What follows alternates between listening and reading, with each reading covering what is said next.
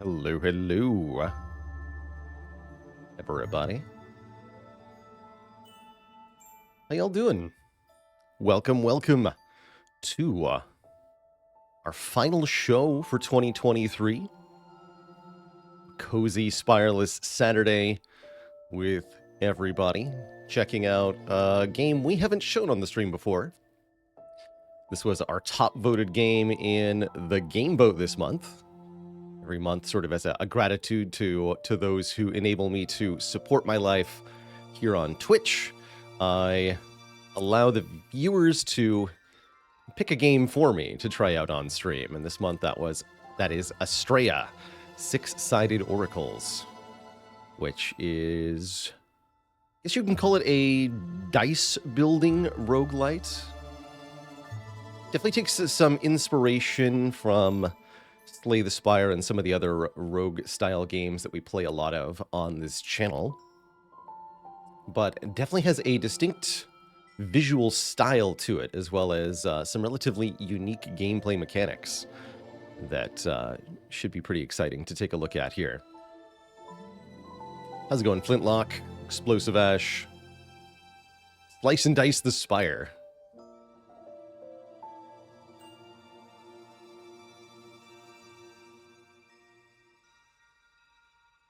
World Drummer says, I found this game to be pretty fun, and the multiple different ways to scale difficulty are cool. That's interesting. How's it going, Helmshank, Labana, Eye of Magi? Let's go on Words X3. Miskatonic Blue says, dropping in to say happy holidays to the Baylor community before I dip back out. It's been a great year of streams. Thanks for supporting me through this insane year.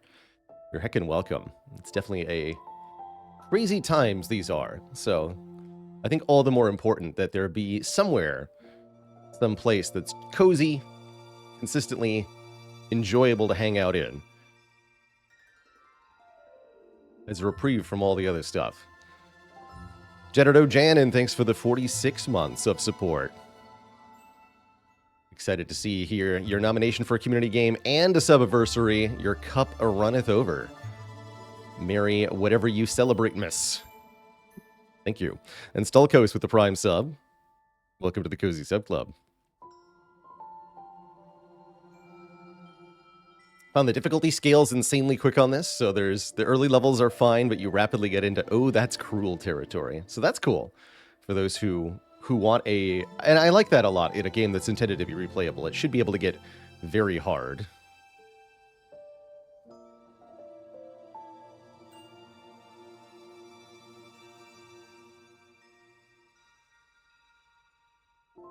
This is also cool that Slice and Dice did that as well, where you have the difficulty go all the way up to, this is intended to be impossible. Have fun trying to win it. And then somebody did, I guess.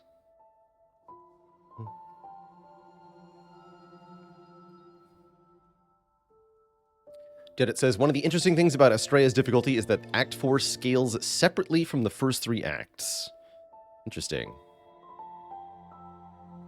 Curious how much we'll have unlocked here in a fresh profile. I think there are 6 characters that you can play, but at the moment we only have Mooney, the Astral Disciple, with none of their unlocks. None of her unlocks. Coming from a lineage of scholars, Mooney has always searched for the lost knowledge of the star system. Her astrarium has been passed down through generations as a family relic. With her wisdom, she is capable of improving dice and turning adversity into advantage. Laertes, thanks for 7 months of support. And Orishnu, thanks for the Prime sub. Welcome to the Cozy Sub Club. Let us play with Mooney. Yes, let us start a fresh run here. I just had a sort of a test run to make sure the audio-visual was working correctly. So here is our, I guess you can call this our act map, a la Slay the Spire. You've got branching paths and such, although it's done in a quite delightful 2D style. I do like the way the map looks quite a lot. So we have 4 battles, it looks like. We do a fight, we get shards, we do a fight, and then we can actually make some choices. So let's start with that first fight. So, again, pretty Spire-esque here in its layout. We've got enemies on one side with their health bar. We've got us on the left side. Although the health bar is a little bit different in this game. This game does have some fairly novel mechanics, I guess I'll call it. Each turn, both us and the enemies roll a bunch of dice. Looks like we're getting 4 dice per turn. Hand limit is 8. Dice drawn while your hand is full will be discarded. Interesting. So currently we roll 4 dice each turn, which each have different effects. And enemies also roll dice that have a couple different effects. Instead of having a health and damage and block system, this game uses what's called corruption. So when enemies attack, usually indicated by a red die, corruption will lower our corruption meter, or rather fill the corruption meter, which is how we get damaged. We have 3 hearts, and if this meter at the bottom becomes completely filled with red, then we take a point of damage. However, as the meter gets more filled with red, we'll unlock bonuses that we can utilize during our turn. So the first one is rerolls, the second one is deal damage to an enemy, and then the third one is draw extra dice. It's definitely a UI that has a lot to sort of take in and absorb. But I'll do my best to explain as we go.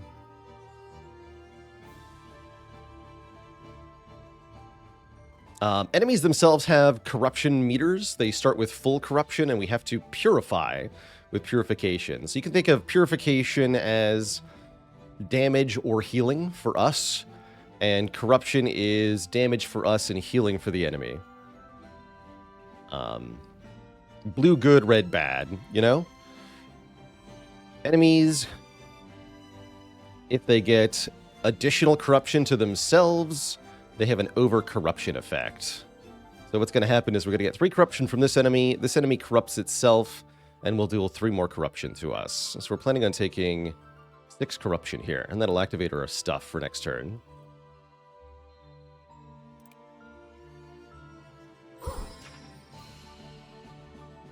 Wait.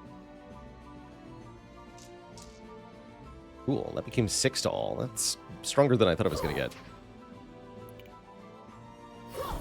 So you can think of the numbers below each enemy as like their health. I'll do 1 to you.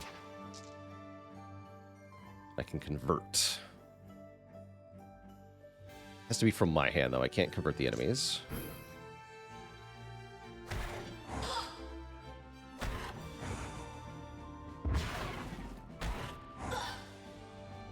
So that mostly filled our corruption meter here, and that means we can now use the ability shown on the bar here. We can reroll dice, we can deal 4 to an enemy, and we can draw here.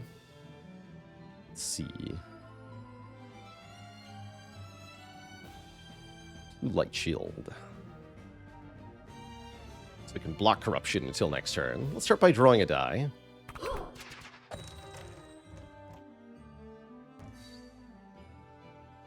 Got a 1.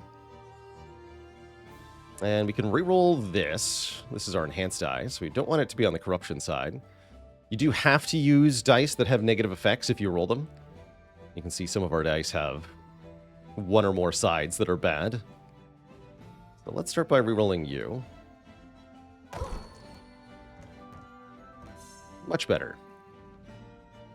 So enhance. Increase a die with any type of purify action with a value of 1 to value 6. Does it have to be 1? Yes, it has to be a 1. Okay, interesting. So turn specifically a 1 into a 6. It's kind of weird. This can also reroll. You're rewarded for rerolling. Sure, let's do that. Of course, we did get the bad side. Oh, and I can't reroll it again, right? I can't chart, but I can convert it now. Excellent. Okay. Kill this nerd. Shoot this nerd. Let's see. 2 purification to the same target, right? So I can just finish the fight by doing this? Yes. Okay. So that's how combat in Astrea kind of plays out. You're trying to deplete the enemy's corruption meter while also taking advantage of what they give you, corruption-wise. You can reroll enemy dice. Oh, that's cool. Okay. So that's good reason to inspect what the enemy options are. Do not have to use a die with both positive and negative effects. Appreciate the little tips and clarifications on rules, Jedit. Corruption meter will always start each fight completely blue. It's only health, the 3 hearts that are preserved from combat to combat.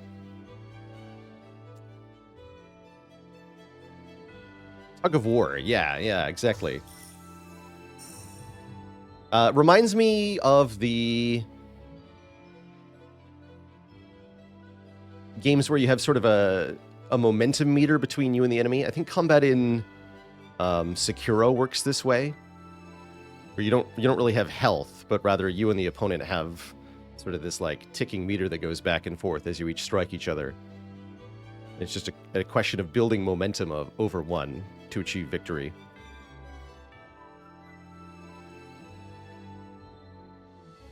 I don't have a lot of other games that I've played with this sort of mechanic to reference. Hey, Cappy with 500 bits. Thank you. Every game is Friday Night Funkin'. That's right. So we can add a new die here. And there are sort of 3 categories of die. Safe has all good sides. Balanced has some good sides and some bad sides. And risky has more bad sides than good sides. But the good sides have to be very strong. What are the good things here? Convert. Convert 1 die from any target.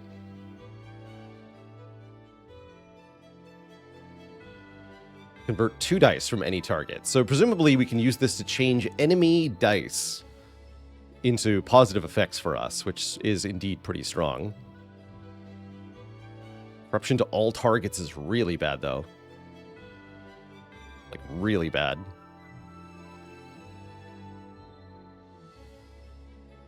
Purify just does a lot of damage here, and the bad sides are only 1 corruption. That's much better overall. This is what? Draw a dice. Cosmic Wisdom. Change all dice from your hand into... with any type of corrupt into Purify 1. Just Purify 1, though.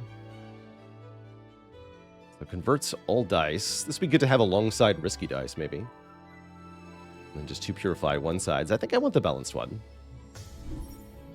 I see some of these have pluses on them. Maybe that indicates upgrades of some kind. Obsessed Analysis. Add 1 wound hex die into your draw pool. Blocks a lot of corruption, though, consistently. All of these add a wound. Interesting. You thought you were going to hurt me? Well, now you're healing me.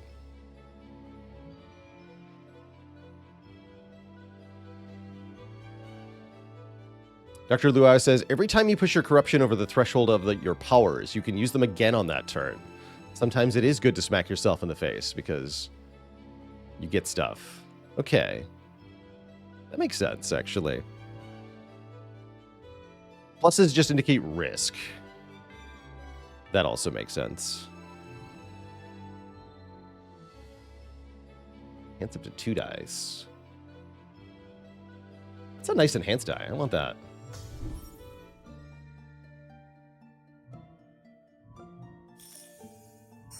Alright, so our second combat.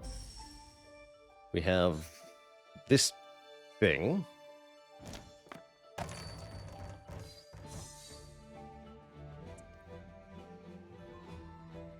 My experience with these sorts of games tells me that absolutely the most important thing to do right now is mouse over this little icon and find out what this does. We must understand how the fight works in order to play it correctly. At the end of its turn, apply 1 doom to this creature.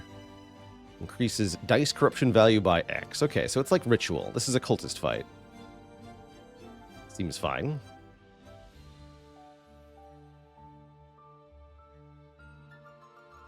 So we start with convert.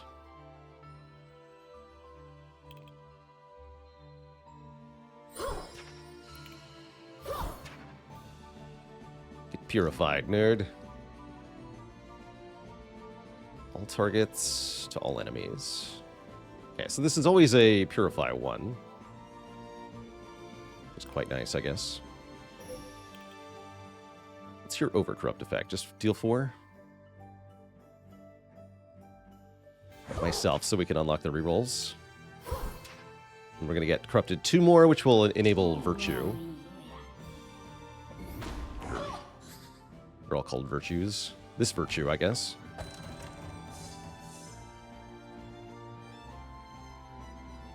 Okay, that's indicating it's getting a bonus from the Doom.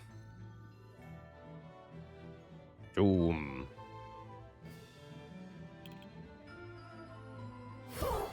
It blapped. So we want to reroll these 2, I guess. I can also reroll, yes, the enemy. I see. I don't want to reroll the enemy.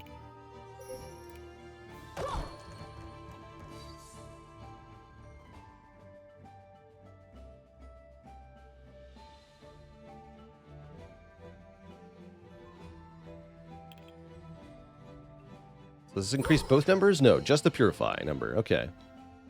Just wondering about that. Just the side that we rolled. So if we reroll this again,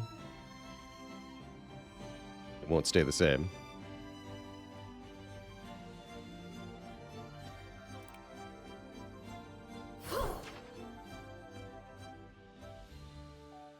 So if we were to take 1 more corruption now, we would be able to use Virtue again.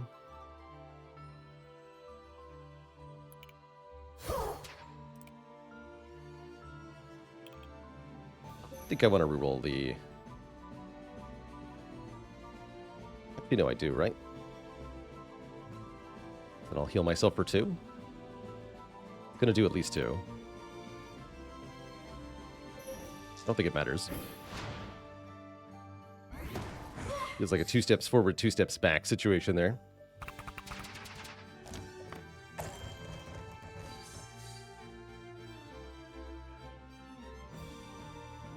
Well, those are good targets for rerolling. Should be able to kill it this turn, I believe.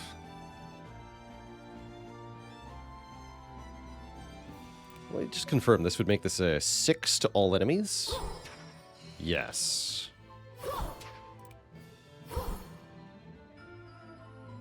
Right, and we can convert. So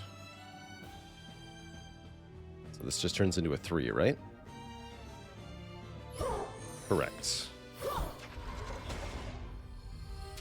Okay. Corruption purified.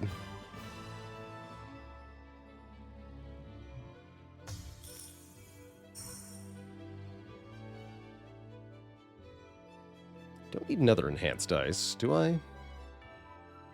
3 dice from any target. Forge Corrupt. Change a die from your hand. Change a die from your hand into Corrupt 12.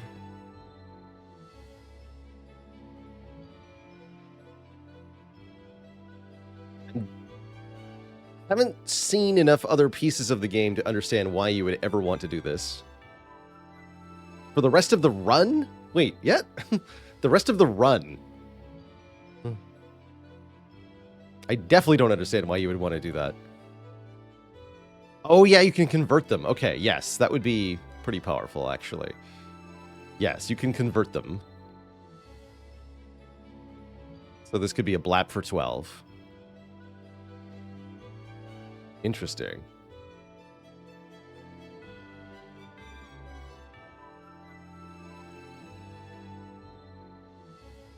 Maybe I do want that then.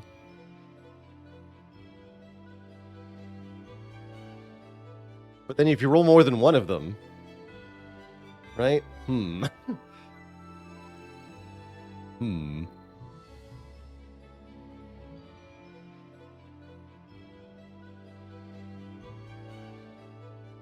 does sound crazy.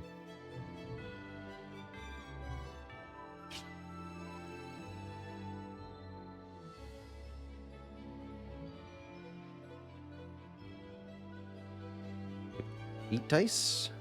No, we have 10 dice.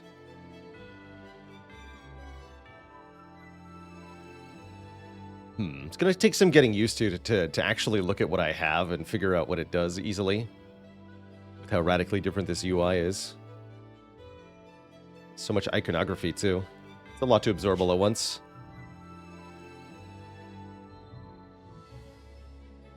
I have to choose one of these, right? Oh no, there is a skip. Skip and gain stuff. Okay, cool. Let me do that.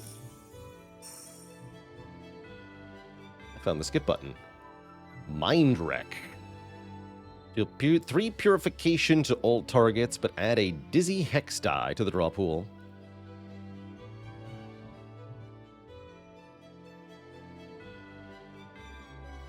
Change up to 2 dice from your hand with any type of Purify with value 1 into draw 3. Fascinating. Gain Research. Increase Enhance Effectiveness. Ooh. Yeah, I want that. My Enhance is better. Tubsass, thanks for 500 bits of support. Oh yeah, it was behind my camera too. The button for skipping. But yes, there is a skip button. We've learned it. Use up to 2 dice. An event. Forge, destroy, or duplicate dice. Oh. Oh, duplicating, I see, is going to be a thing. Sentinels.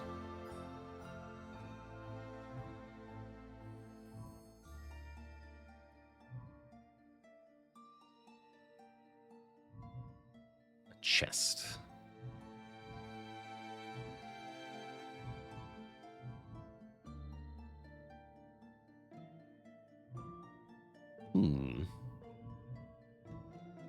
It specifies the kind of dice, too. This is balanced dice, specifically. This is any dice. Well, I want to know what the event is, so let's go this way. Kind of astrolabe thing. Choose a star blessing. Zenith Ring. While you have 6 corruption on the corruption meter, deal 2 additional purification. Every 4 times you deal purification to enemies, receive 1 purification. Or at the start of each battle, refresh your virtues. Enable all of your virtues. Ignore any effects that disable your virtues until the next time we play them. That's kind of cool. And we can skip these for 50 shards. Yeah, 6 corruption is the knife's edge, huh? I'm liking the veil. That's a guaranteed deal 4 on turn 1. And we can draw 1 on turn 1. That's pretty powerful. Yeah, it's draw 1 and deal 4 on turn 1, which is not going to scale all that well. Although the draw will. Karmic Brooch doesn't seem that big of a deal.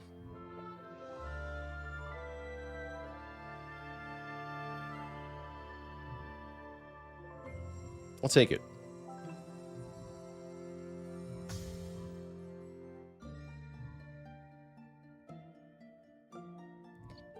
And let's check out the Sentinel shop. I don't know what this is, but I want to know. What is this? Misa, come out! Here's what I can make with your star shards. These are Sentinels. They are helpers that have their own dice and own corruption meter. They are independent of you, and therefore their dice are not considered part of your hand. Also, effects that affect only you won't affect them. You can have up to 2 of them. Okay, they're repaired at the end of battle. Got it. Likes to copy-paste things. And it can level up. So, can copy our dice. Otherwise does at least 2 damage each turn. And the stasis clock. Oh, can block corruption. Choose 1 die with a non-mandatory action from your hand to not be discarded until it's played. And if you do, purify yourself. And this has 3 light shield. Is that every turn or on turn 1? Deeply unclear.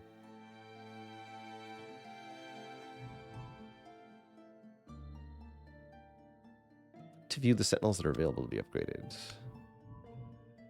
Interesting. Use the right arrow by the corruption meter to see what their dice look like when we upgrade them. Okay. And yes, that does get auto turret 2. So it just improves this one to a 2.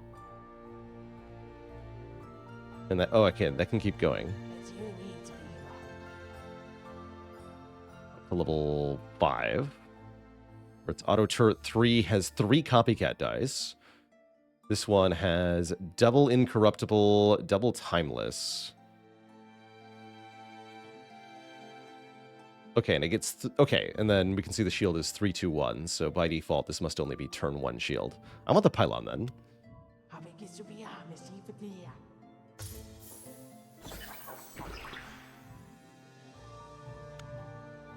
And it'll be 150 to upgrade it again, so we can do that at the next shop if we want to. Cool. Good reason to hoard more shards, I see. Let's try the hard battle here. Yield 100 star shards, a chest, and a star blessing.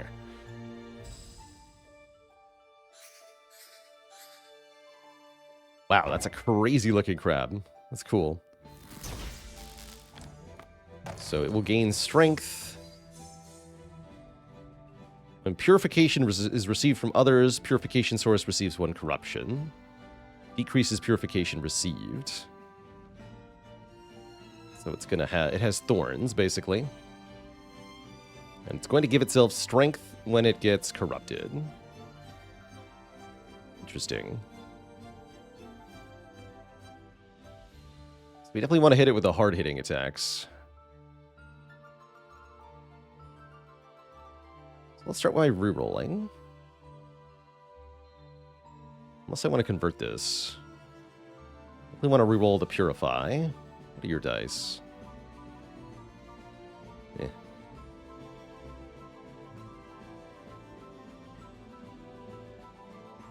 Let's reroll these 2.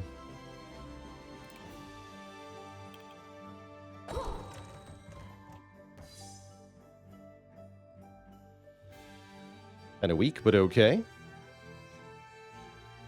Let's draw dice, too. Okay, that's our enhance improvement. So you're telling me that if I corrupt this thing 4, it's going to get 3 and I'm going to gain 1. That's correct. So our reroll got re-enabled here. Might be worth doing if I'm going to improve enhance here. I might want to reroll this thing instead of converting it. I don't want to hit it with 1 purification because that will simply do 1 corruption to me, right? Although maybe that's what I want. Definitely hit it with this. So we can do more damage if I corrupt again. Yeah, we can use these on any target. So yes, let's reroll this and this. No, not that one. This. The enhanced dice, yeah. It's cool that we can also reroll this guy's dice. Oh my, so now we got the copycat.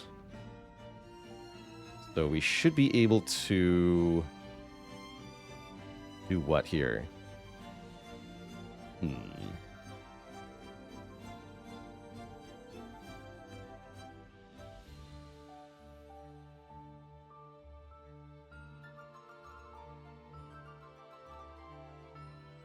Doesn't seem to be an order I can play these in that achieves quite what I want.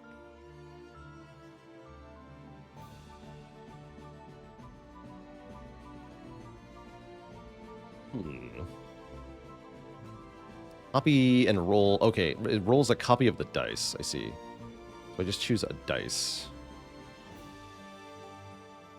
A die, whatever you want to call it. Let's copy this die. Is this going to boost me? Yes, it is.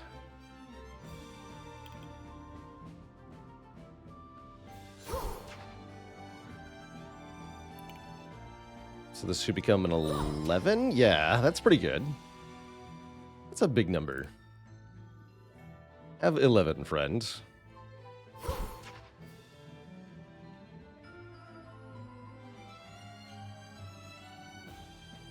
And I think I want to purify myself here for 2.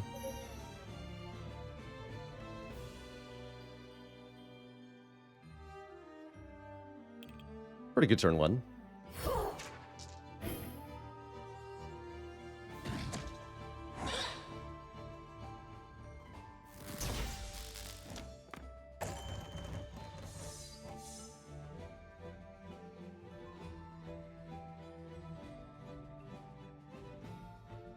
We still have 5 research, so we can make big area purify.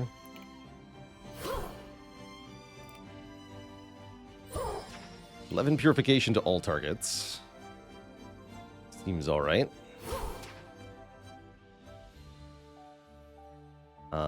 Let's reroll these. Does that actually help? Let's reroll this and this. See if we can get a 2 here to kill it with.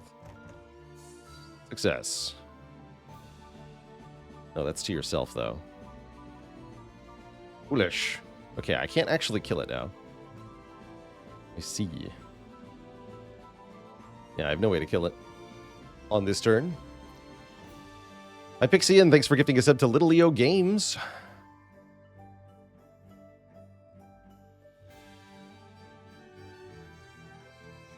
And J-Sank with the Prime sub of the 8 months. Thank you, thank you.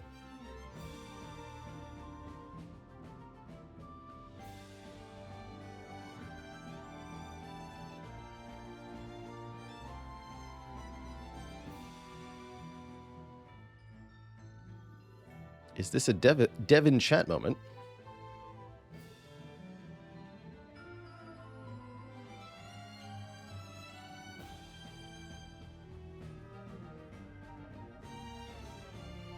Yes, Little Leo Games.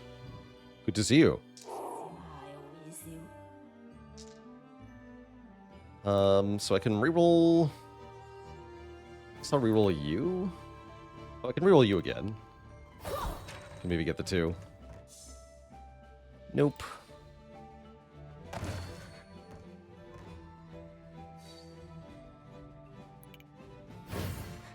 Yeah, that just results in 1 corruption to self. Alright, I guess I'll end turn. We'll kill it next turn. Wasn't too bad a fight, though. Making a dice for 11 works pretty well, I guess.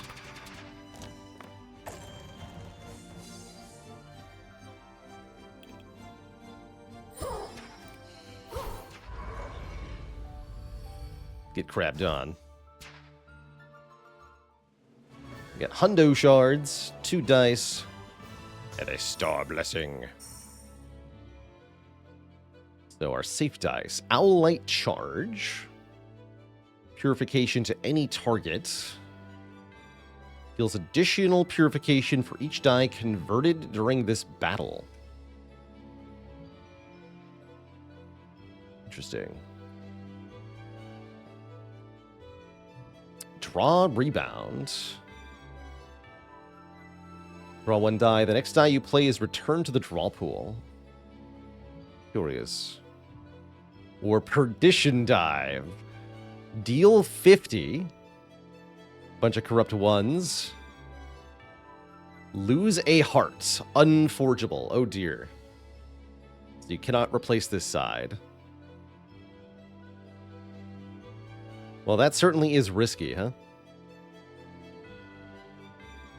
We have ways to reroll, though, right? That doesn't seem that bad. Question mark.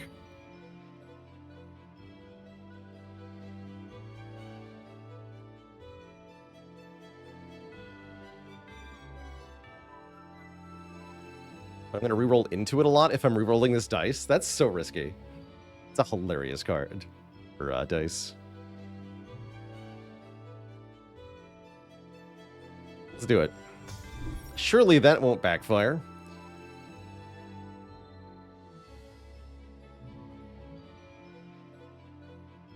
Additional purification for each doom you have. Acceptance. Just corrupt everybody. I'm going to skip these. We have the only dice we're going to need. The doom dice. Duality Degree. If 3 dice are converted in 1 turn, refresh your virtues. Whenever an enemy gets over-corrupted, gain 4 doom? Oh my. Seems really good. Whenever you or a sentinel deal corruption to an enemy, you receive purification. I'm going to take the Ritual Feather here. I think we might be able to use that to our advantage. We have 220, so we can level up our pylon 1 time. Sounds to me like I should hoard some stuff. Go shards. Recover 1 heart, or sacrifice a heart for a boon. Or gain star shards are apparently my options here. We have 3 hearts. A card that makes us lose 1 heart. Let's take a star blessing for 100 shards and a heart, basically. Surely that's going to be worth it. It's quite the squeak. The first draw phase of each battle. When drawing your initial hand, risky dice are drawn first. Interesting. Whenever an enemy die is converted, that enemy receives 12 purification. At the end of the draw phase, you can reroll all dice from your hand. Yes, please. Give me the thing that makes my dice not kill me. The final challenge of Tainted Reef. A smoldering beast. Our boss has 60 health. Applies 2 Unholy Mist to us when over-corrupted. So, 2 corruption to all targets. And blocks purification as well. Okay. Seems fine. Oh, so I can reroll the hand, or I can not reroll the hand.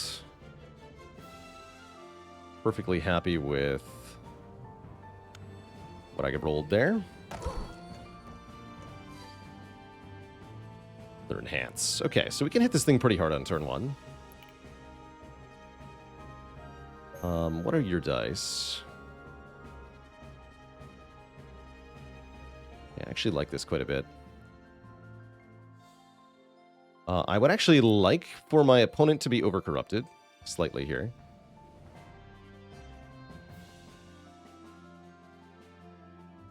It seems like that just prevents purification, which is fine by me.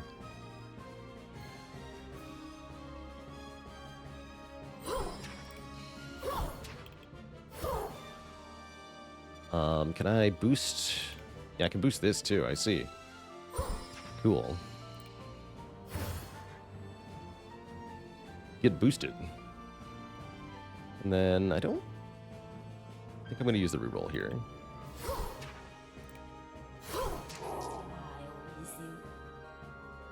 Thing to convert, right? Can't convert things that aren't in my hands. Lurp.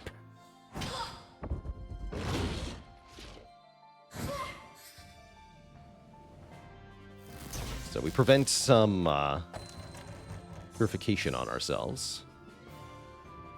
It's going to do 1 corruption to all enemies. That will cause 1 overcorrupt here. This is the Perdition Dive.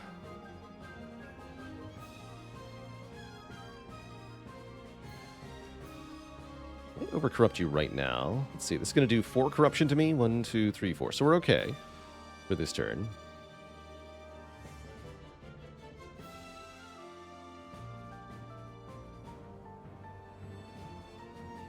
If I get the right side, I can just corrupt this fool immediately. Let's reroll.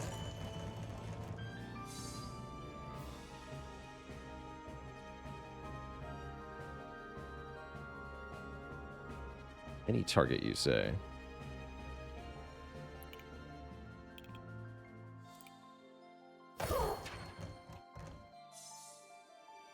Okay. And then we're down to our last reroll effect, so I'm not going to use it, because it could get the really bad side. We don't want that. We do not want that.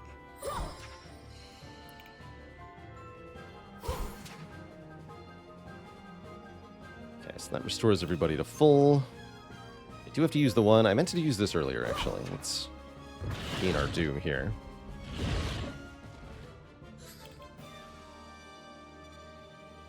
Does doom decrease at the end of the turn? Oh, it just increases corruption values. Oh, I misunderstood. That was all dice values. Well, that's still fine.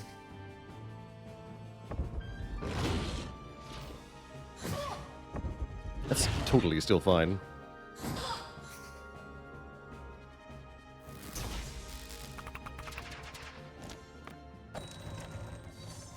Because we should be able to now convert our own negative dice, right? I think so.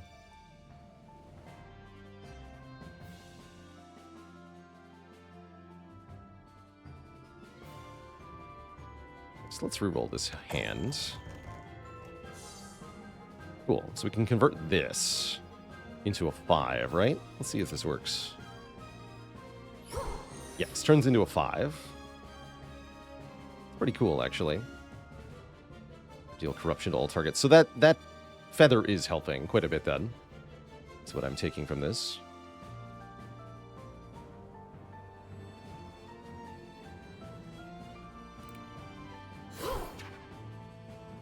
You still have 2 Unholy Mists. Take 2 corruption all targets. I'd prefer if the Sentinel didn't perish here.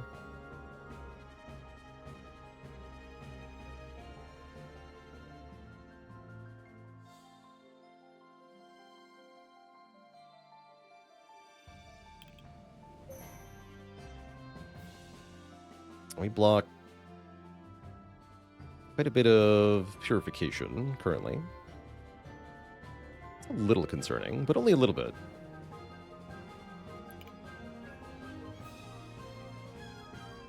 And it's increasing its own shadow shield quite a lot too. So the boss has scaling of a sort.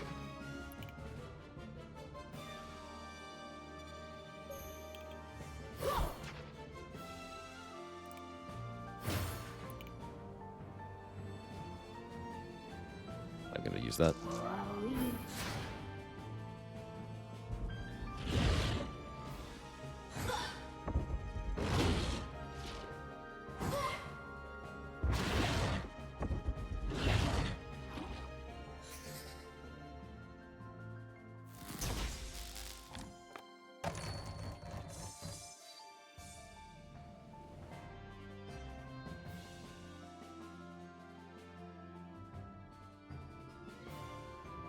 So those are 11s now. That's pretty strong.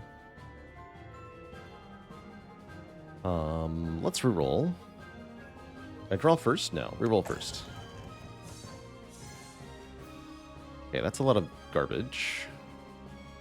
Mostly. Me card. That's more like it.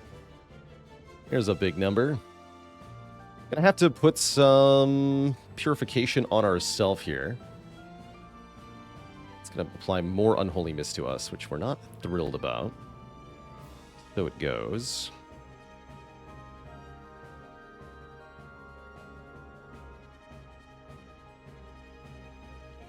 This has to be to an enemy. Gets blocked in this case. We do have a reroll here.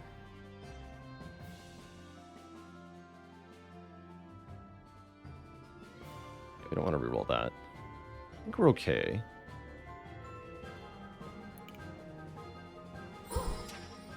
Let's purify 8. We're taking 5, so I need a bit more purify.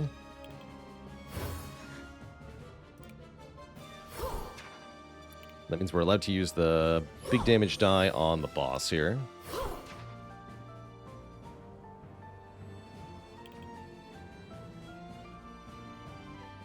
And if I take 5, I'll be able to draw a die. So let's purify you more.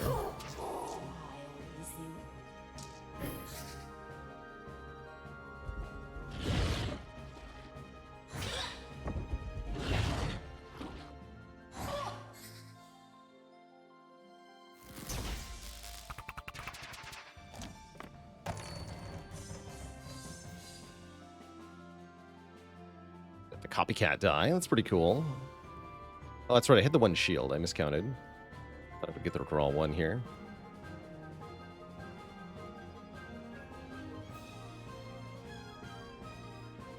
Defense value 1, though. I don't have anything to enhance. Let's reroll this hand. That's more like it. That's much more like it. And can I... We should copy this die, I think. Oh, that's also an 11. I see. Well, I'd better re-roll that. Don't want 2 of those. This is fine from the enemy.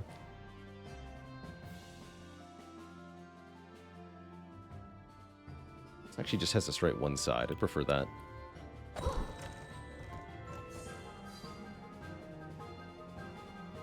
Okay.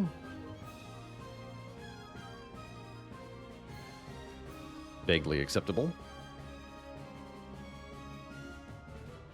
Good enough, I suppose. Just reroll the enhanced die. Of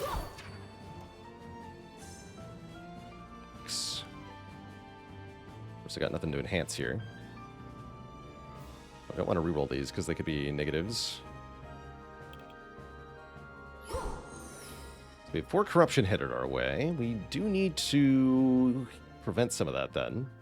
We still have 4 shadow mantles, so I might need to use the 11 on ourselves here. Because the 3 won't do it. Alright, fine.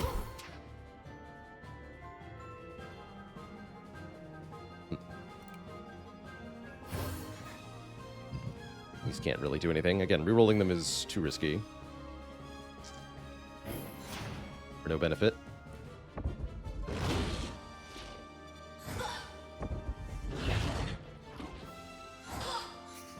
The boss doesn't have that much Shadow Mantle, or Unholy Mist, rather. So that's encouraging here.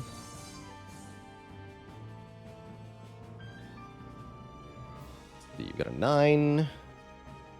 The research. I don't have any enhanced die in my hand, do I? Not this time. We're taking 4 more corruption. So once again, we have to overcome this Shadow Mantle, which is really problematic. Have an annoying boss fight here.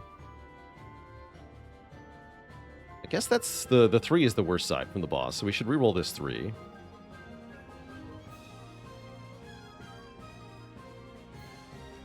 So I don't think I want to reroll.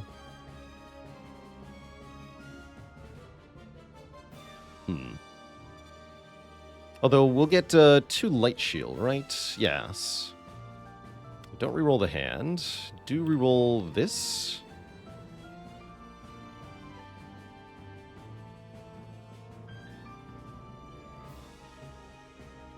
Fine.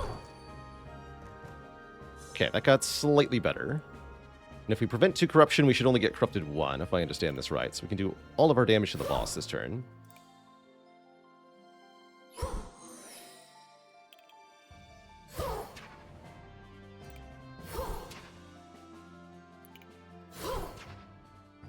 I should have done that to the enemy. Question mark? Not sure. Don't worry about it. Don't worry about it.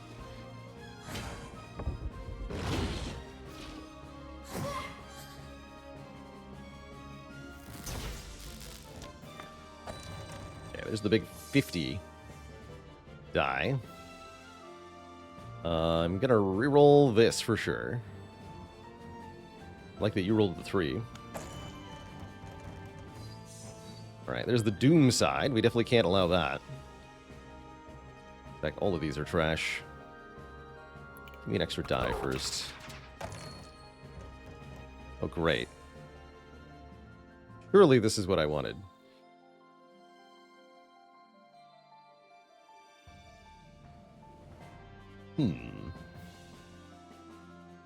Good news is we have 2 hearts, so it's okay if we get fully corrupted here. But not if I also perish to this. So we gotta reroll this at minimum here, right? And if we roll onto the same die, then we could be in real trouble. Let's just roll these 2 to start. I think that's our best play. Red's good, right? Well, not this red. Okay, well, those are not great. At the same time, maybe they are. I think we can use these to our advantage here. Beans, lots of beans. No, I think this could be a good thing. Observe. Make the numbers even bigger. Oh, that heals it too, right? Shoot. I should kill you then. You're gonna die anyway. Alright, you die. I should have used your dice first. Convert this thing. Hit this for 15. Or heal myself. No, hit it. Take the damage or whatever.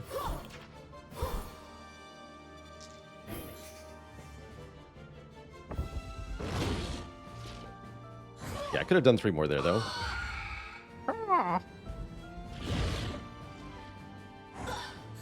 Okay, and that continues to apply. So you can lose more than 1 heart in 1 turn. Good to know. Very good to know. Pretty big enhance value. Those are spooky.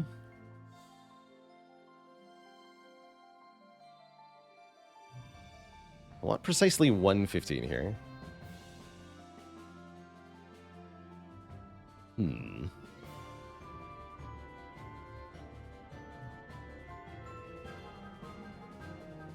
Reroll everything here. Much better.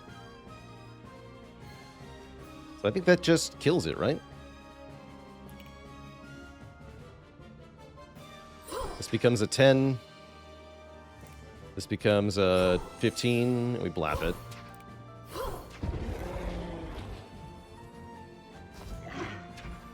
That feather did end up doing work. I knew it. GG. Corruption purified. We get star shards, a new sentinel, an epic die, a black hole blessing, aka a boss relic, and we heal the full. Choose a new sentinel. There's no bad time with the stasis clock. So this thing has block corruption. Add incorruptible to any target. And it can do damage. Guardian. Every hero needs a squire or maybe a spire. Applies light shield or deals damage. But it can shield the enemies. Wait, that's a good thing, though. Shielding the enemies, theoretically.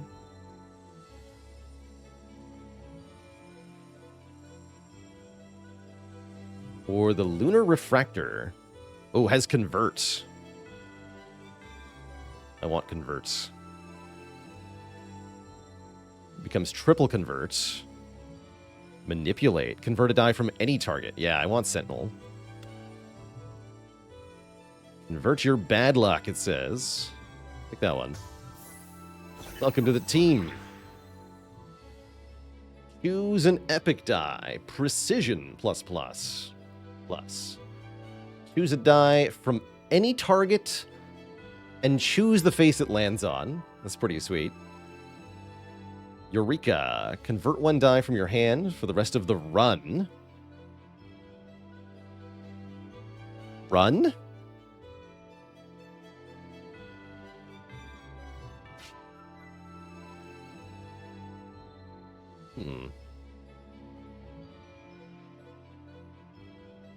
I guess that might depend.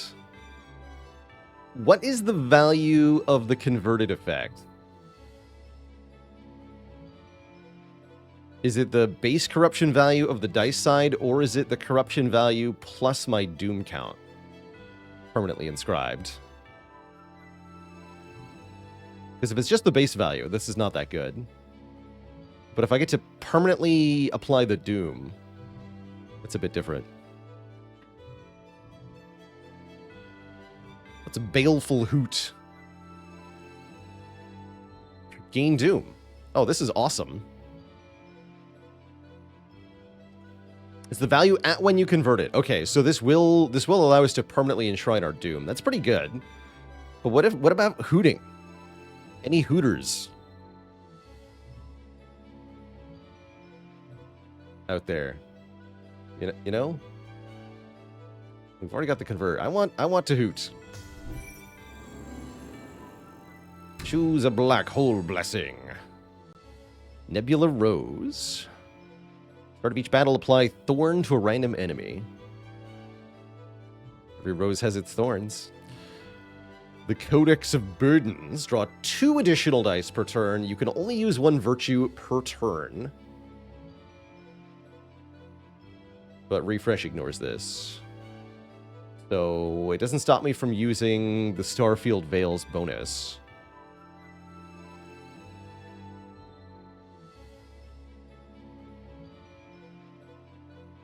Limiting us to either reroll or convert sounds kind of bad, actually. Yeah, we like reroll and convert. At the start of each battle, gain 2 doom. Sorry, you're telling me that's a downside? Give me that.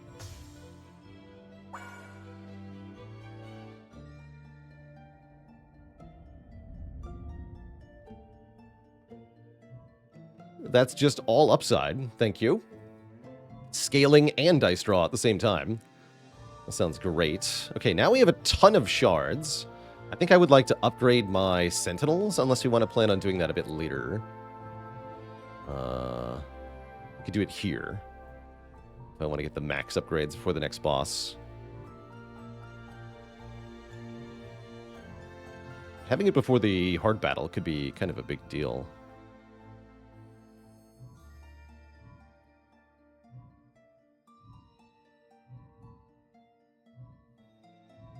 Also, don't mind a red chest here. We can get another one here. Duplicate a non-epic die, also a thing. Any duders? Who's going to duplicate a die? What would I want? Oh, no, I can't duplicate the hoot. I can duplicate Perdition Dive. Ominous. Probably don't want to do that. I think one of those is fine.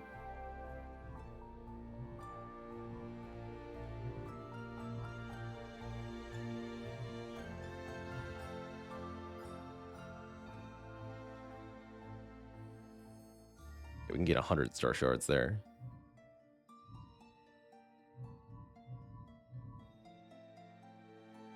Buy epic dice. Or star blessings. My.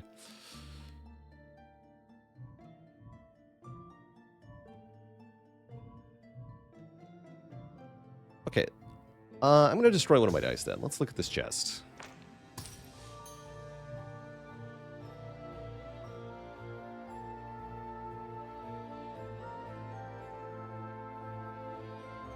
Precision seems pretty good. New Moon Ray. Deal purification to an enemy for each safe die you have in your dice pool. Cute. Take the precision dice. Lunar Alignment. Decrease all dice from your hand with any type of purify to value 1. Deal 8 purification to all enemies for each purify with value 1. Interesting. Weird. Change a die from your hand into a purify 1. Okay, let me just double check. What's the actual phrasing on this? Cannot be forged, but it can be changed temporarily. Okay, I like having this. This is also a good way to create value 1 effects for our enhancements. So let's grab an Ingenious Touch. And then we're going to get rid of one of these dice, because we got a few too many here, I feel like.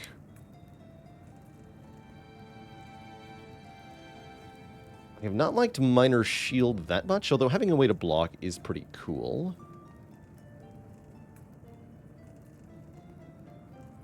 This is a good enhanceable dice. Both of these are. I've not liked the reroll that much as a die. I'll just added these. These are all fine.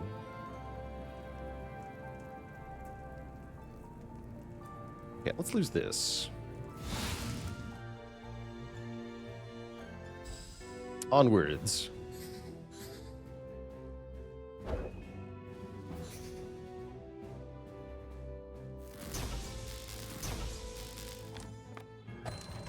Six corruption to us when over-corrupted. Spooky. Gonna self-corrupt twice. I see. So it tries to attack via this mechanic.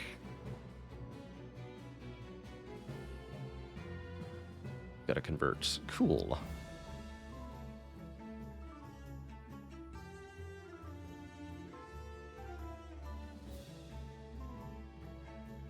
Any target. So I can enhance these dice.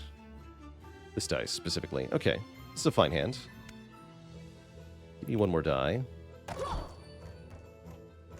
Not that one.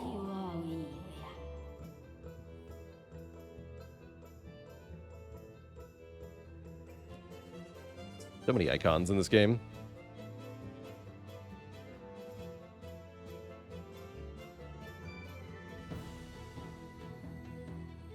Guess I want to reroll the Baleful Hoot for a better thing. Let's reroll these two.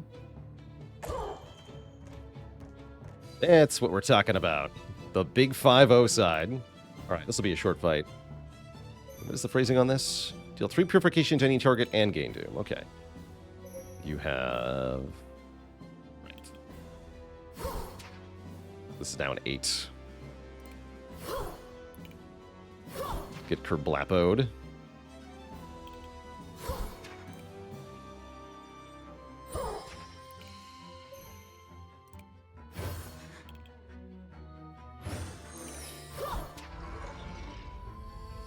Easy. Corruption Purified. Scholar Charge. Deals additional damage for each die enhanced during this battle.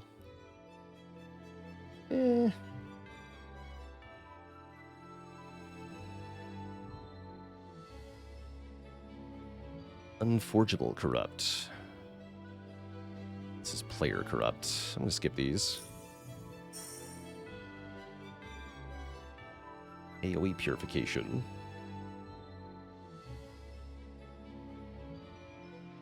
Enhance all dice from your hand. Ooh. I want this. Masterland BDF, thanks for the Prime sub and the 2 months. Definitely a complicated game, but that is not a bad thing. All right, I want some risky dice. What do you got? Oh, Eureka's back. But does have that dissolved life side. That's pretty spooky.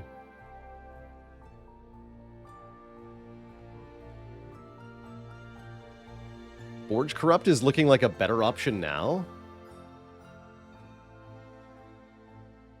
Let's grab Forge Corrupt.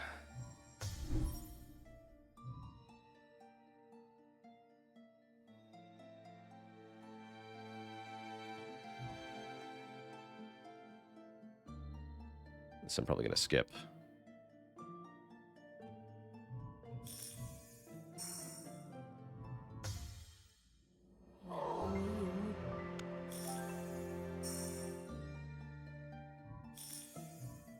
Nice.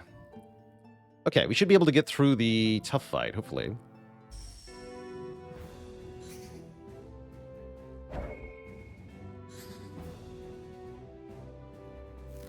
Got a teapot and a jackal person. Okay, what is happening here? Plague Hex. Add 1 Plague Hex die into your discard, which adds more of the same. I see.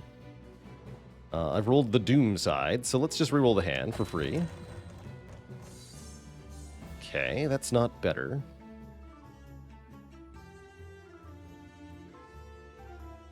Madness Hex die. Oh my. These guys are rude. Hey, we got the convert though. That's nice.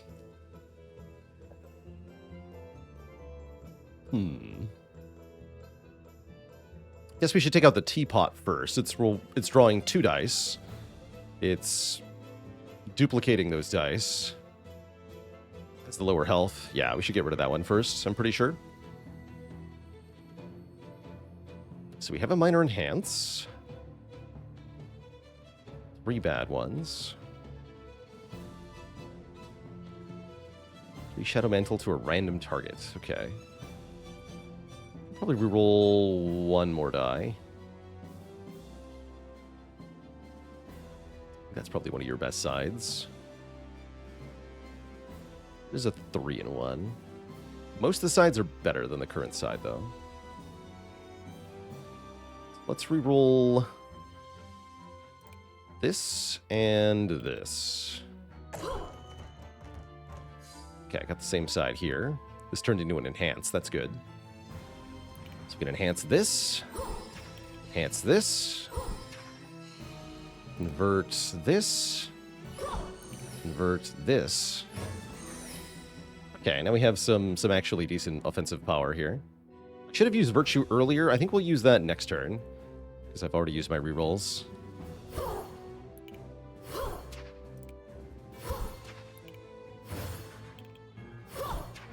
Okay, and that makes most of the progress we needed to get a KO.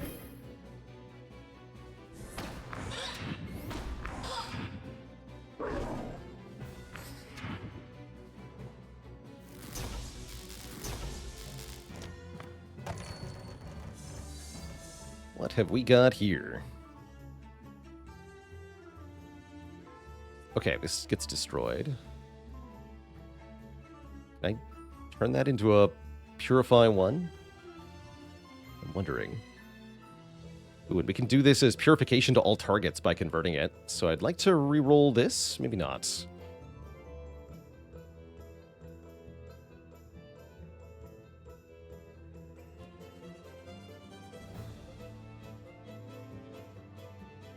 Oh, I see. This is the good side for that. Okay, so don't re-roll the hands. Steve with a B, thank you so much for 5 generous gifted subs. Welcome one and all to the Cozy Sub Club. Let's roll an extra die here. That is not helpful.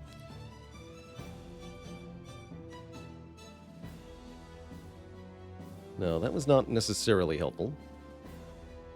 Looks like I may have to corrupt one of my foes here. That's fine.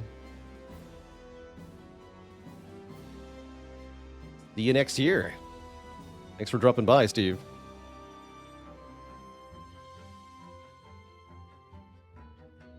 Get rid of this.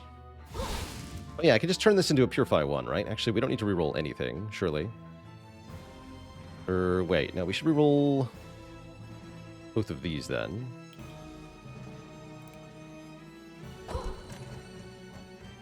That's more like it.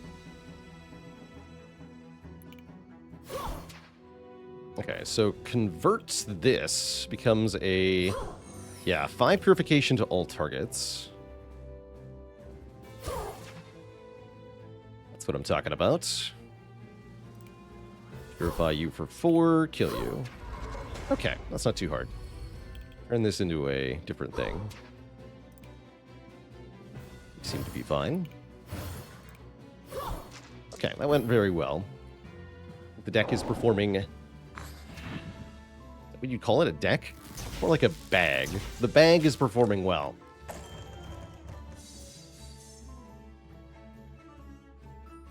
Doesn't quite have the same ring to it, though.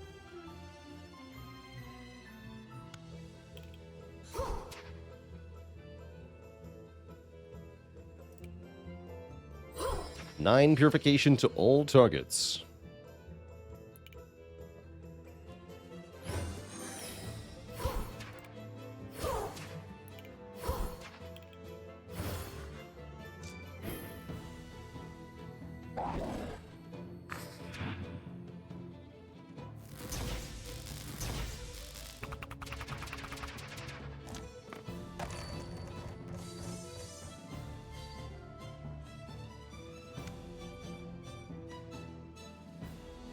One corruption to a random target X times. One corruption 4 times. Spooky. Can I convert that? No. Does not appear so.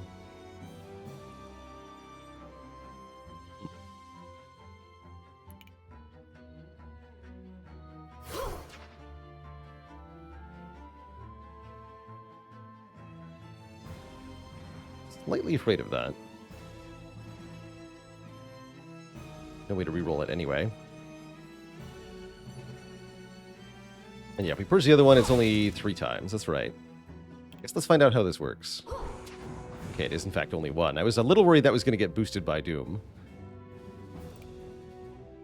Hopefully not so.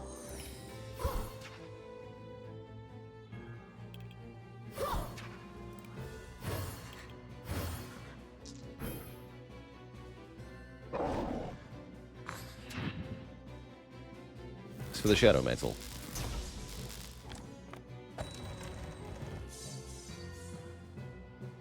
Perfect.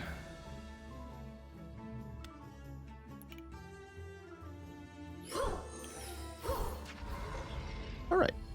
That was no trouble whatsoever.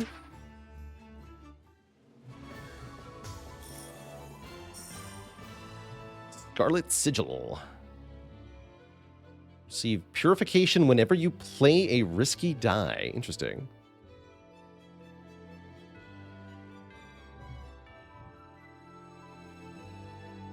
This is just a nice one to scale. I don't think I want either of these.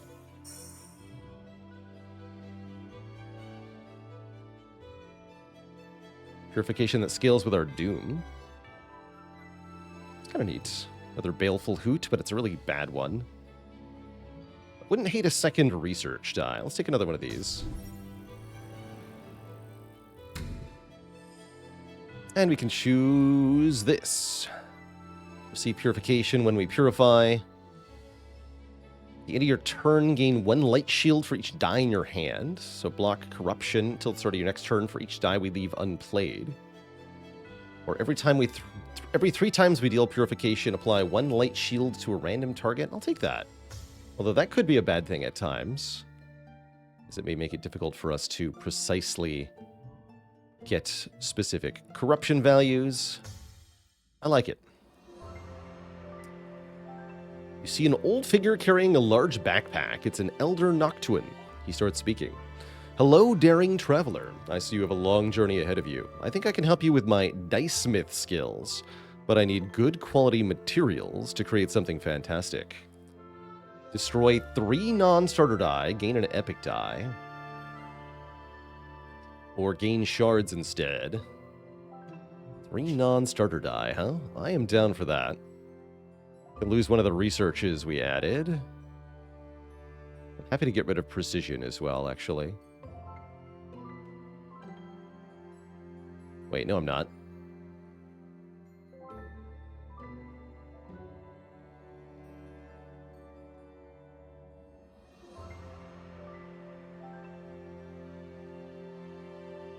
I can lose Purify Plus, Enhance, and the research we just added? Did I not add it?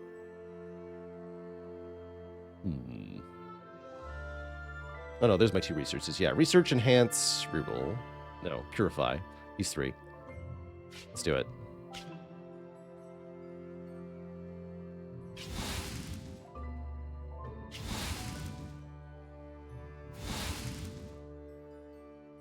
That's what I'm talking about. You won't regret it. And I can skip this for 50 shards, so you can just make this remove 3, gain 50. Light Shield and Purification.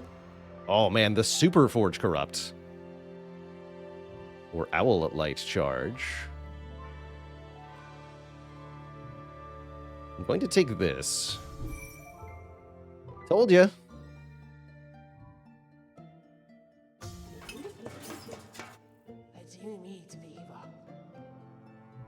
It's upgrading time.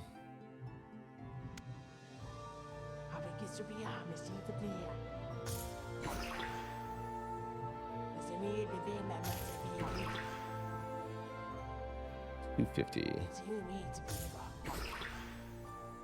That's $350 to get to level 5.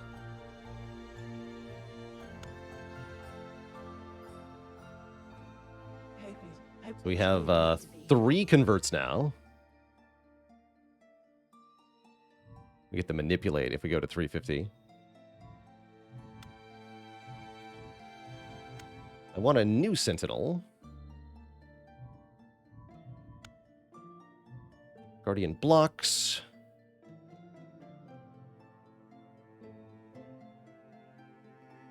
This thing gets stronger as you corrupt it. Interesting. I don't know that I want to spend my money on those. What if I upgrade the charge pylon? Oh yeah, that gets me auto blaster too. Let's do that. So now you have 2 and 3 per turn automatically. That's good. Purify to defeat. That's right. Look at some new safe dice. Maybe I can get my research back.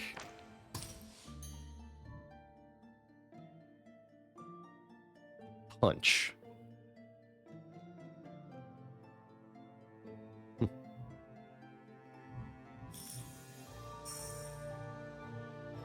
Convert. Give me another convert dice.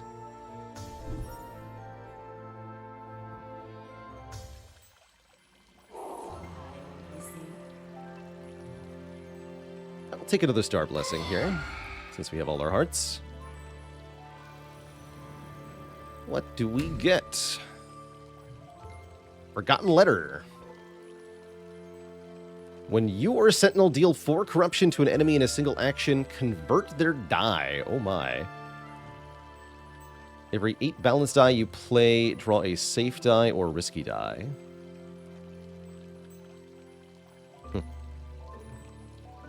You can shuffle each reward choices once. Now, I'll take the Forgotten Letter. This is still the first run of the day. That's right. This is the second boss of the first run. The final challenge of Astropolis Ruins yields 150 star shards, a sentinel, an epic die, a black hole blessing, and of course a full heal. Yeah, that letter seems pretty strong. So we could just pay the overcorruption price, essentially. This looks like it's going to be really good on this boss, actually. Depending on what the boss does.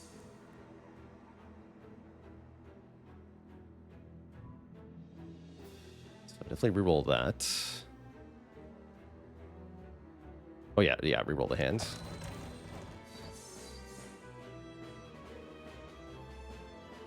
It's the 50 side. And I can reroll 1 die from any target as well. So let's use the minor reroll. On this one, the Perdition Dive. No, we should Forge Corrupt.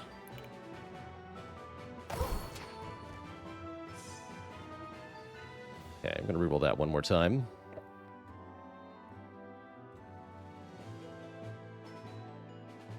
Boss. To you. These things have infinite health.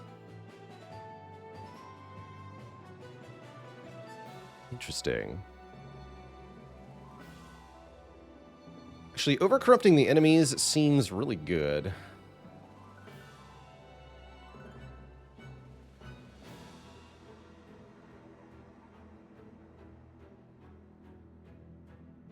We can convert them into purify actions, too. Yeah, let's hit you for 4. This random sentinel is us. Now it's going to purify the boss. This is now 7. Let's overcharge you as well.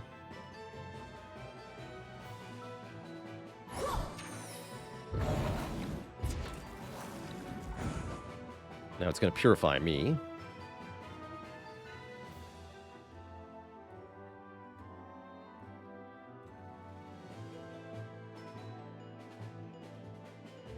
So I'm going to reroll these two.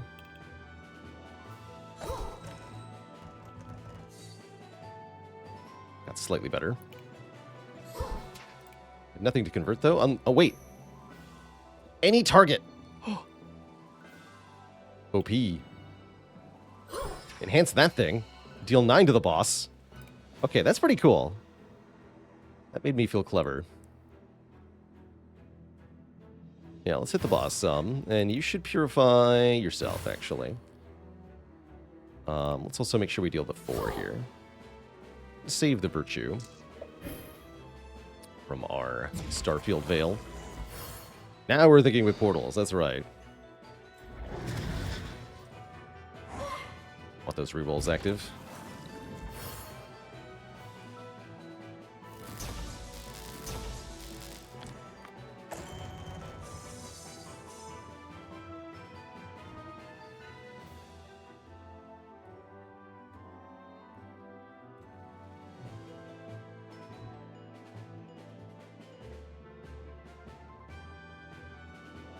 Area corrupts.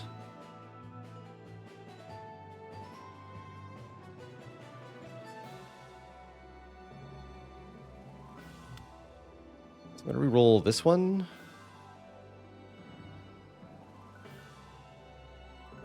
Doom to all sentinels. This boss seems like a chump, I'm going to be honest.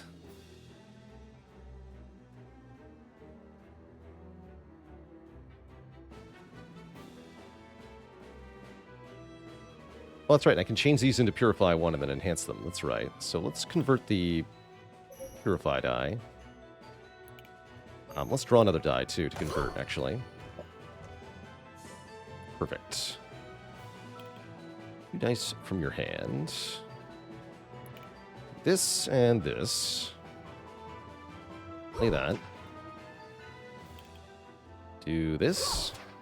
Convert those to 9s. Turn this into a 19 positive. Clap some more.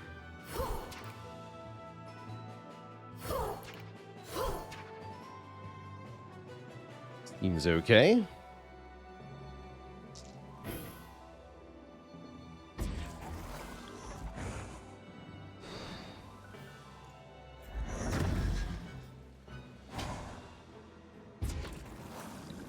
Where's my forge dice at, though?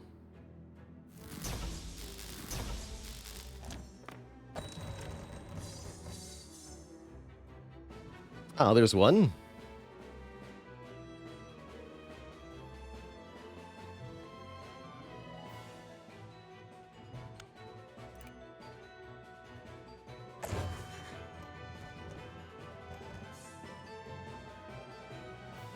Perfect.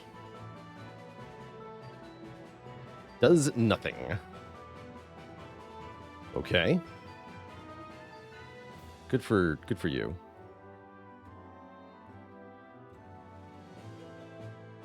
And this goes up to 15, huh?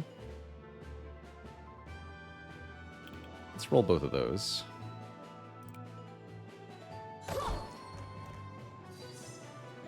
Damn it. Those got worse. Well, fair enough, I suppose. Yeah, fair enough.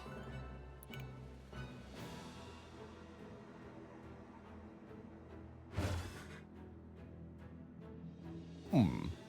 26, you say?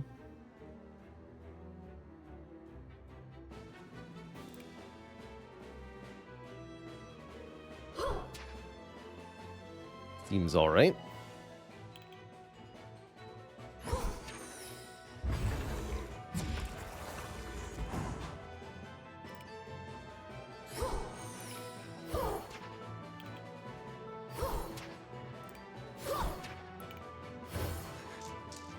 Cool.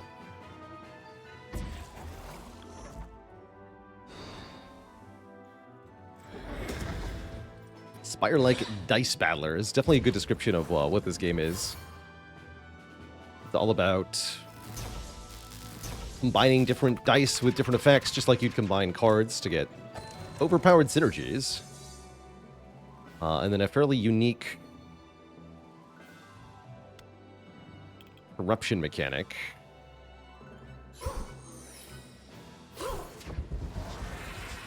Instead of a health system. Definitely makes it a little unintuitive. There's a lot of different choices for visual representations of things, deliberate departures from game mechanics that are familiar and such. Certainly makes the game a little... a bit of a barrier to entry, let's call it. Appointed partner to purify by your side. These are all level 3. What do you do? Starry just does damage. Ooh, Beacon has precision. Precision is very strong. Let us take the Beacon.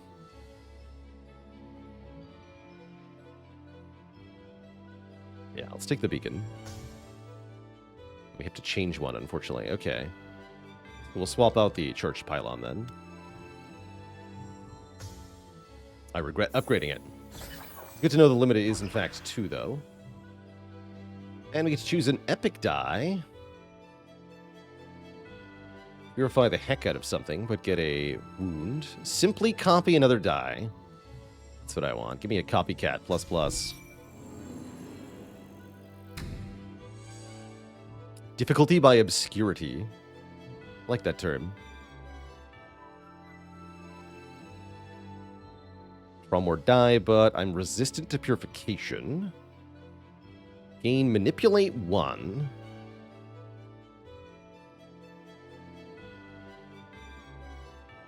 From now on, you only have 1 heart. Yeah, no. I'll take the Unholy Mist. That sounds fine.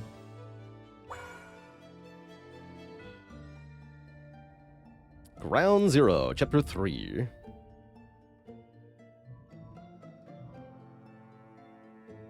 I'd like more star shards. Can we do another... Yeah, there's a Guardian thing right here. Cool. Give me the shards.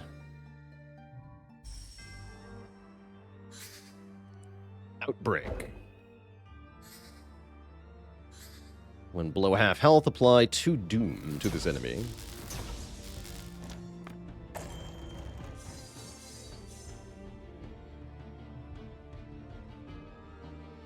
It's the corrupted face of the minor shields. We can rotate for precision here.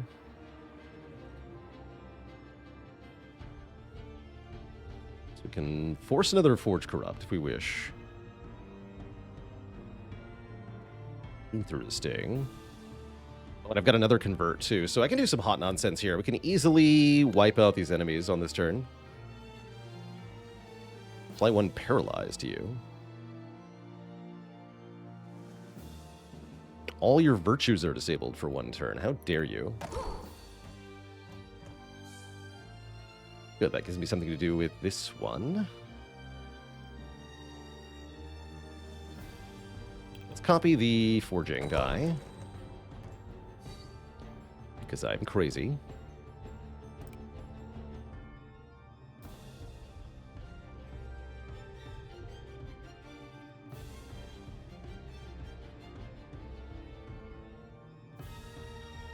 And forge the forge die? That's funny. I forge you? That'd be even funnier. Forge this.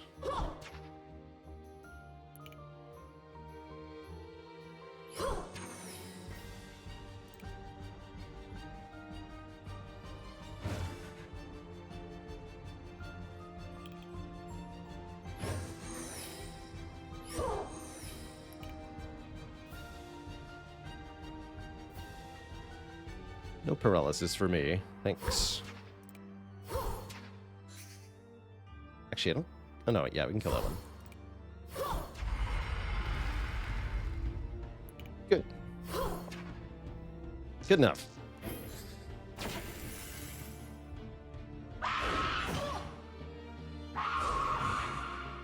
It screeches.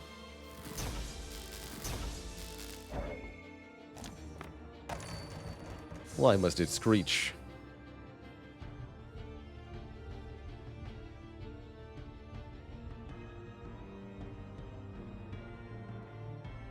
It's silenced? Yes. So we can't actually use the Convert Virtue. Oh, sweet. Okay. We just win.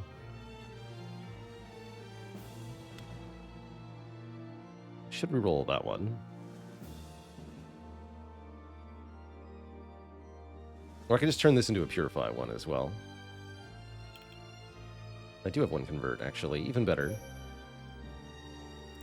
So choose... This is the die, right? Yeah. Choose the 50 side. I'm just allowed to pick that now, by the way. Get destroyed. Easy. And this becomes enhance all dice from your hand.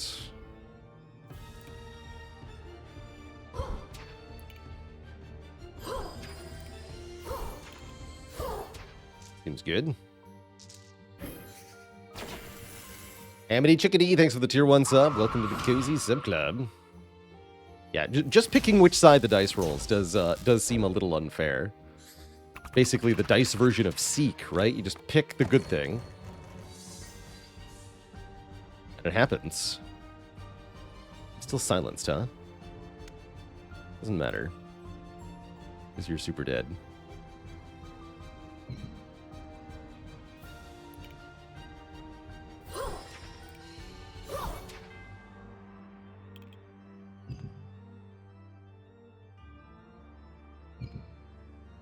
Well, that's a Forge Corrupt. Excuse me.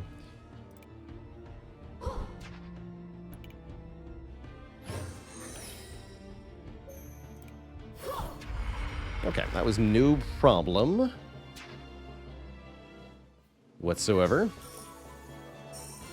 Probably not going to add too many more dice to this deck. Not too many that I want. Not even this Convert die. Oh, Research 10, though, seems pretty spooky. That's cute.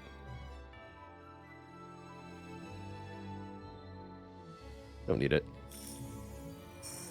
Feel like we have our scaling mechanism working well.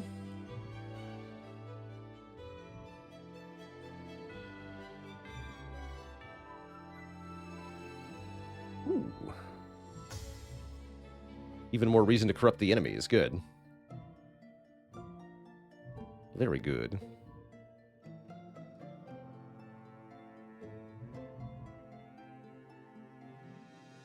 Not gone to a forge shop yet. Let's see what a forge shop offers.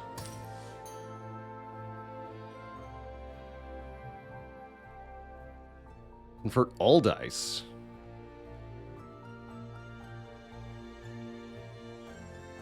That sounds fun. And these are AoE corruption? Yeah, both of those sides are quite good. And I'll skip these. Hey there!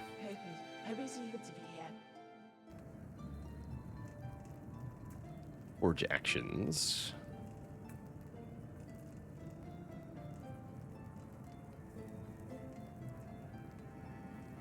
Purify, copycat.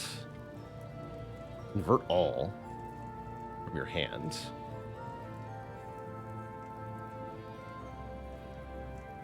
We need 350 for the final upgrade to our other guy, but I want this.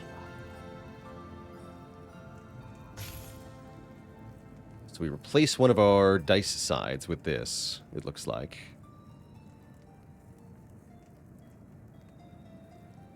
Yeah, I can't forge this one, but we can forge one of the other sides on the Perdition Dive. Making it a better dice to roll overall.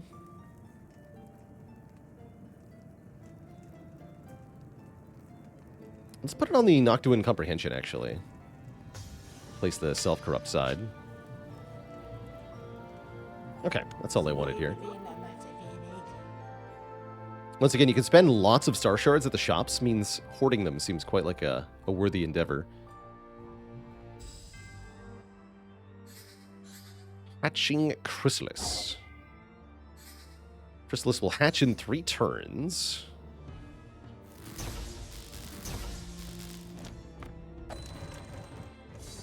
It has a lot of health, and each time you damage it, it becomes more damageable until the end of the turn. Interesting. It's not rolling any dice, either.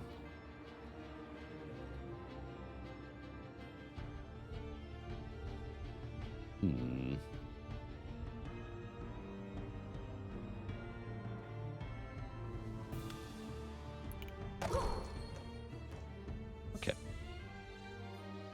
It's a bit better. So I might want to do this into a forge. Burn here. I think that's probably what I want to do. Turn this into a Forge 12. Forge 12 here.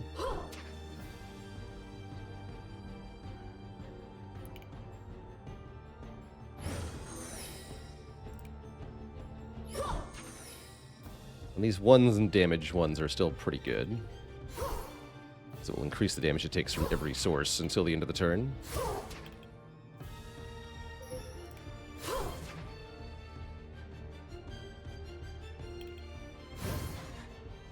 Oh, it's got thorns, I see. I was wondering what that was about. Okay, so we did quite a bit of damage on turn 1.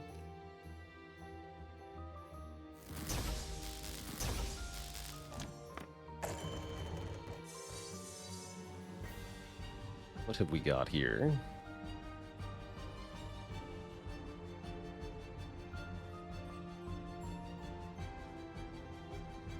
Forge die.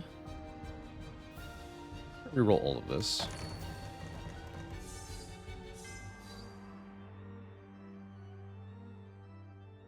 Okay, we have an enhance. Enhance and researcher here. What would I like to copy? Only got 1 convert.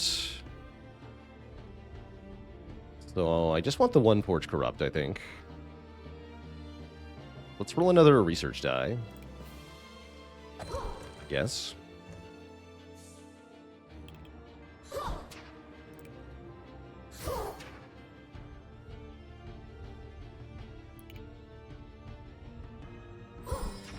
Comes 11. Let's have that retaliatory corruption. Wait. What's going on? Oh, right, because this is the forge side. Silly. And nothing to convert. It's not a real sign. There we go. Okay, now Thorns is being a slight bother. Worry about that later. Always just cleanse ourselves. Okay, so it's going to hatch at the end of the turn. I don't know what's going to happen at that time. We're going to find out together.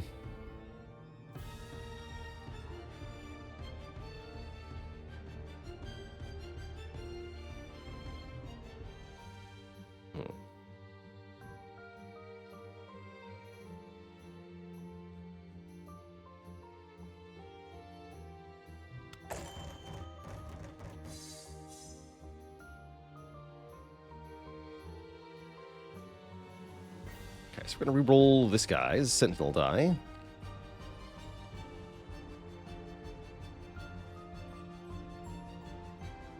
That's all.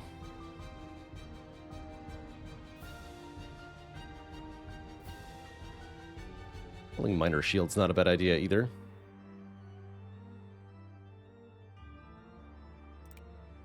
Can't copy that. Don't want to copy the Perdition Dive. I think that would be foolish. Let's copy this. Have another enhanced target potentially. Perfect. And then reroll you.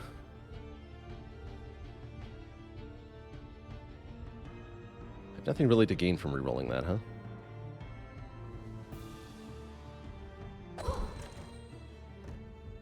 Ah, so close. Almost got to pick the 50 side there. Instead, it gets to hatch. That's probably fine.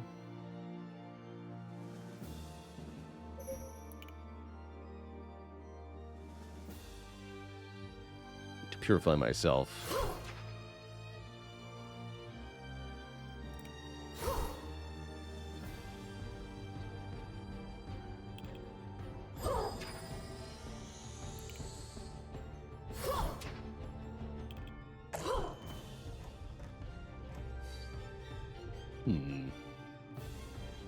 Mistakes may have been made, actually.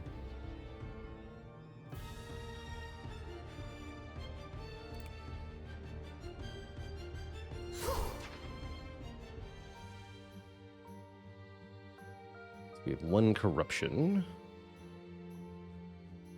So, okay, do this then.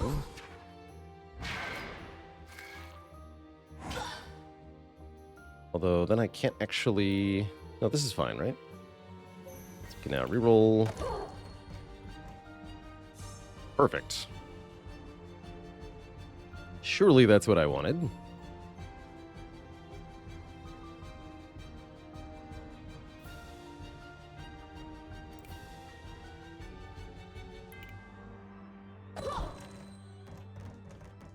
Excellent.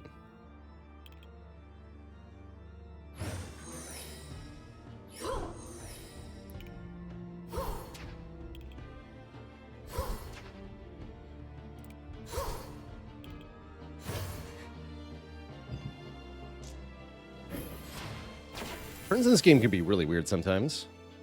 Alright, so you hatch into a beautiful fly. Yeah. And still preserves the overall health, so we got it here. Easy peasy. Consider yourself toasted. Creature of the night.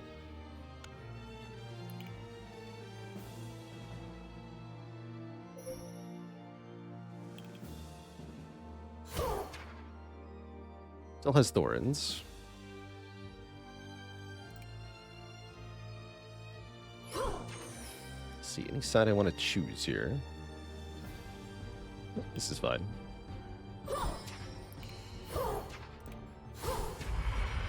GG.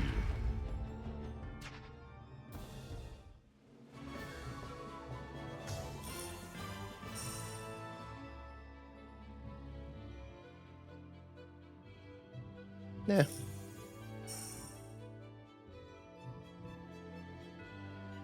And no. One more star blessing here. Every 3 hex die you draw, gain a boost. Draw more cards. Draw more dice, rather. 3 dice are converted in 1 turn. Refresh your virtues. Whenever an enemy gets over-corrupted, refresh your virtues. Here we go. Even more reasons to corrupt the enemies. Exactly what I wanted here. Let's lose the starter die. I'm going to lose the minor reroll.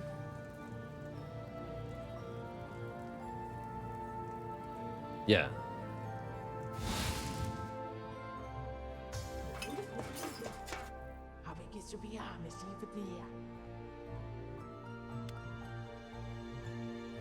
I can only afford one of these. So we get a 3rd pick a side, or we get the convert enemy dice side. I think I want the 3rd pick a side. Let's upgrade the autonomous beacon. Wait. Actually, hold on.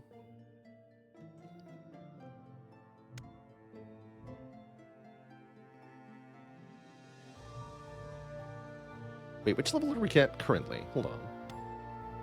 No, we're at level 3. Okay, so we're not actually getting another side here. So we want to upgrade the lunar refractor. Got it. Okay, upgrade this. Level... Oh, wait, no, never mind. I picked wrong. Whatever. Words are hard. I talked that through and then I got confused. It's all good. 2 star blessings.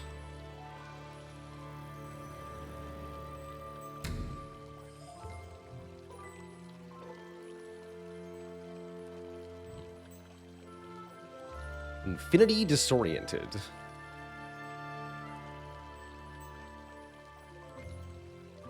Randomize all your stuff between 1 and 6 value. That's funny.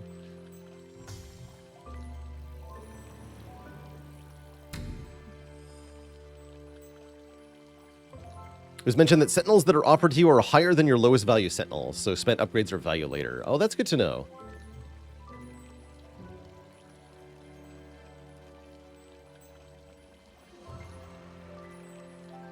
Ooh. Every 3 turns, apply 2 light shield to all targets. I like that too. All right, the Decayed Star is, I believe, our final boss. Increases Devour. I don't want to overcorrupt this thing. You're not going to have any minions, huh?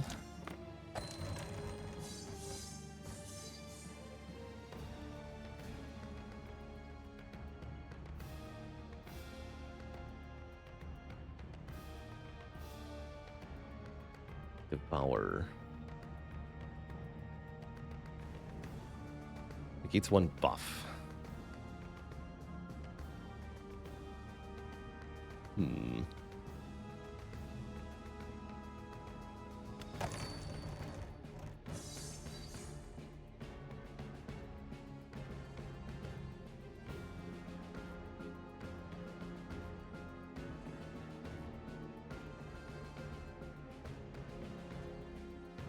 That converts. Draw a die first. Mediocre. I'm gonna copy the Perdition Dive, because I'm crazy. Easy game. Excellent. That's exactly what you want to see.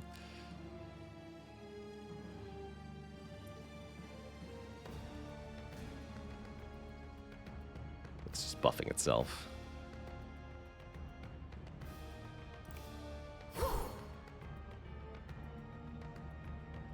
So I'm going to reroll. Not the Perdition Dive, but I'm going to reroll this for sure. I might as well reroll the Minor Shields.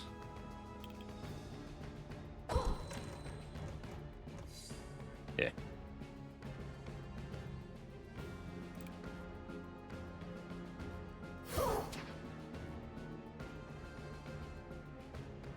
only got one convert. No, I've got two.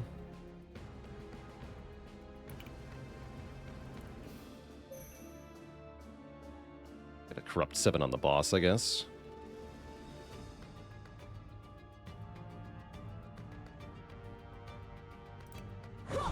It's fine.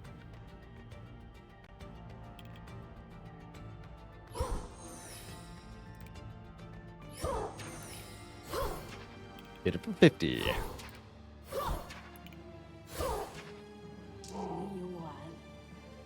Ew.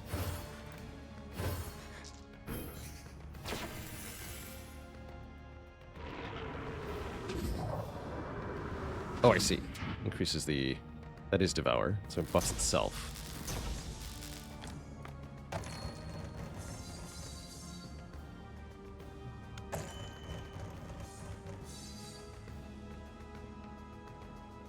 Convert all dice.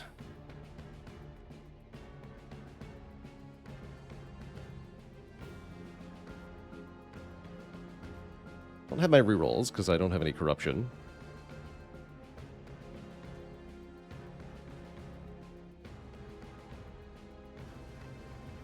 Guess I'll just convert all dice. Even the boss's dice. Oh, that's a Forge Corrupt. Foolish. Okay, so I can use that on the Minor Enhance then. Gotta reconvert it though.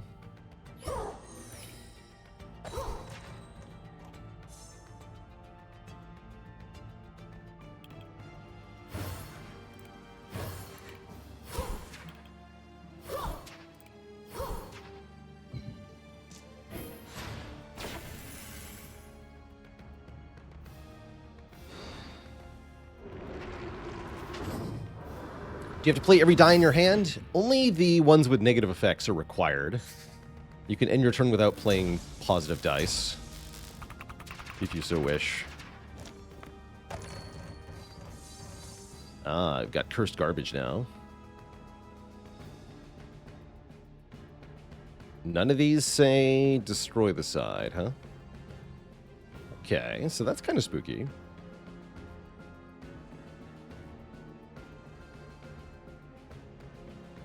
The best Forge Corrupt side.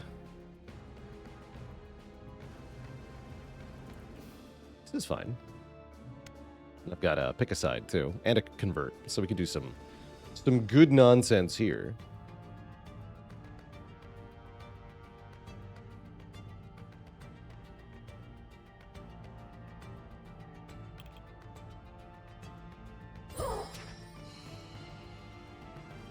I guess I could just flip this to the positive side if I want to. Or I can do this. Even better. And there's nothing to pick, actually. Perfect as it is. I guess I can, let's see. Any target. Okay, so I can choose what the boss is doing. Even better.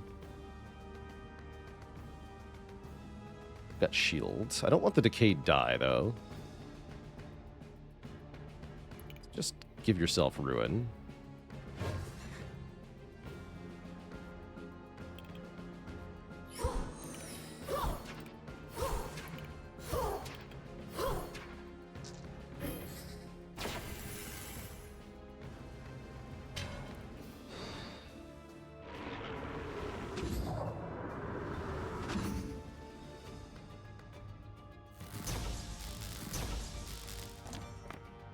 That decay causes the boss to scale up quicker and quicker, but I'm really not worried here. Any hooters? Let's see, we got convert and choose side. Perfect.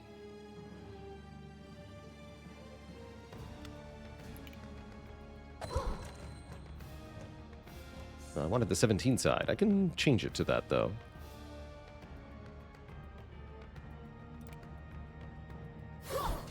Looks like we have a victory here.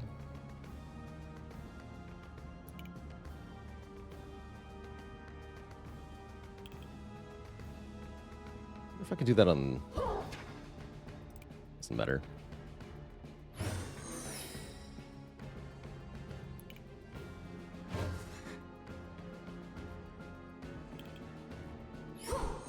GG.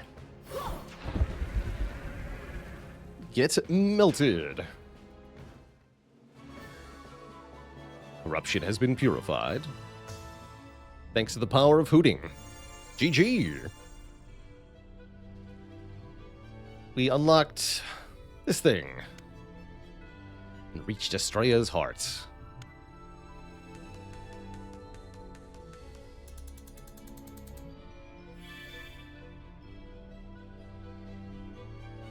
Very cool.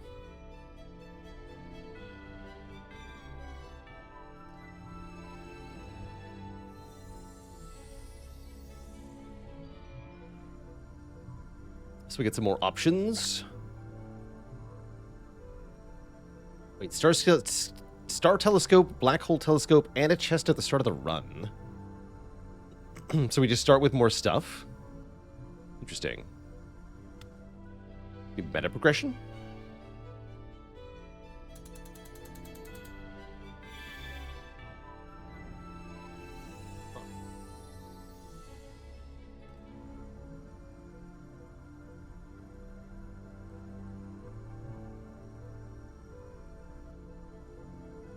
These seem like new options.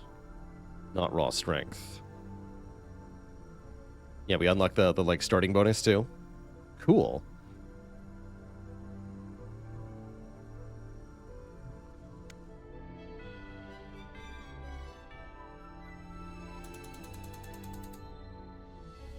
Not too bad.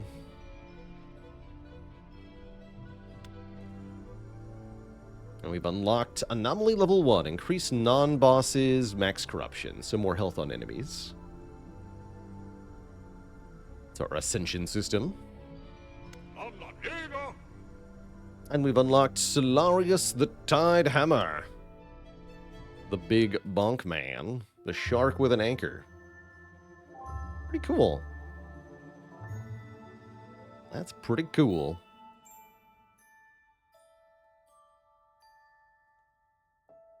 Try not to call it Ascension Challenge impossible. Well, you know, if they're just gonna... If it quacks like an Ascension, and it looks like an Ascension, you should just call it what it is, right? Spire didn't invent that system, I don't believe, but it definitely popularized the specifically X number of difficulty layers where each one is a specific unique modifier, and you have to do them in a certain order. The Sharknado.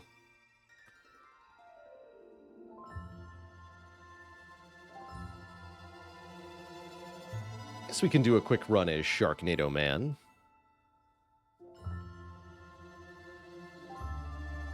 Yeah, let's do a quick Sharknado run. I'm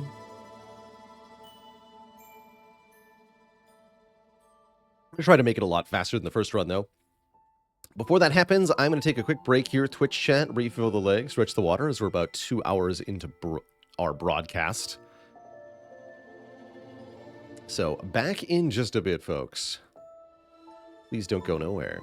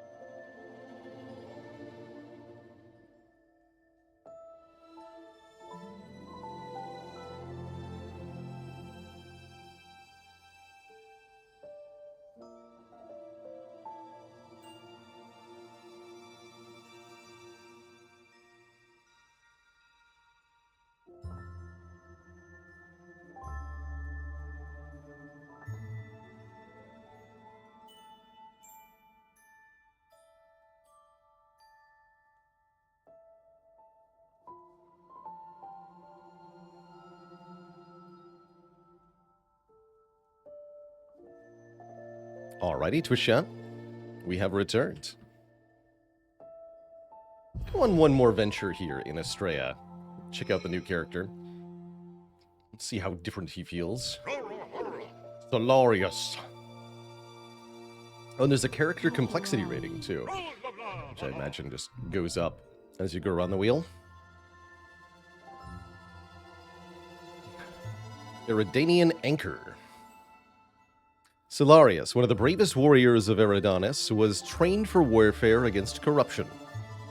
Always ready for a fight, and with a joke at the tip of his fin, he was chosen by the Eridanian Anchor to take on the Astrea mission. Prepared with unusual physical endurance, Solarium deals massive amount of purification and strengthens himself through pain. Is that a nose or a hat? No, I think that's his nose. He's a hammerhead shark. So these are his eyes, and then this should be his mouth. Oh, I guess what's this? Yeah, good question. It's like a little beanie type thing. So, what's in the dice bag? Minor shield, minor reroll, minor invigorating punch. Purify yourself and an enemy. Shark blow. Okay, so he's got purify an enemy, corrupt yourself cards, or dice. And our virtues. Area purify is the free one. You purify to a target, rerolls way down here. And then twin smash, 4 purification to an enemy 2 times. Alright, sure. To everyone, including yourself, okay. Cool. Neat. He goes. Don't even bother with that.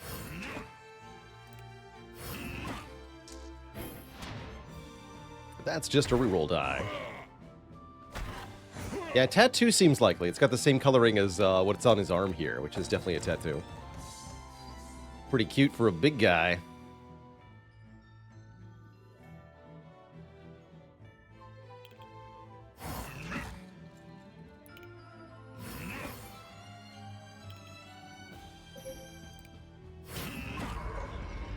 Yeah, Solarius can do pretty good damage, looks like.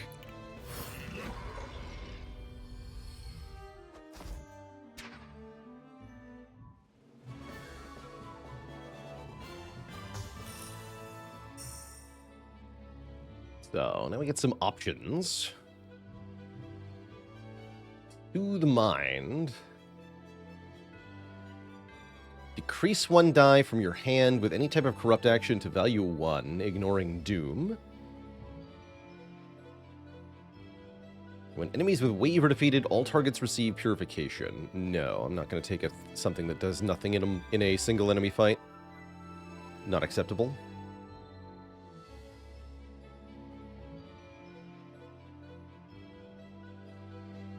Skip these. Wave Crasher.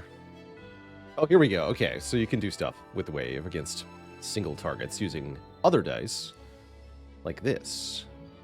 Trigger their wave using it as half purification round up, then decrease wave by 2. Shark Flux. Or Indigo Soul. Prevent your next heart loss until the end of enemy's turn. Interesting. Yeah, let's try Indigo Soul. That one looks worth having. Potentially.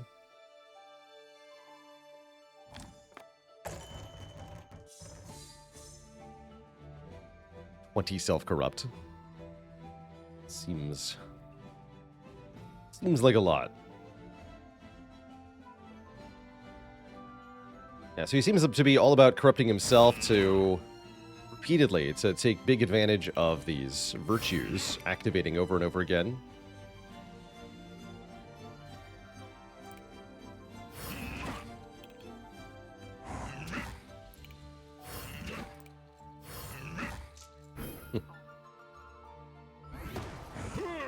bit of more of an intuitive playstyle to me than the previous character. I do like this guy a bit more.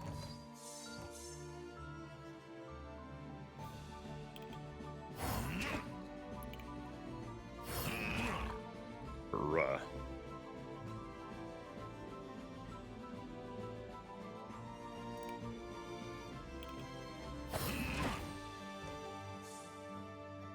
Self-corrupt.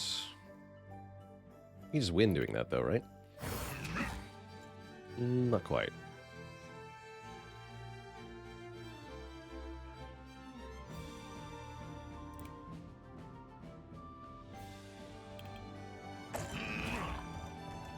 Okay, well, that's not what I wanted. I see.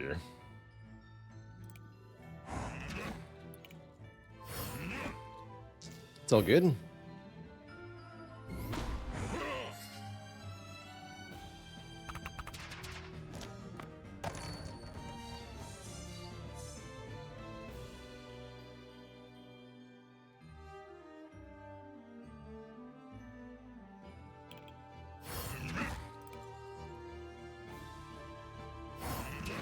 Punch him.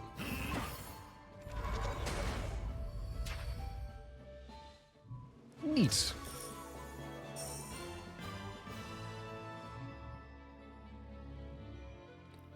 Punch is nice and straightforward. Just do damage. Shark Strike. Big damage, big self-corruption. I'll take a Shark Strike. Inventive. Discard dice from your hand. If you do, deal purification to random enemy X times. Player Empower.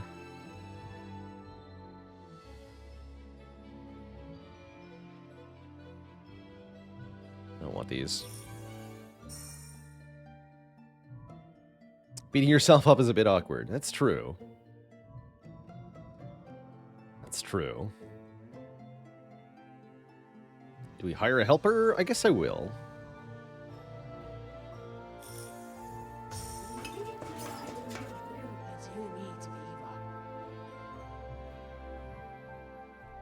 The Armillary Sphere is entirely rerolls.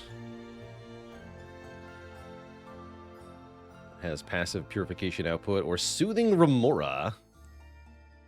Decrease that corruption.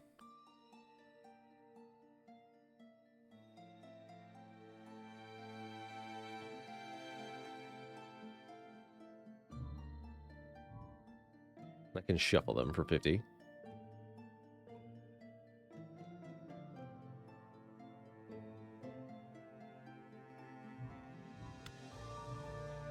Look at that guy.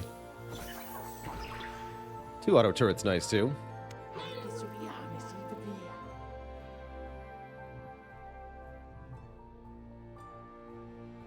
Actually, can I go back?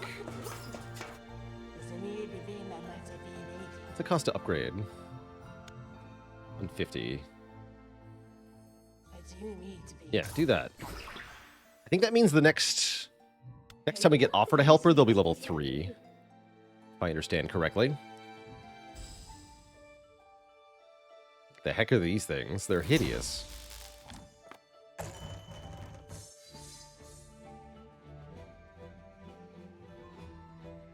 Apply doom to me. Glorious.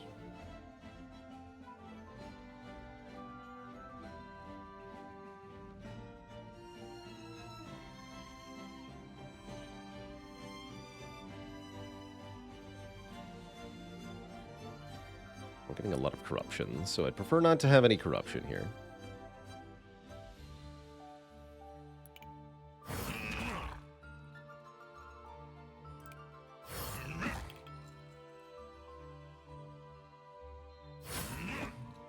Should reroll that, right? Probably.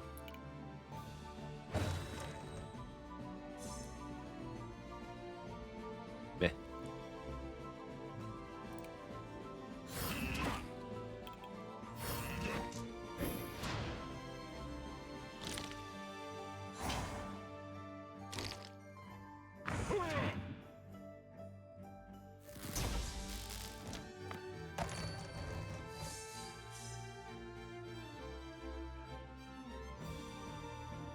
5 corruption to yourself, huh?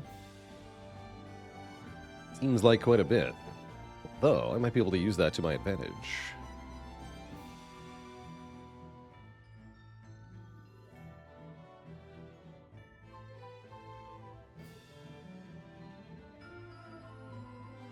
Surely we can KO one of the enemies here.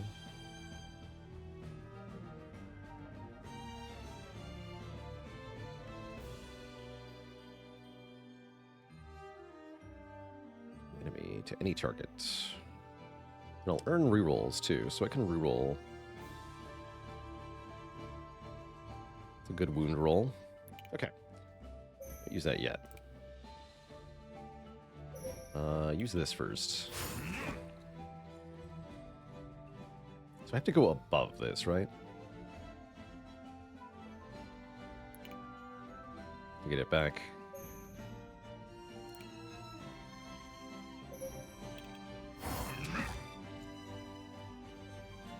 So we punch this one.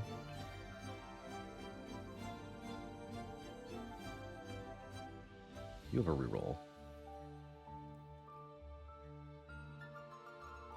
I don't think I have to play this, right?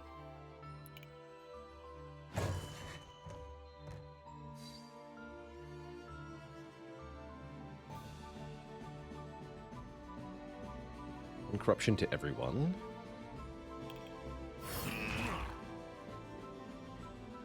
Yeah, this is fine.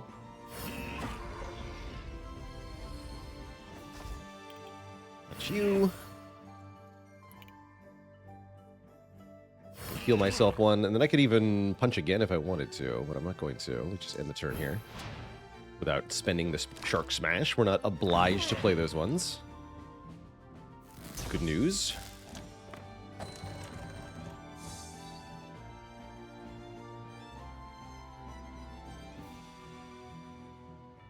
Probably reroll both of those. What is this side? Destroy this die, okay. Recorruption to ourself. Why, that's perfect.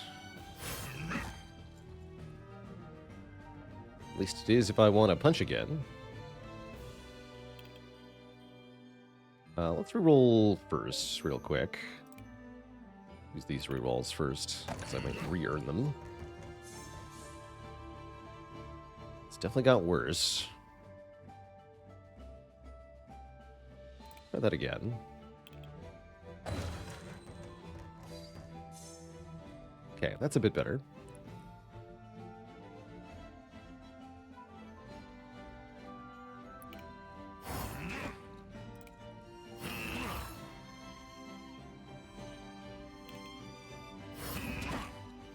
So then I can corrupt myself again. So that I can re-twin smash. Then we can kill it. It's all about using that twin smash. For big damage.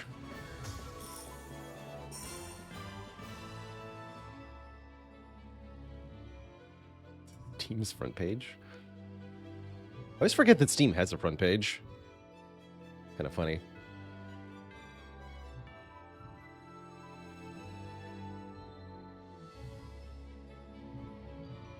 It's going to be really hard for me to want to build a synergy packages out of these cards, though. I think we're going to struggle to scale in this run, because I'm going to keep refusing cards.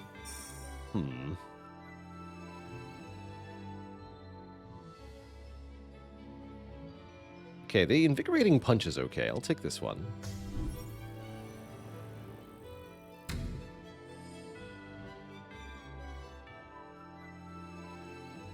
Purification for each die in our hand. Zenith Ring seems really good for this character in particular. Let's take that. So then when our Twin Punch is active, it's 6x2 instead of 4x2.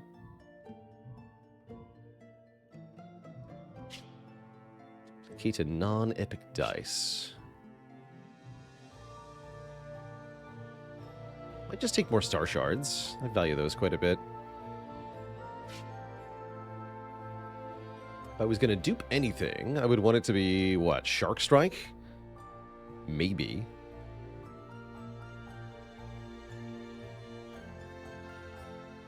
I don't think I want to dupe a die.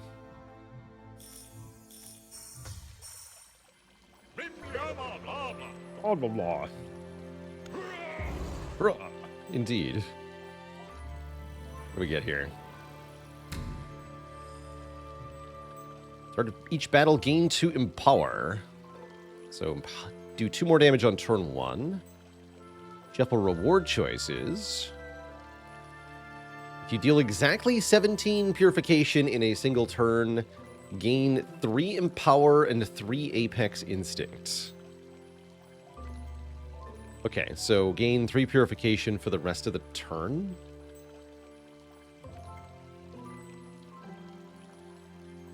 Weird.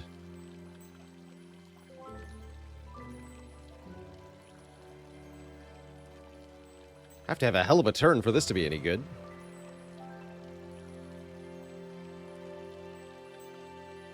Seems a lot easier to do the Golden Tooth. Although, why is this one phrased as gain empower and then gain apex instinct, like the strength down equivalent? And this one is not. These are functionally doing the same thing, but they're being communicated in different ways for seemingly no reason. Odd.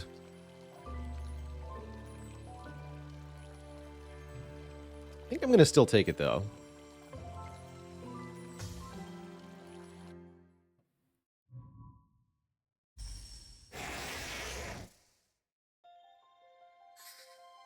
Vengeful Stab.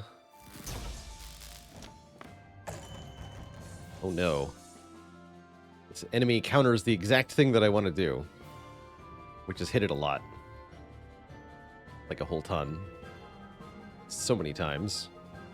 But I can reroll your die. Oh dear lord, those get even worse.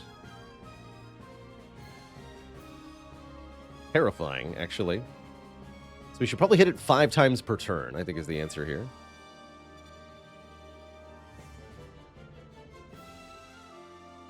Got it. Let's see, is something counting to 17 here? Here it is. Okay. That's counting to 17. Cool.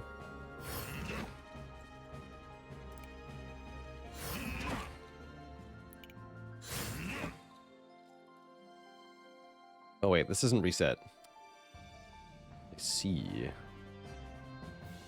Well, heck.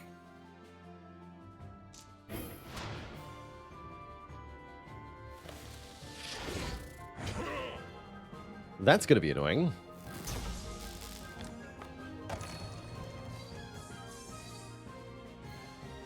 Or is it?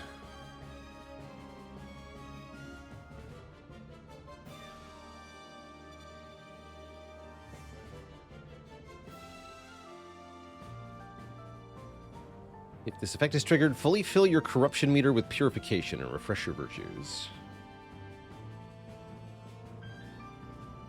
Prevents 1 heart loss. Okay, that's important to distinguish here. I want to reroll the boss for sure. I think that's better. Okay, so when we hit it 2 more times, it'll immediately activate with this effect, which is perfect currently.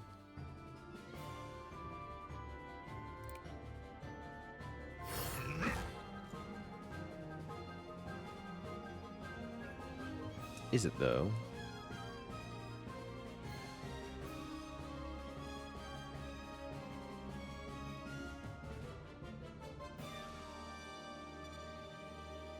Currently, we just want to hit it for 1...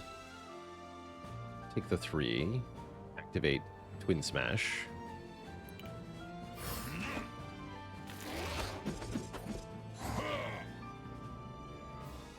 This now does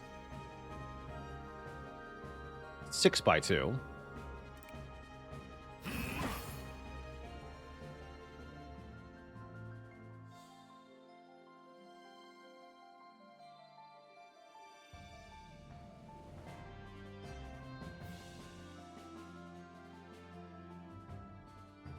I could do 3 to myself.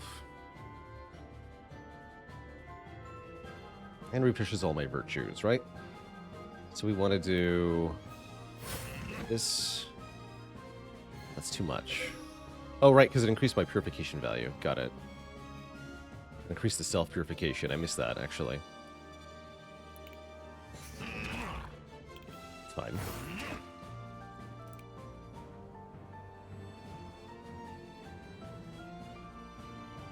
In that case, maybe I don't want to power up, because that'll prevent me from activating this effect. I'm just going to end turn here.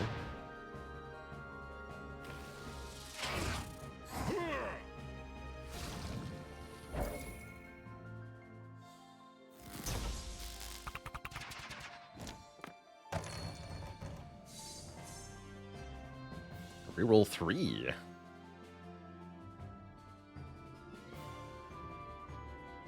This is active.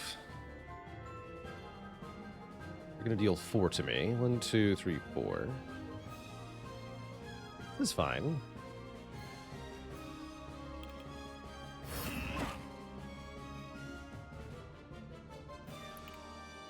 Hit me.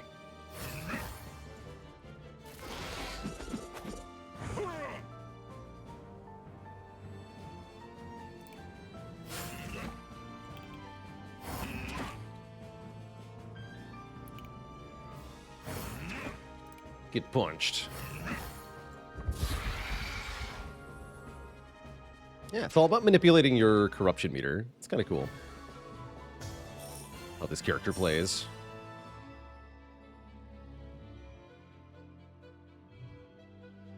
Charged Pylon, Guardian or Stasis Clock. No, these are all level 1. Okay, that didn't work how I thought it would. Let's see if you have an empty slot. That's what get used.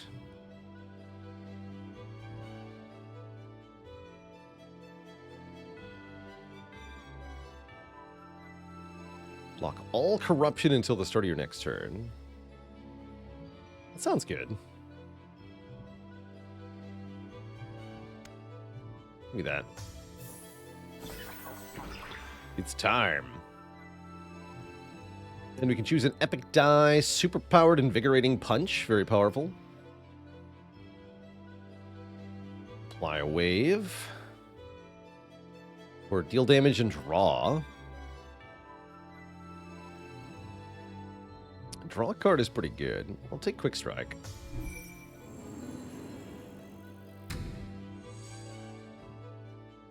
Increased purification received by all targets by 1. Draw 1 fewer card on turn 1. Draw 2 more dice per turn. You can only use 1 virtue per turn. No way. Increase enemies max over corruption by 2. Start of each battle, apply obscure to everyone. Interesting. I can't see what their corruption is going to be. I guess I'll take the Darkness Shard. Weaker turn 1 is a little disappointing, but that's fine.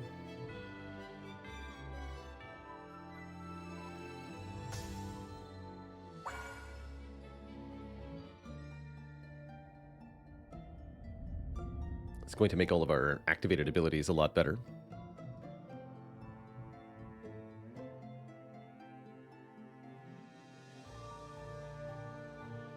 Cool.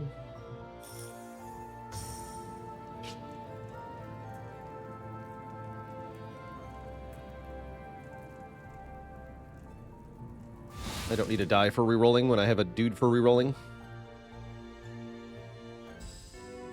Friend. Although we may not keep the friend forever. Those are some crazy looking dice, sir. What do you got here?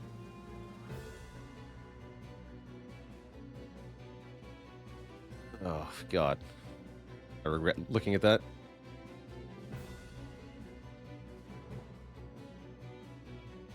Instant regret. I'm gonna reroll Quick Strike here. It's as good as Shark Blow realistically gets. Realistically. Let's reroll that. It's fine. Could have rerolled this guy, maybe.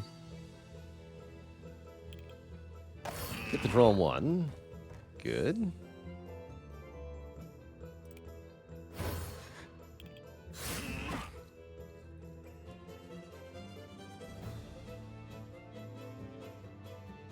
Oh, I did 17. I see. Cool. Good for me.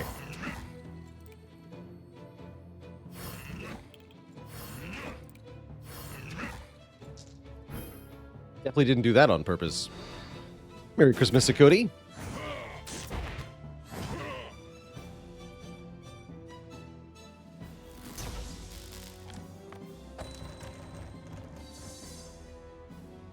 Is this? Jeez, we're confused.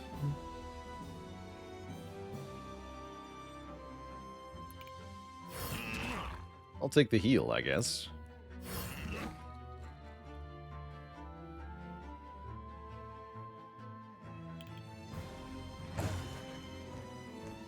Corruption headed my way.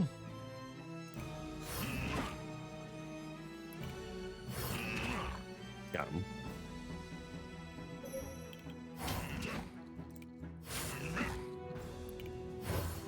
Yeah, this +1 to everything is quite powerful, actually.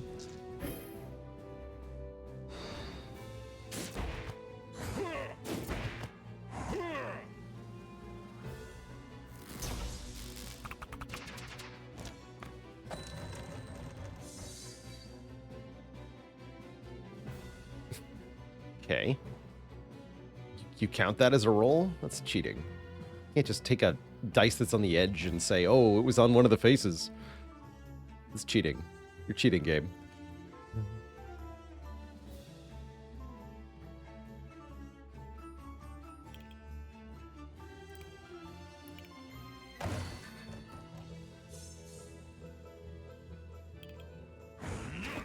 I'd punch you now.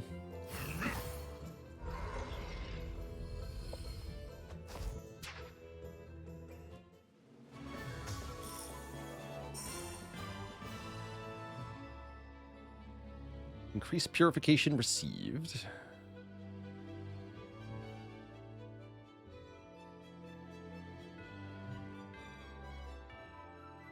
At 1 torment any targets.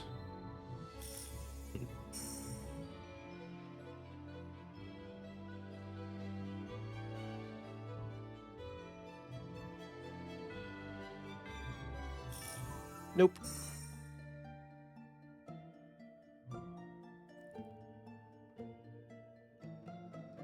No, thank you.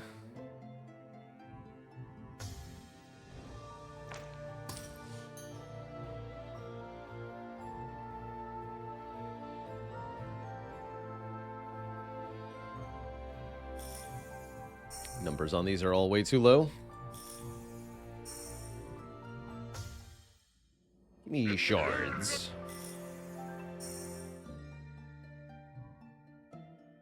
I can buy a star blessing, huh? Can I look at what the star blessings are before I buy them? An important question.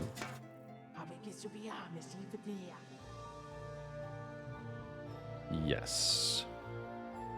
Apply 3 safeguard to all enemies. Blocking corruption they would get. Okay, I see.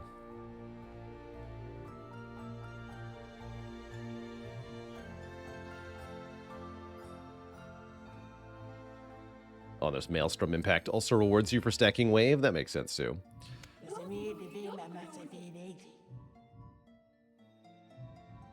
Don't want any of that stuff.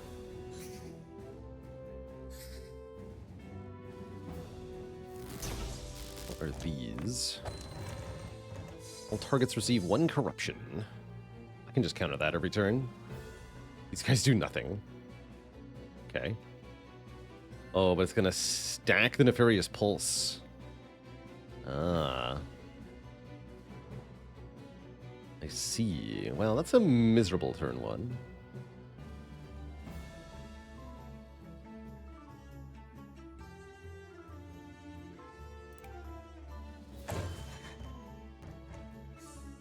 A bit better.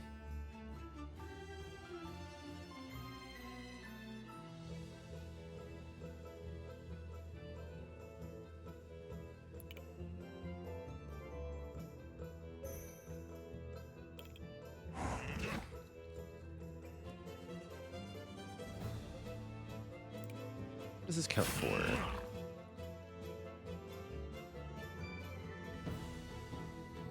Hmm? Interesting.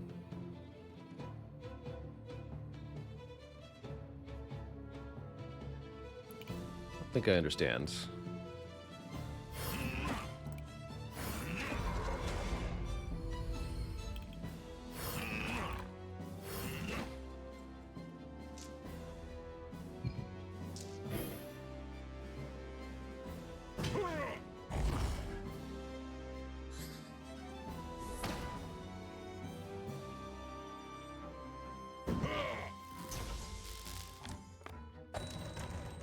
Oh, I see. Those are timed differently. That's kind of cool.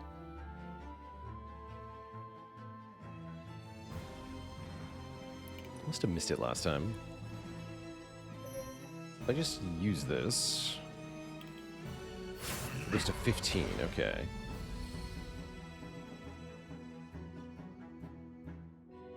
This will get me to 17. No, because it has to be you. Understood. Well, never mind. That guy's not you.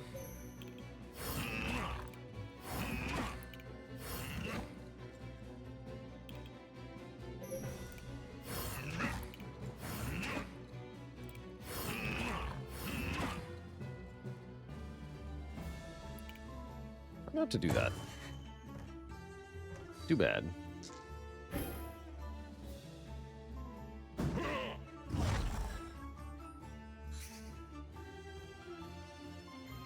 My minion. Well, at least it's not pulsing anymore. Seems fine.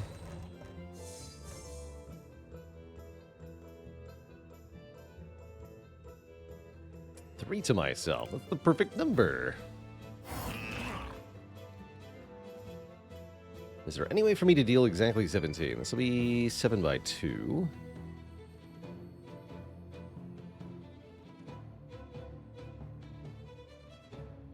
Seems hard.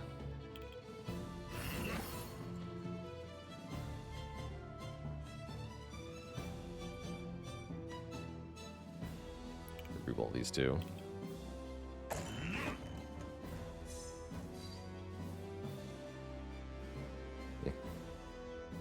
Yeah, it seems hard, as mentioned.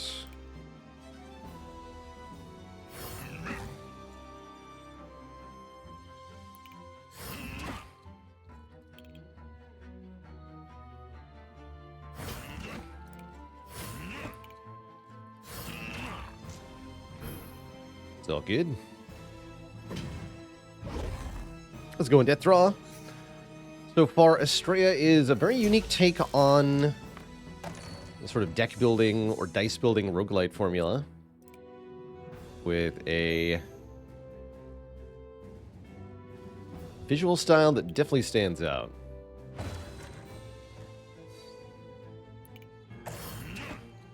It's quite unique.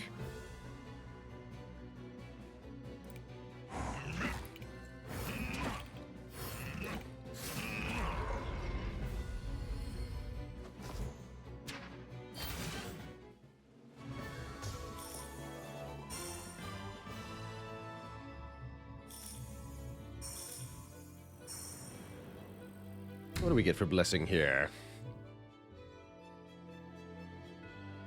If an enemy gets overcorrupted, give them serenity. Randomize all of our stuff. That sounds kind of fun, actually. Purifying corrupt actions of any type on their dice have their values randomized between 1 and 6.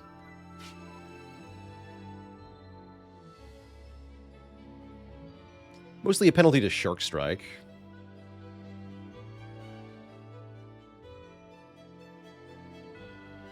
Yeah, hit me with a random. Let's do it. Oh, hecko. It's a Snecko.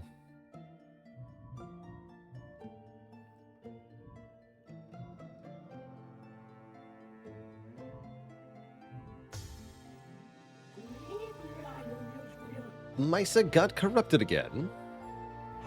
Roar. Did you help her, Celarius? Blah. Fight.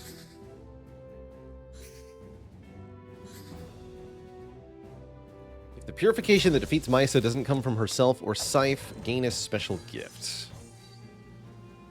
Activate Mysa's die every 5 times you deal purification to her.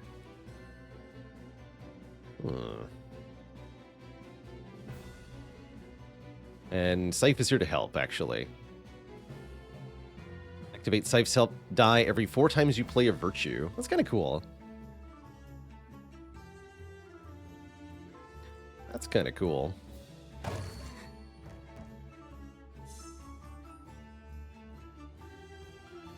Oh yeah, these are sweet. I likes it.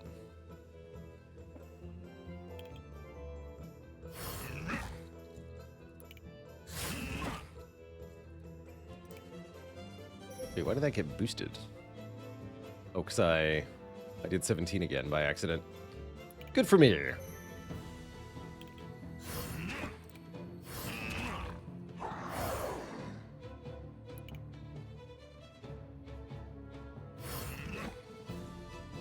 That's fine. And then we can reroll you. What does that do? Add incorruptible to any target.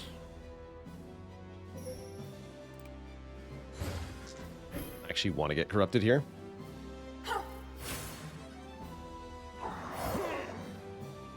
It makes me stronger.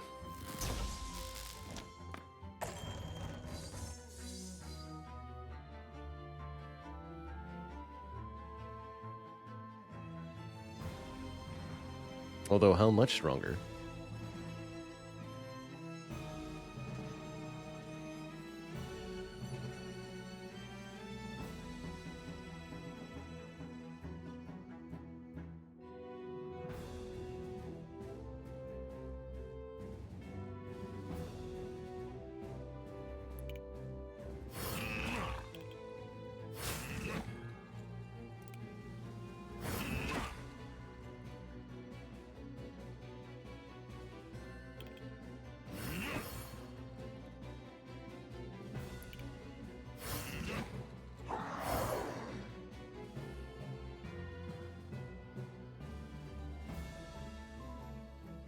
Oh, I should reroll that at minimum. Reroll this too, because I think it's funny.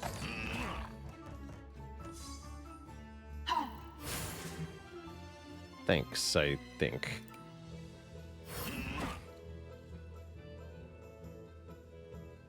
We should probably stop here, actually. Because we have to make sure that they don't purify themselves. Well, I have to play this.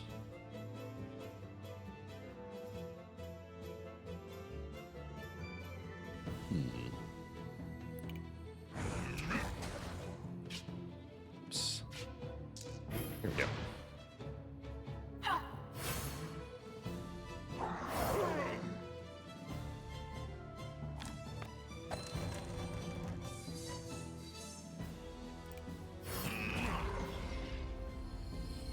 Purified. Thanks, Solarius. You saved her. How many times must I tell you I don't need help to purify myself? Now I feel like I owe you something. Here, take this gift and we're even.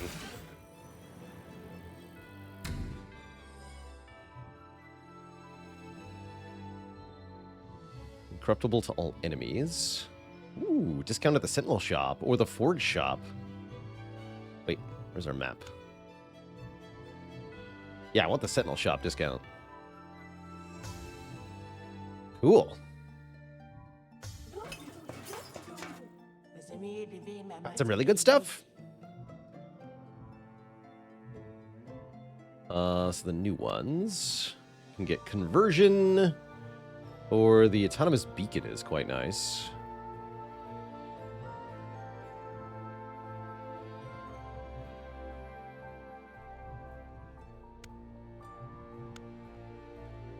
Maybe I like that more than the reroll one. Yeah, let's swap this for the reroll one.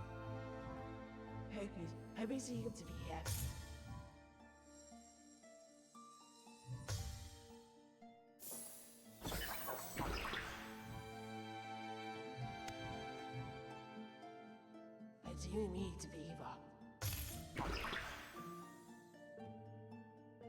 And I can get them both to level 3, so we'll be offered level 4 ones. Let's do that.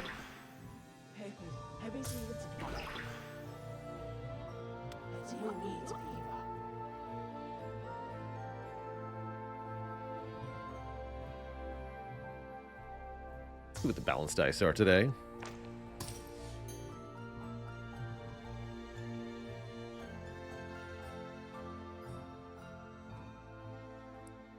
What's the phrasing on this? Purify and corrupt actions of any type.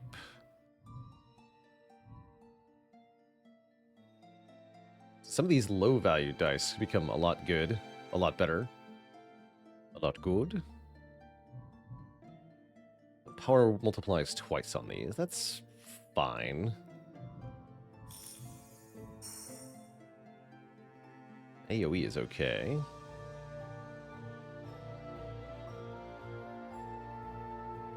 Shark Payback seems like it's a lot better with the randomized. Same with the twin smashes here. Okay, we should pick one of these two. Let's try Shark Payback.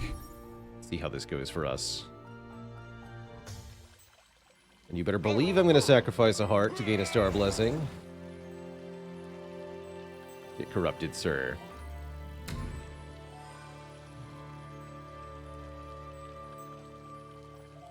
Counteract the penalty of our boss relic. Draw 1 on turn 1. Your 5 turns become incorruptible. No. Give me the extra die on turn 1. I don't actually know if I want to be incorruptible. What in the ungodly heck is this thing? Fabricate sentinels. It makes new sentinels. Interesting.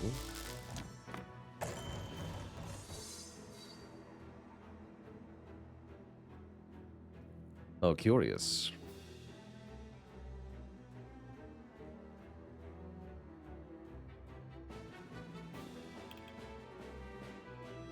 Deal 7. So I just have to double check. For the purposes of the Ancient Helm, is this 12? Yes, it's 12.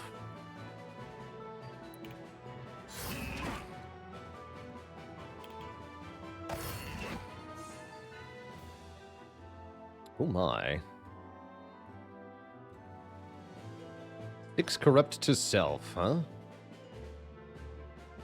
Perfect.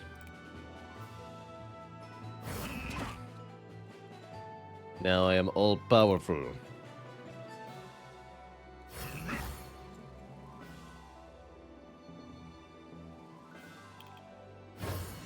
Seems like a pretty good turn 1.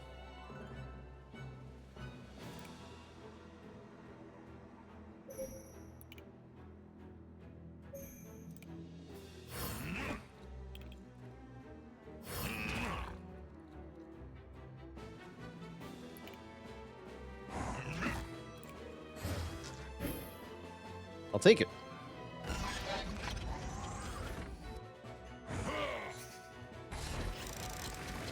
All right, you've got some sentinels.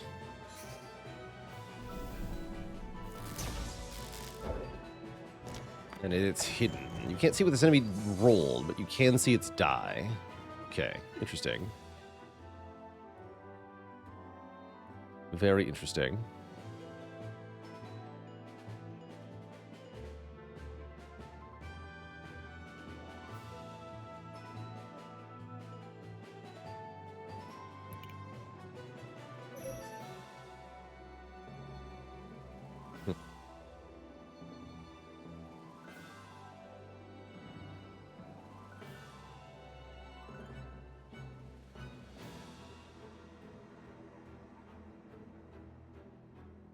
Ah. Like, why are my virtues not active? That makes sense. Get rid of that thing. Please enable my virtues. Thank you.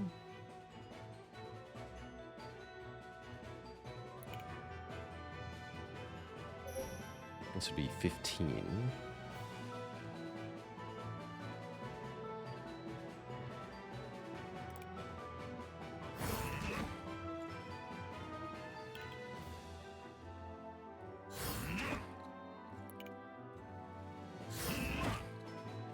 Perfect.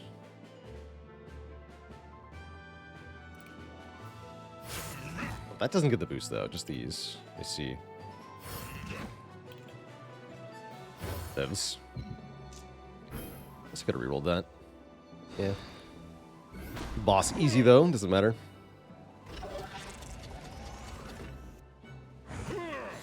Ugh.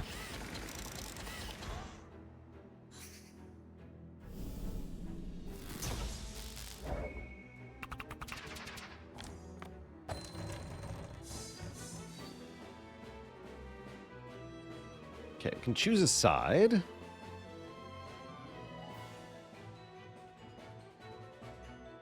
Really nice with the random rolls. Oh, these don't actually get rolled? Bah. Here I thought I had an actual synergy. I guess not. Bummer. Oh well, choose this side, please.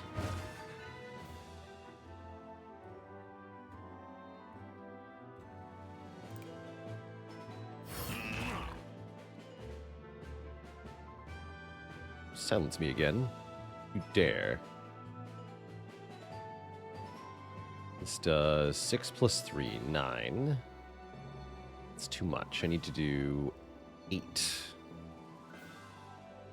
Cannot do 8.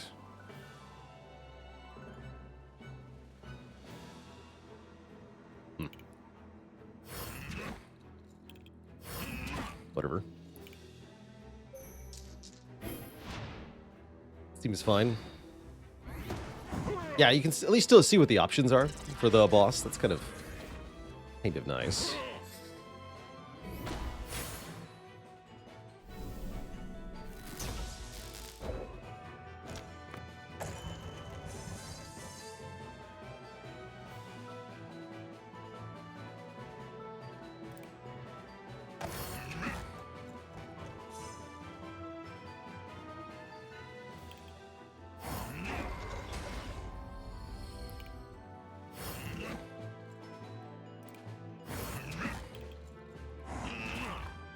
Punch. Boss destroyed.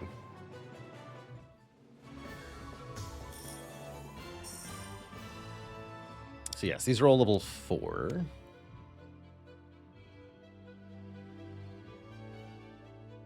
All targets receive double purification and double corruption. You what?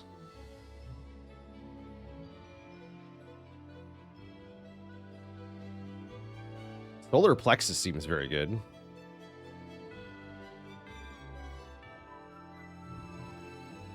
The Astrolabe seems absurd, though. Double purification and double corruption. Yeah, I want that. It's gonna do what we want it to do. Agula, thanks for 22 months. I will indeed keep on doing. Now there's a good Indigo Soul. Let's grab another one of these. Because it seems like we'll have a lot of self-kill cards.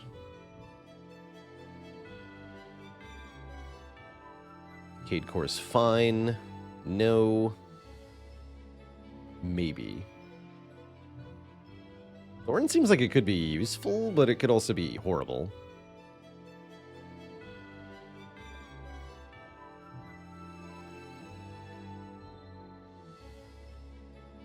Let's take the Decay one. Thorns are scary when I've got double corruption gain.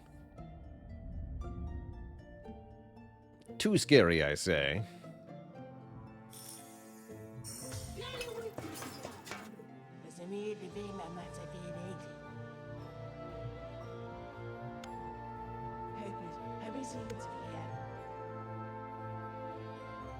This is all discard dice.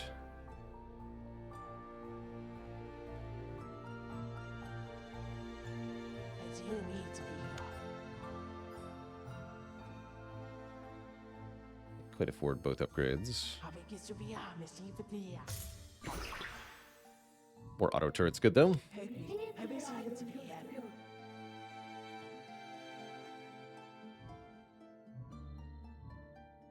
Yeah, I'm not afraid of putting the enemies on a clock because we're gonna beat the clock. Oh dear, what it has infinite health.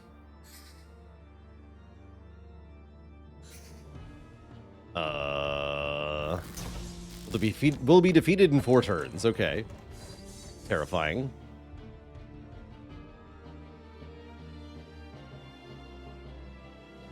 Whenever purification is received, decrease doom equal to the purification received.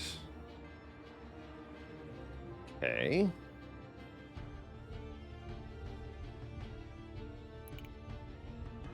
That was 12.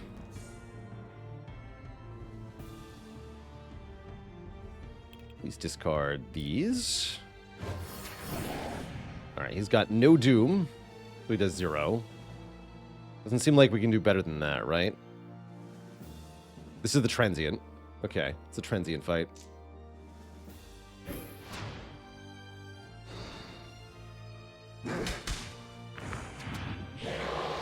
Except it's also giving us statuses. Further complicate things, but the Sentinel die is going to make those pretty irrelevant.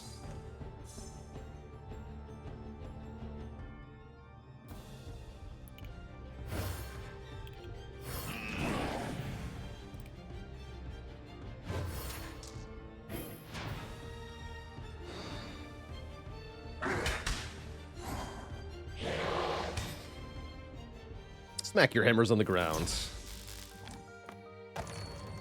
See if I care.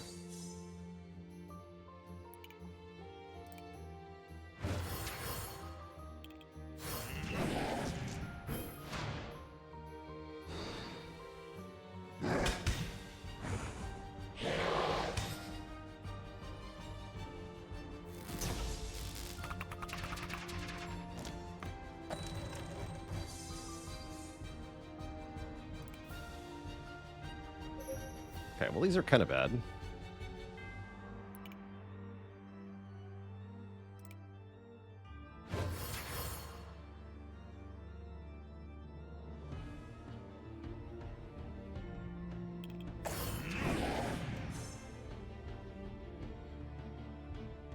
Overcorruption is area purify. Interesting. So you can actually...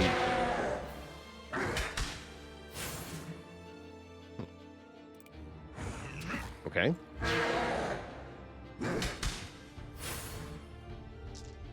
Neat.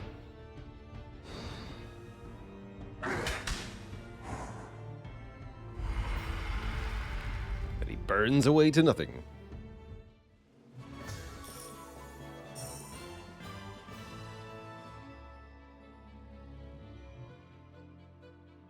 Apply wave to all enemies.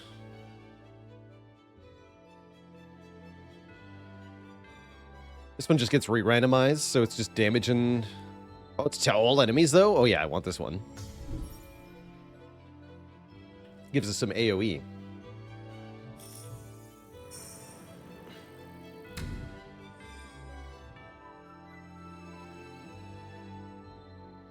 Whenever you corrupt an enemy, give it 5 purification. At the end of your turn, all enemies receive purification for each die left in our hand. Sure.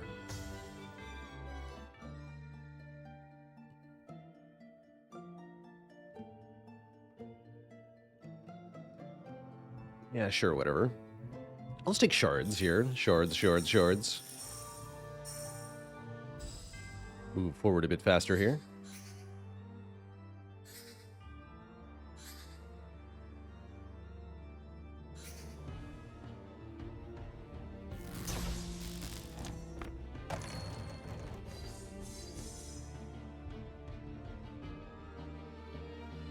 Okay, lots of stuff here. You have 1 thorn already. That's right, we definitely didn't need to add more thorns to enemies that already had it, right? It's now actually impossible to activate this, is that correct? Yes, because everything is multiplied by 2.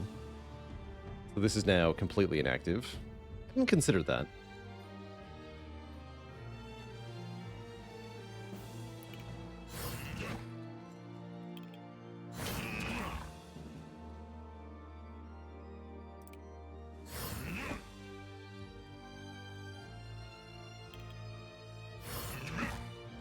Wait, that was a full heal.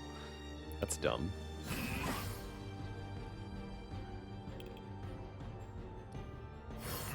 Please just kill me.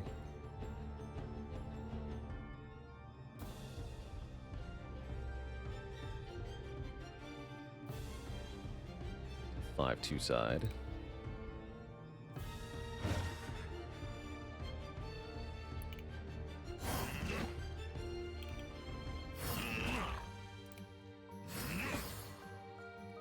This is pretty intense.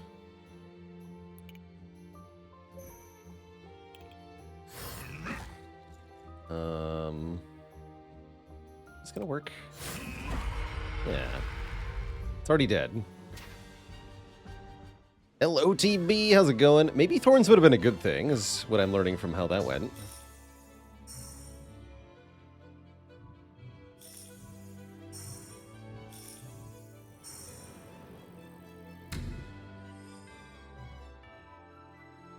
Three safeguards all enemies.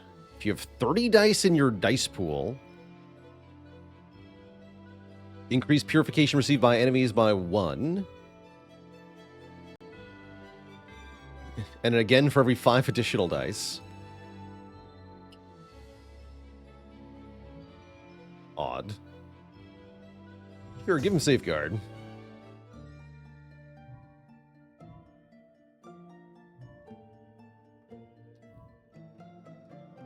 And we're just going to skip a bunch of cards here. 30 dice is a lot of dice. Hey, Jam Jam, you're heckin' welcome for a delightful year. Jam Jam with the 5 gifted subs. Thank you for that support. It's been a good year.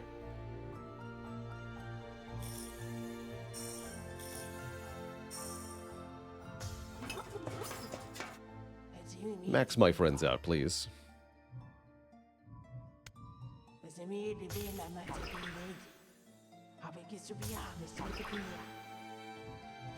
Thanks. I think. Ooh, blessings. Rar, etc.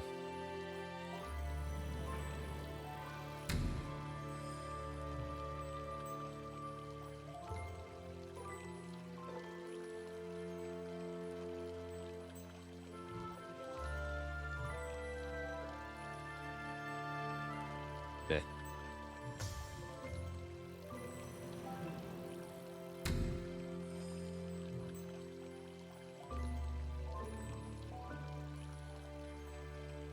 Ooh.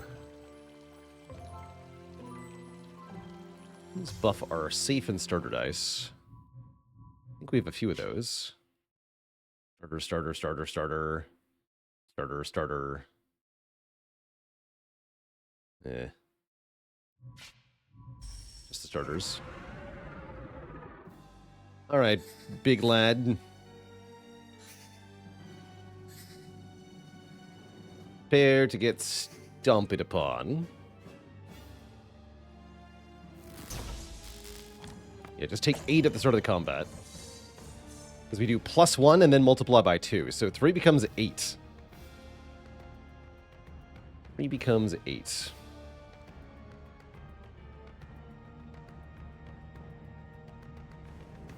That's a good side. Rotate this to the 6 side. That's probably worth it. This does 2 corruption to myself. I'm going to deal 3 corruption to me, so I want to be full health at the end here. I see.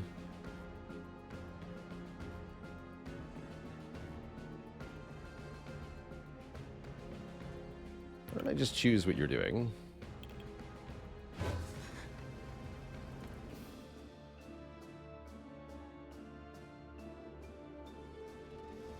Seems fine.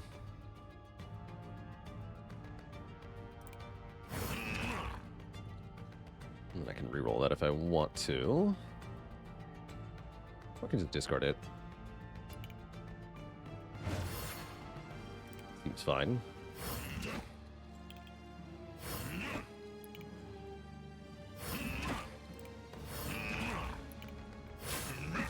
We deal about 60 damage on turn 1 seems adequate to me. It's going to start buffing itself, but it has nowhere near enough time. So we are blapping it quite tremendously here. Except we've got now too much self-corruption here.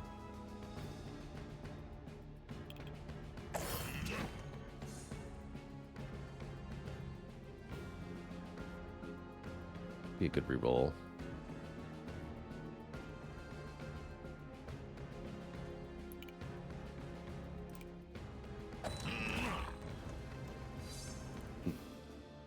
Did not improve.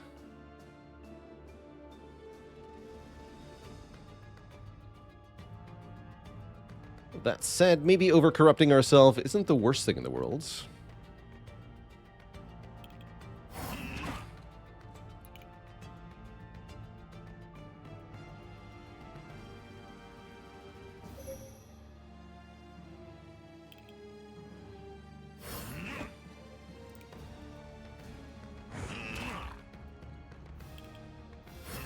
$14 twice. Seems alright. Yeah, I'm just going to keep hitting it, actually.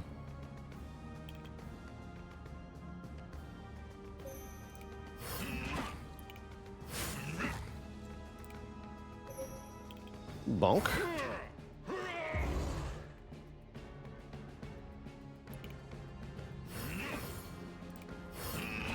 GG. Get squashed, Mr. Boss. Although I think that does count against my score, the self-damage I did there. It's only a very slight loss.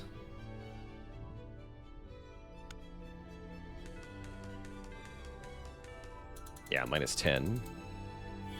Hard, fast purification.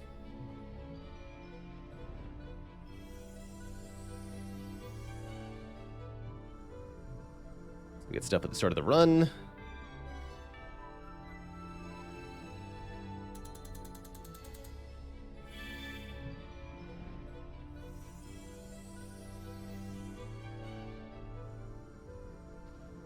New dice action. Vendetta. Whenever receiving corruption, apply X power to this creature. Velius. Triceratops, man. I like him. He's cool. GG.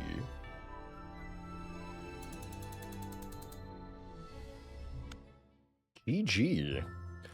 Well, Twitch chat, that's been a first look at Astrea. 6-sided oracles. Quite a unique take on the deck building / dice building genre, paired with a very unique visual style. It certainly stands out as a game. Don't have any plans on coming back to this one, but it was very cool to take a look at this one. Very, very cool. I currently believe this is on sale. It's something like $20 on Steam. It's not on a deep, deep discount, but it's definitely a little bit off. So during the Steam Winter Sale, if you're interested, it's the perfect time to pick it up.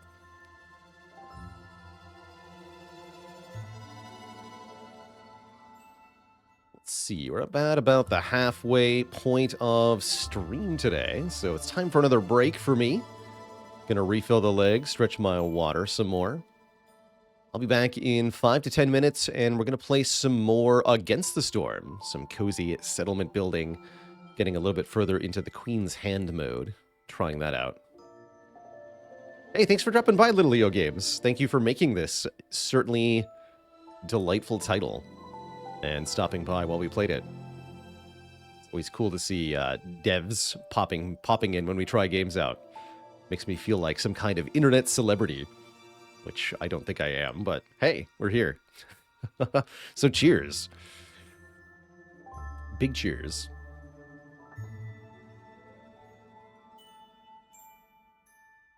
I hope a couple of people found a game that they want to buy for themselves over the winter break because of this stream. That's always kind of how I feel about, especially the game boat games, but anytime we're checking out some kind of indie game, it's cool if we connect any number of people with with the game, so that's awesome. Hope y'all like this look at Astrea. I'll leave you here on the cozy main menu while I go on break. We're going to play, like I said, some Against the Storm when I return. So, back in a few minutes, everybody. Don't go nowhere, or, do. Either way, it was a joy to have you. All right, folks, back in a bit.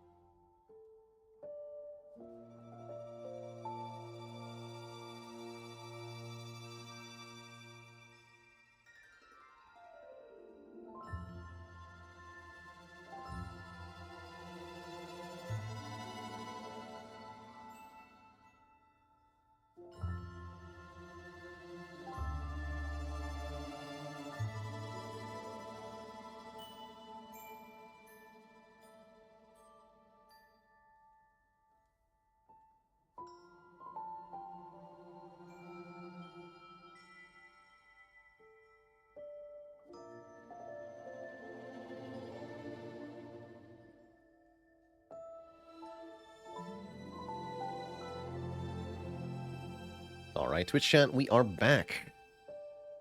So,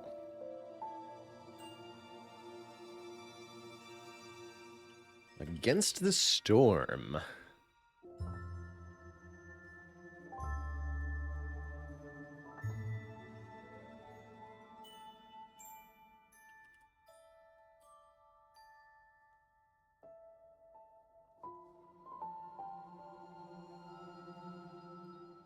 Oops.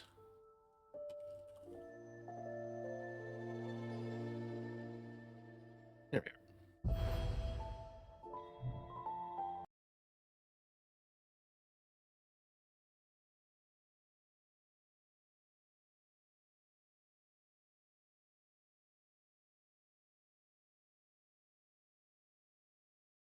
Stormy Saturdays.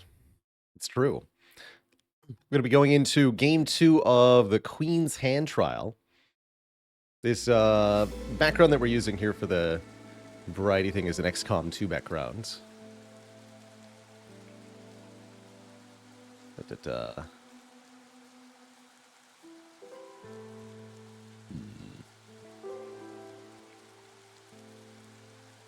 There we go. Contradictory to the weather event. That's right. Contrary to what some in town are saying. Weather. So, last we played, we'd embarked on our first journey in the Queen's Hand mode of Against the Storm, in which you're tasked with breaking an adamantine seal in a single Blightstorm cycle, starting fresh. You have no meta progression, and instead you get upgrades under certain conditions.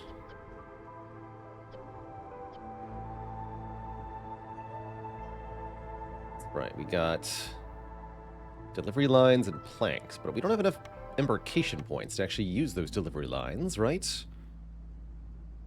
Bit awkward. Do I want to do a no trade playthrough? Probably not. Bandit Camp seems tough. I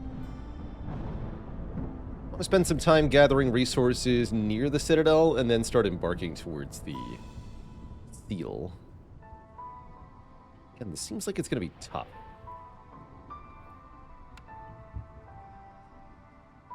And yeah, I straight up just can't even do these. Just have these starting bonuses available. Wait. We have to pick our thing, though, don't we? No, I took 5 seal fragments. Okay, cool. Why is there a red exclamation mark on the smoldering city? I think because Aunt Lori wants me to be her nephew. Do you have any idea what you just signed? Yeah. Why did you do that? I want to meet the Queen. What? That's why you did it? And then we leave. All right, good talk, Lori. Yeah, I want to meet the Queen. Shake her hand. 5 pipes, huh? Interesting. So we take our starting bonuses, not much choice here. And then we have 2 caravans that we can play with, either humans who bring some pie and pipes with them, or beavers and harpies who bring some stone and additional people. I think I'll take humans. Could play on any level of prestige if we want to. Oh, Storm lasts longer is prestige 2. I want prestige 2.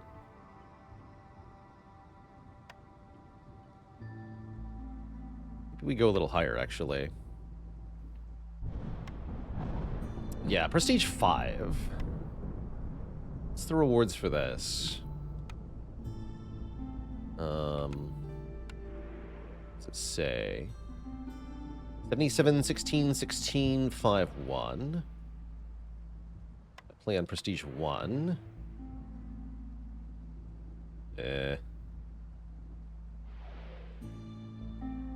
Or rather, prestige 2. 70, 16, 16, 5, 1. Okay, so this is the same for Prestige 2 and Prestige 5. We might as well just play on Prestige 2. Sounds good. Let's go. Oh, the summary tab has the updated rewards. Thank you. So I could do that more reasonably next time. You got it. So we need more points to win, and the storm lasts longer. Gain 1 free cornerstone reroll for every reputation point earned during Drizzle. That's kind of cool, actually.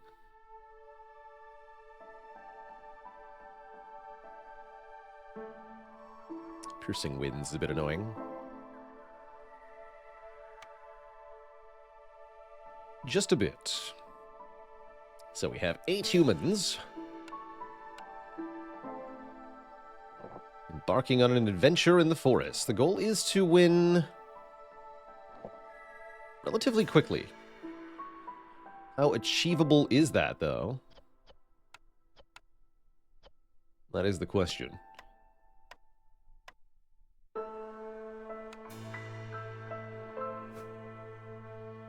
Definitely like these two glades. I haven't even unpaused yet. Why you gotta be like this? See, I don't even know if I want these until I cut into the glade. Don't be ridiculous, game. We've established this.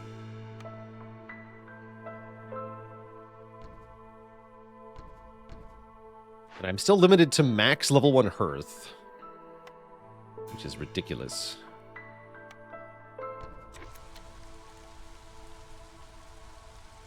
Imagine putting limitations on me.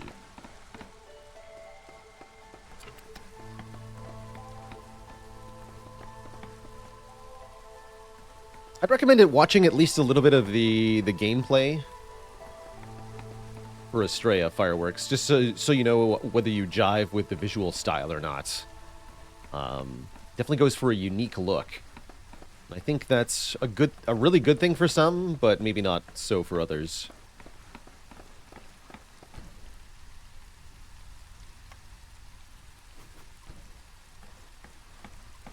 How important do I find the level 2 and level 3 Hearths? The level 2 can be pretty important, especially for certain orders. There's lots of orders that benefit you, or cornerstones too. Like the one that gives you hostility reduction. I'm gonna grab cannibalism. I think I can use that to my advantage.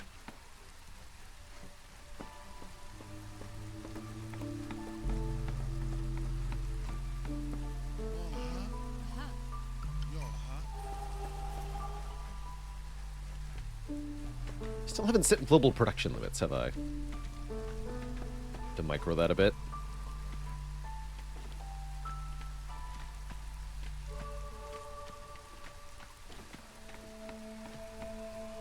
Oh yeah, there's a demo you can try, so that's also a good thing to indicate whether you'll like Astrea or not.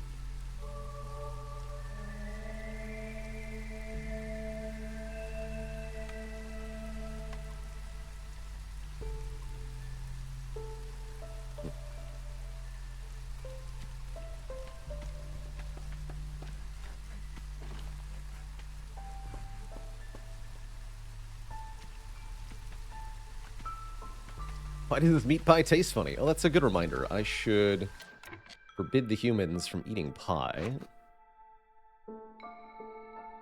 Oh, right. No, I can't forbid consumption. Never mind. That's right. That's the modifier we have. No favoring species is going to be a real penalty.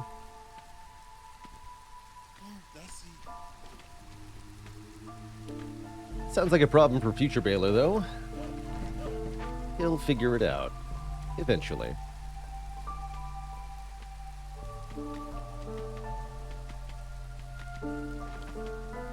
We're currently playing on Prestige 2. In Queen's Hand mode here, the prestige level we play on for each game is going to change every game.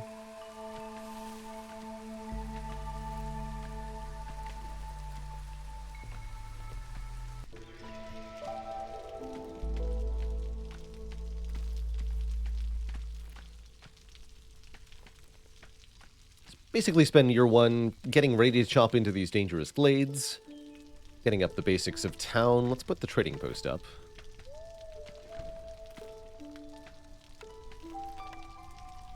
Not much else to build early on. I guess we can make a crude workstation. Start making planks for ourselves. And the makeshift post.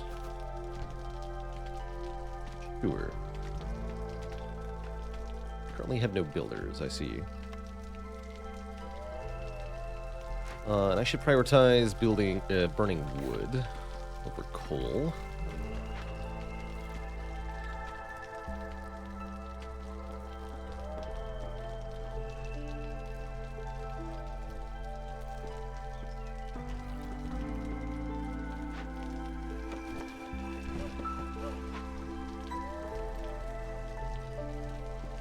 Prestige 2 should be really easy. Well, it's really a question of how quickly we can win.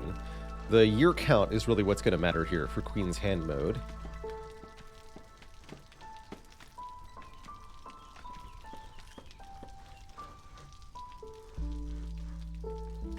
Somewhat imperative that we win each game as quickly as possible in order to get the most settlements to prepare for the seal. And without any meta progression upgrades, it's not that easy, actually. So I expect to fail miserably my first attempt at Queen's Hand mode.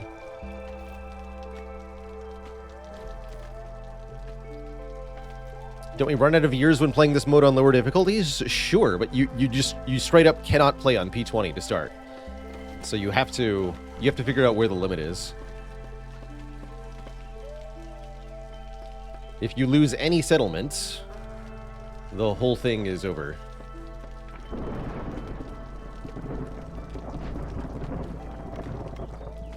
Okay, please make planks up to 10 of them. Nothing with which to make bricks yet. Okay, 4-minute storms are going to feel good.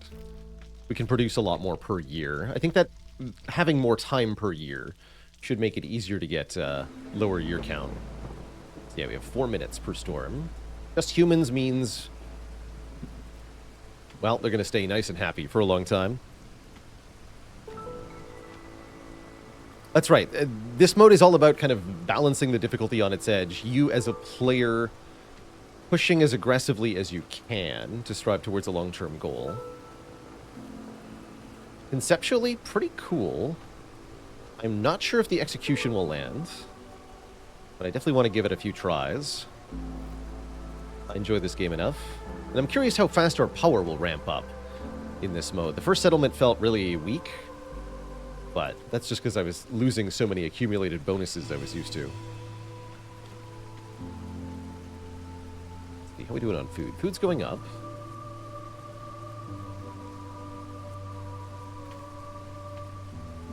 Now it's time to pick orders. We got here 3 glades. Maybe 4 saw blades could be very good. Let's do 7 pack of building materials. 3 glade events. No, we'll do trade. Trade's easy to do on lower difficulties. Tools are easy enough to provide. This is pretty rewarding, though. 9 minutes to cut into 3 glades and rebuild or salvage 1 building. Problem is we can't guarantee what's in the glade. I'll just take the easy one, funding the expedition. Because if we complete Amber Trade, then we also complete this, basically. We can get lots of bricks, which are kind of a pain in the butt to make sometimes. Now that I've picked the orders, I will chop into the glade. This is fine. Everybody do that. Got here an ancient shrine. That's probably one of the better ones. 2 large abandoned caches. And I'm happy to see large clay deposits, because these 1 give copper ore, which we can use directly to make pack of building materials, and 2, they don't require an advanced camp to work, so we can mine from those pretty quickly. We can get plus clay production from this cache as well, although we'd have to get one of these things first. There's also 30 bricks and 30 fabric in this one. Crazy. So, what does the ancient shrine want? We either loot it with food, no problem. Get 3 ancient tablets. 20 pottery for each new glade. Yeah, we're going to do that. Okay.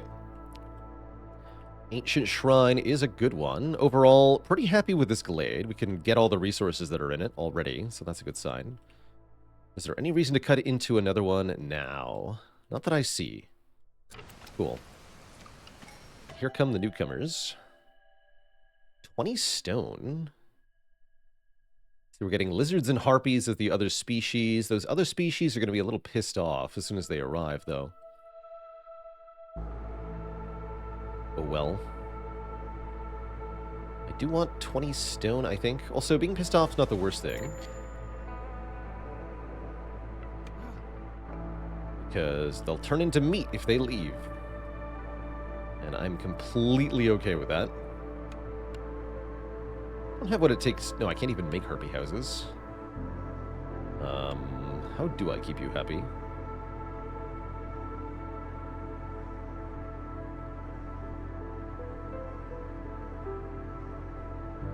Just having a house is +3. Okay, so build a house. This is all you need. Right here. Please assist with house building. So that the harpy does not perish. Yet.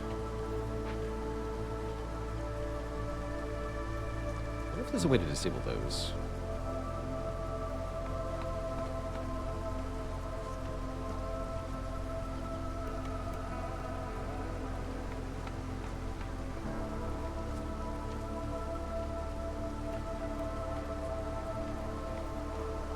Harpy is sticking around. Probably.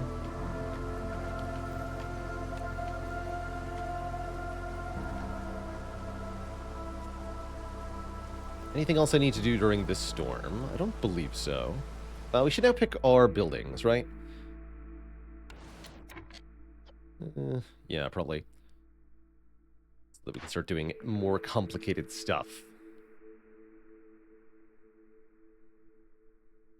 Forage is desirable. Can turn mushrooms into porridge to make the humans happier. Looks like we want pie big time, so we should keep an eye out for ways to gain flour.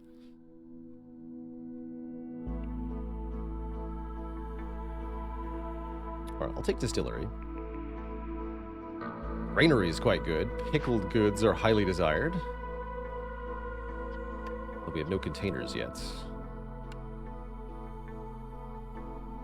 Press can make oil, which is pretty cool. Oil out of plant fiber is quite useful. Is Astrea a game I could see myself really getting into? No. No, I personally don't jive with the visual style well enough to want to do that. Very cool conceptually, but I don't really like the presentation of the game.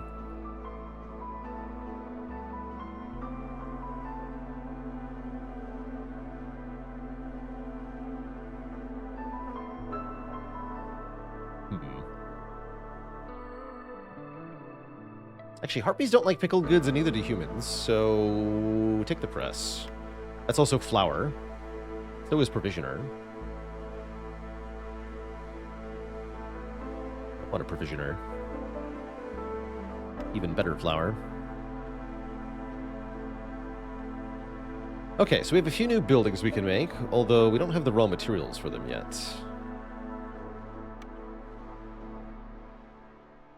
We won't for a little bit. Usually I like to buy that stuff from the first trader. Is anything under construction? Yes. Okay. So all is well. I'm going to start working on the ancient shrine. We'll feed it eggs for now. With one of our humans very shortly.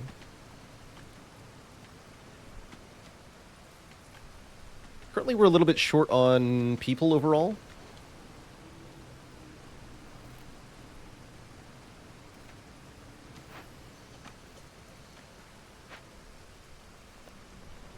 Definitely going to want to get some more.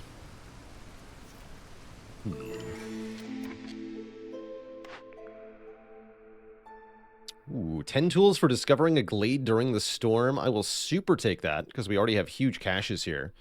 So if we can get lots of tools, we can do lots of stuff. The trader is here. Does have planks, as well as the starting bricks we require. So we can trade away a few things. Although, what have we got to trade? Curious. Not much. If I want 10 of these, and let's say 2 of these, I need 3.8. We can do that. Thanks. Can definitely do that. Alright, begin looting.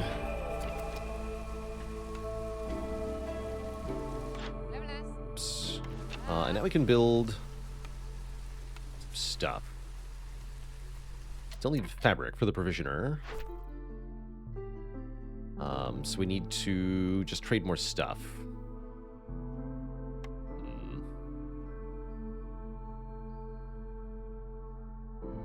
See. Don't really want to sell parts here. Don't have much to sell. Could make our press, though. Not that I really have anything to turn into oil at the moment. We could make flour.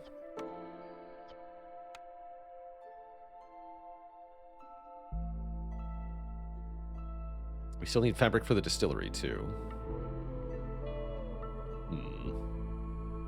Seems like we'd better get mining, then.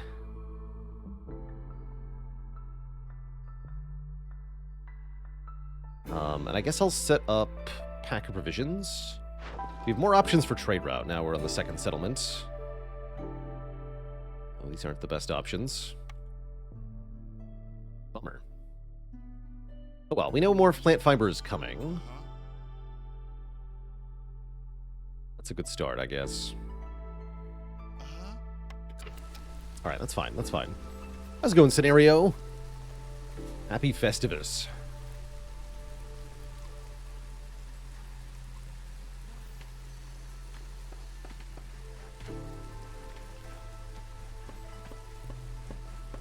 Be a good place for a warehouse, but that also takes cloth. Is that correct? That's correct.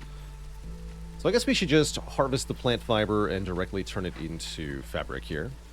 I think that's the easiest way for us to do what we want to do. It's being handled, yes. No, not quickly enough. It's not. Yeah. We're definitely short on people here.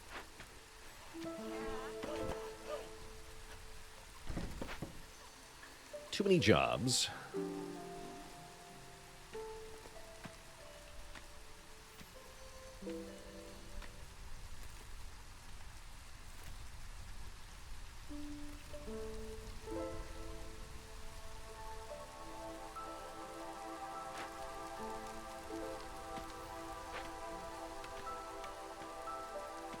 More bricks for this. Just need more people in general. Putting up a second hearth would be a pretty good mid-term investment, though. This is now ticking down. Good. So we're going to get 20 pottery and 10 tools for each glade we cut into during the storm. So next storm, I'm going to cut into this glade, and I guess this one, too. That will let us fulfill funding the expedition immediately, and we'll get some building materials to work with. Speaking of, I want to make the provisioner.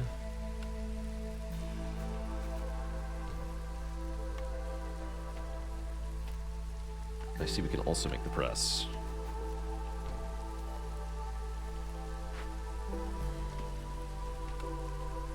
Good.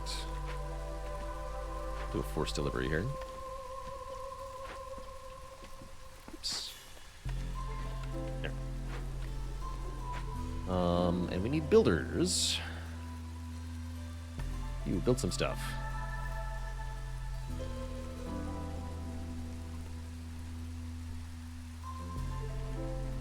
game has definitely improved a ton over the course of the early access period. It's been cool to see how many different things have changed or otherwise improved.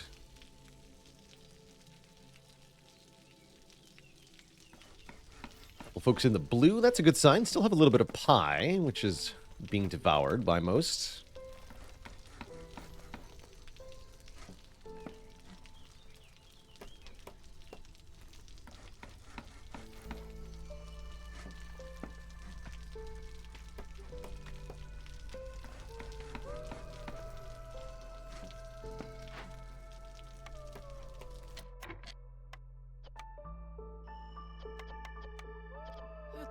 Actually, yeah, enable meat for pack of provisions.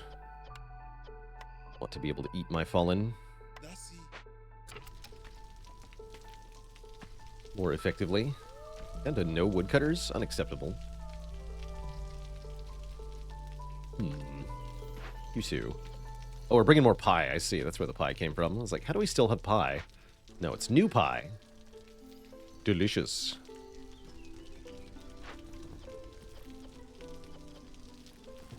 Any trade routes we're going to be able to do? Yeah, we can sell eggs for 1. Miserable.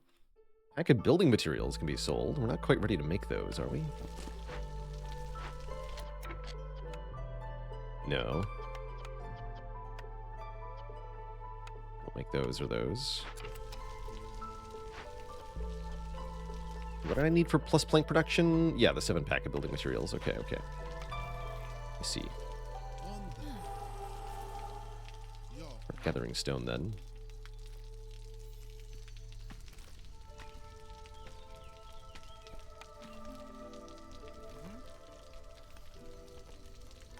Am I able to make another warehouse? Yes. That here. Can hook the crude workstation up to the stormwater. It's a little tempting, actually. I can make really efficient planks then, eventually. Host takes clearance water. Rest is clearance water, or drizzle water. Okay. Oh yeah, we can make a porridge, though. That's what I want to make out of it.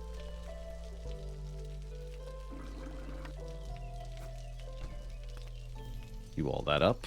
Now I need builders, though. Definitely need more people momentarily.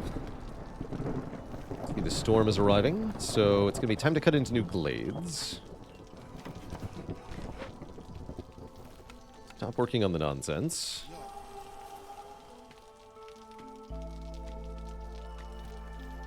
No glade tax to pay, thankfully. Is everyone going to be okay during the storm? They look like they are. The pie is here. And I will definitely take newcomers right away. Give me 3 people, not 2. Please and thank you. Most of them have a house. Make 1 more house.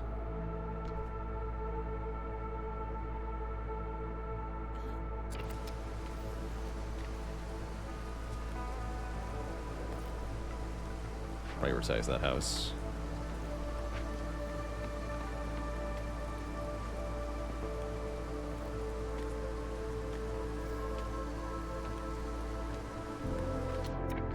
We have a encampment. We can get new people from that. I think I'm going to do. As well as some fertile ground. We have our 10 tools now, so let's deliver this immediately. Gain another blueprint. Let's raise our hostility a bit. Plier could make planks. Don't really need these things.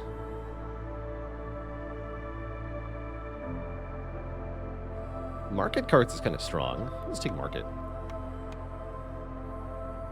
Doesn't take that much to make.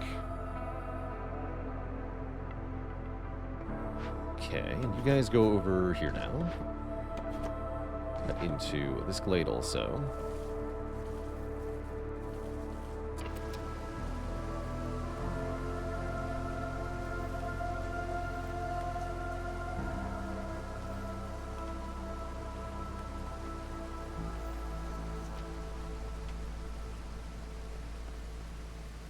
Okay, we seem to have building materials for everything. We should look at new orders now, actually. Burn stuff. 40 oil, 40 coal, and 80 wood to get 3 global resolve and 5 oil per minute. That's pretty insane. Although, how are we going to get coal in the next 10 minutes? I don't know of any way to get more coal.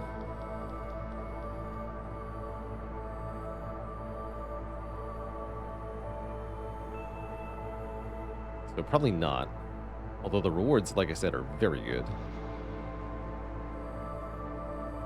Maybe through the trader, that's true. You know what? I'm gonna do it because if we can pull it off, it'll be enormously awesome. Clothing the people.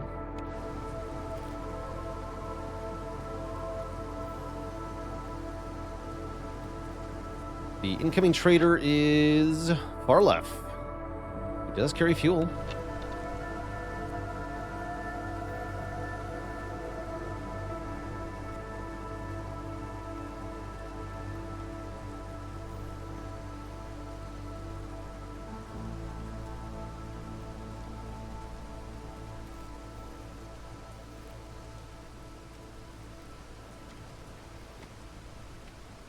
It's so slow.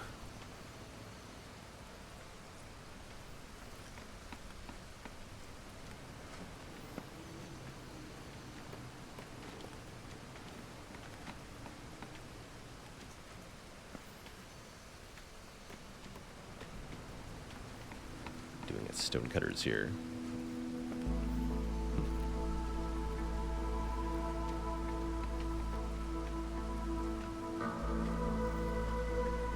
This should get broken into in time.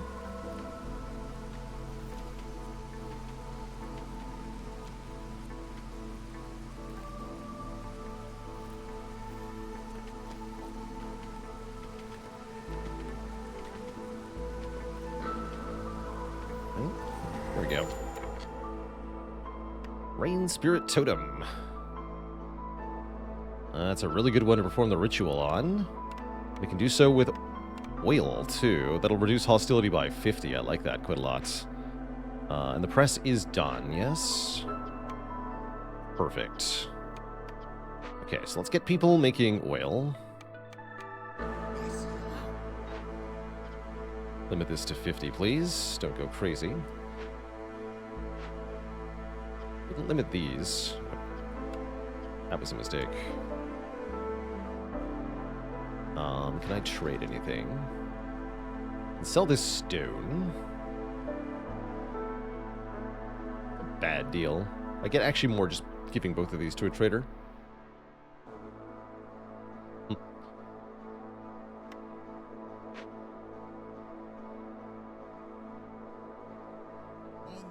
I need more plant fiber. 2 more caches here. And one of these can be opened right away, which I might want to do. Ooh, and I have enough rocks to break one open. Lots of food in this one if we get hungry. This one is similar. Send this to the Citadel.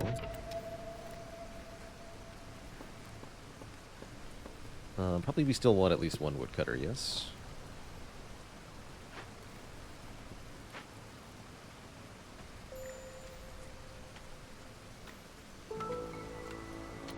And we used up all of the stuff at the Harvester's Camp. Good. Okay, so there's no plant fiber left. It's fine. Large vegetable nodes and large mushroom node in here. Okay. I would like another stonecutter camp. That's what I would like. Double stonecutter camp, please. A path to this.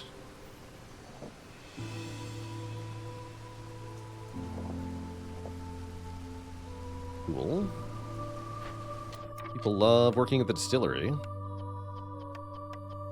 Let's use mushrooms for now. It's not built yet. Okay, storm is over. Trader's not here yet, because they don't arrive that regularly until you get some upgrades.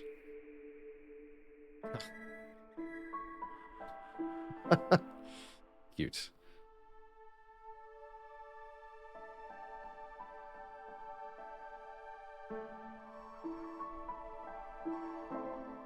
Guess I'm more likely to try to make pie than pickled goods. We turned down the pickled goods. We already have flour production, so let's take Sahilda's secret cookbook of those two options.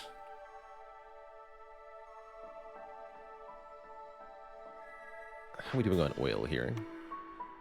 You guys really made no oil yet? Apparently not. It's fine. We have a while.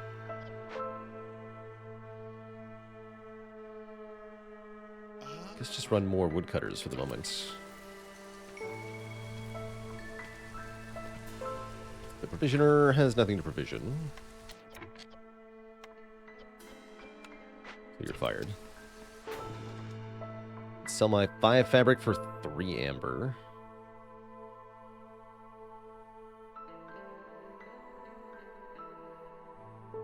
Not right now. Trade routes are a pretty big disappointment so far. Do we have food stored in here? No. This is connected. So now we can make porridge. Make porridge, please.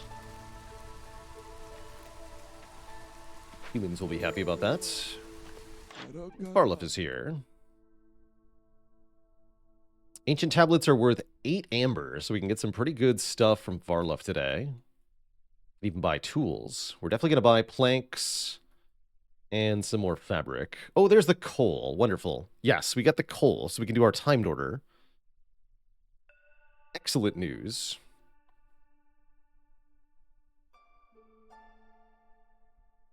I need 40 coal at least. Which will take a lot of ancient tablet value. I guess we'll just give all 3 ancient tablets to Farluff here. Gonna be worth it. We do have 14 coal, so maybe we only take 30 of it. Give me 20 planks. 15 fabric. Make it 10 fabric. As much coal as you're allowed to give me.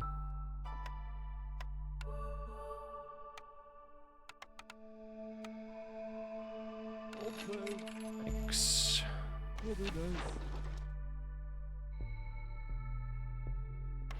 Okay, so...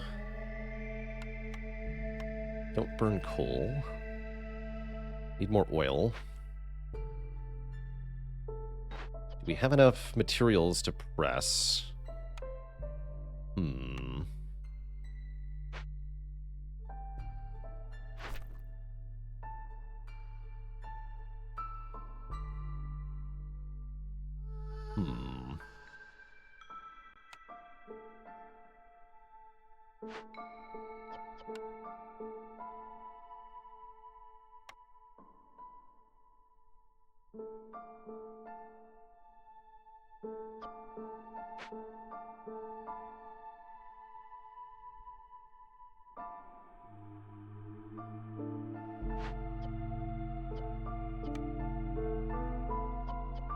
So we have another 20 oil. We have 35 oil coming. We have 10. I need 70.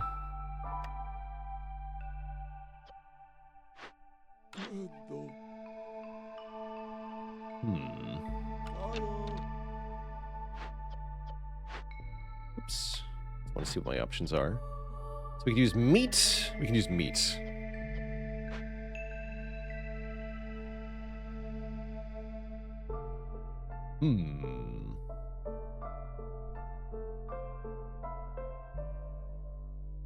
Our drizzle bonus is that we get cornerstone rerolls during drizzle season when we earn points.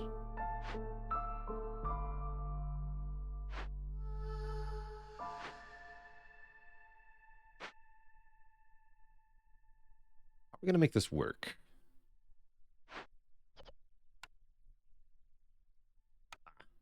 Well, that's one option. I want to perform the ritual, though. Let's see, resin scrolls, incense, or tea. You don't have any of that.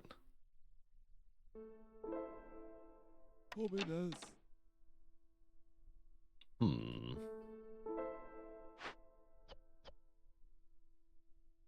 What's the solution here? One of the caches had incense? That's true. I can't break it open, though. Unless Farloff has rocks. He does.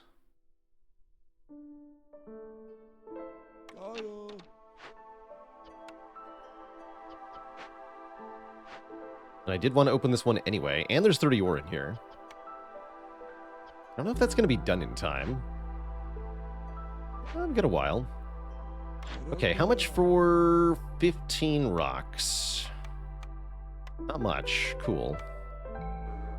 You got it, bud.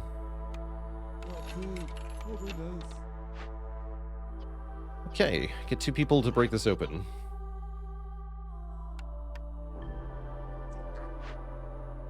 Takes only 30 seconds. And you're right next to a warehouse. Okay, we want to sacrifice stuff now, yeah?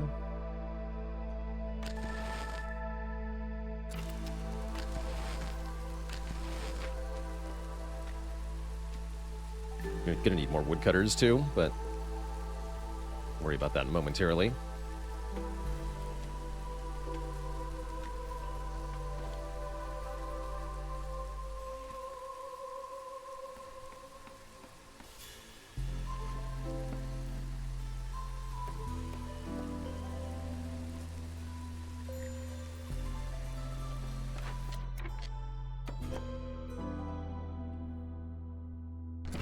Be a little slow to gather food. That's fine.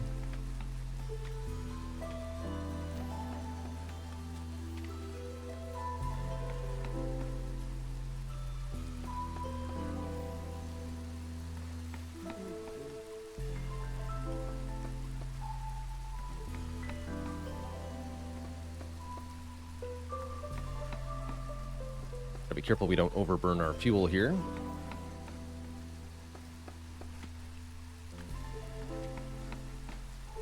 Seconds on that.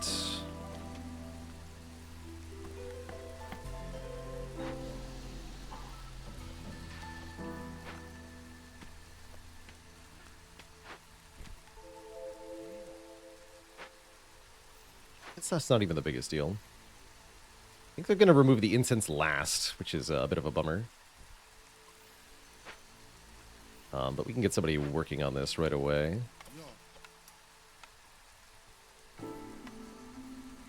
As soon as we get the incense, they'll do it. Okay, we have already sacrificed too much coal and wood. Now we have none of them. Whoops, we did oversack. Dang.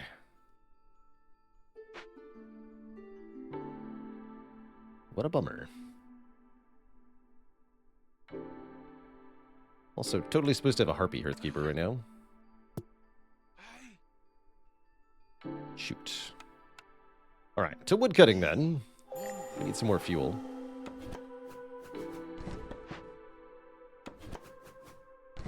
Okay, maybe not that much fuel.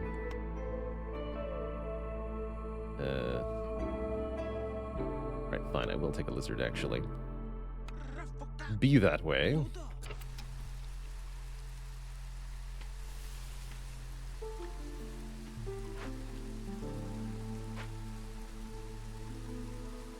Well, the Harpy Hearthkeeper would be so much better. Bit annoying. Still sacking oil? No. Please sack oil.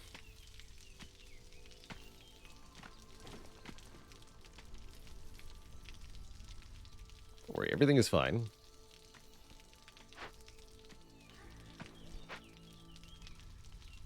Is it?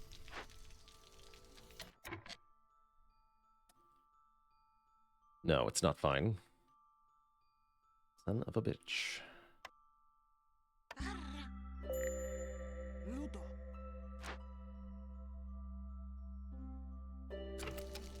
I can use this to my advantage anyway, actually.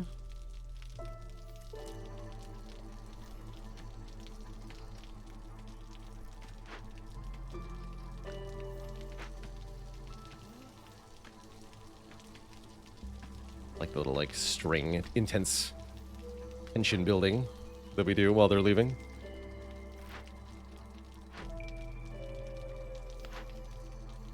Okay, here we go. Incense is finally happening.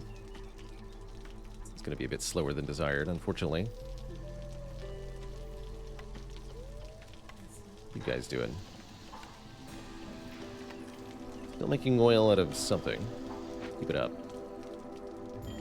Okay, thanks for the meat. Appreciate you.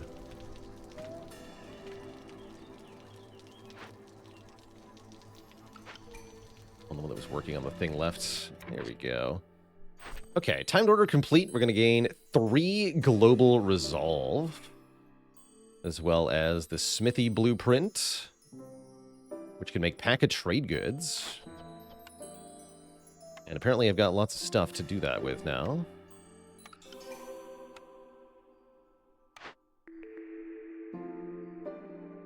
3-star flower. Let's take the herbalist camp so I can get better food.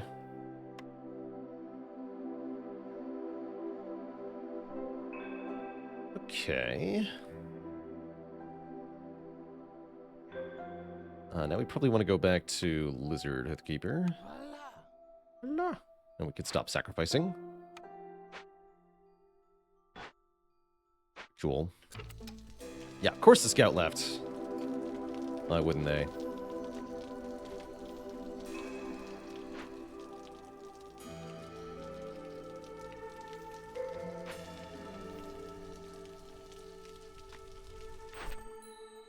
Get 2 more people from this. I'm not quite ready for that yet. Please make building materials out of the copper ore that we have. Newcomers are waiting too. I see. I'm not gonna have them join while our hostility is so high. Oh, we're gonna have all the nasty effects active. This isn't gonna kill me, is it? No. But we are gonna have triple fuel consumption for most of the storm. That kind of sucks. However, we get 5 oil per minute, so it's fine. Not sure we're allowed to burn that in the hearth here.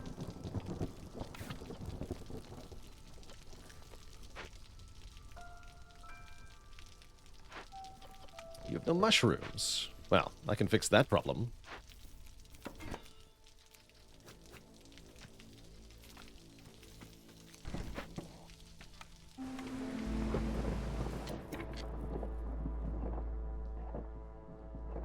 Alright, let's see how pissed off everyone is. Looks like they're going to be very pissed.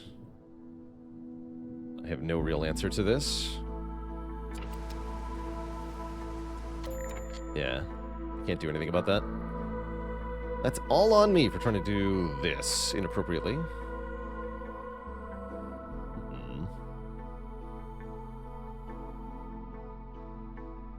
That's a real shame. Wow, even Downpour is active.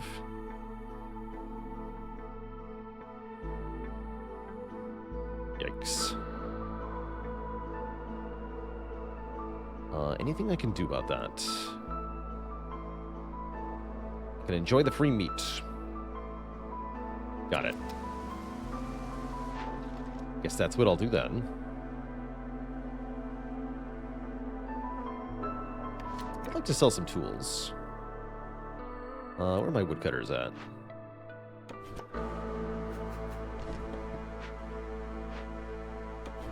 Before you flee, consider chopping some wood.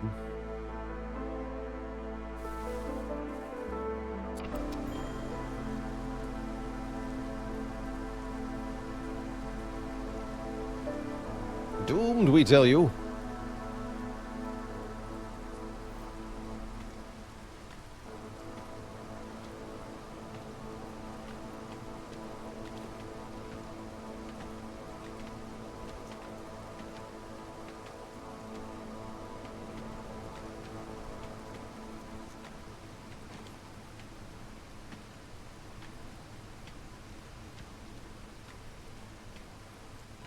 Humans are also leaving. Lizard will take a while.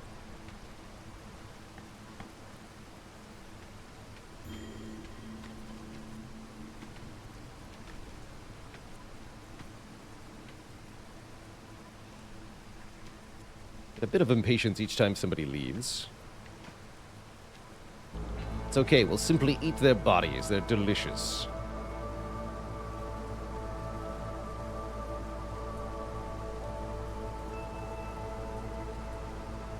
Nobody left. Oh, there they go. That was weird.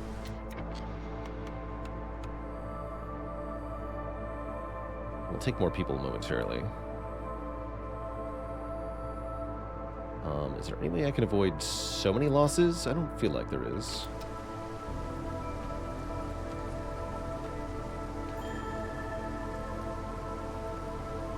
Okay, we lost a hostility level.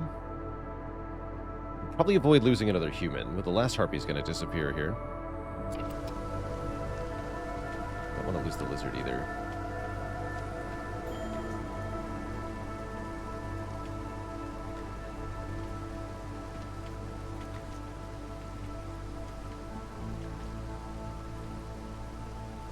On into that glade, though.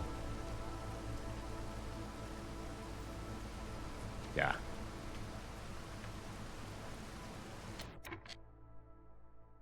Alright, fine. But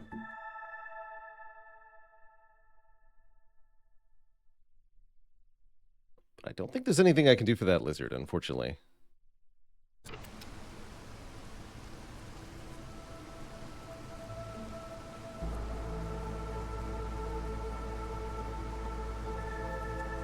Oh! Oh! Not quite. Not quite. So it goes. But now they're back. Welcome back, Lizard. Lizard Wizard. And I guess we can still cut through that then, huh? Good.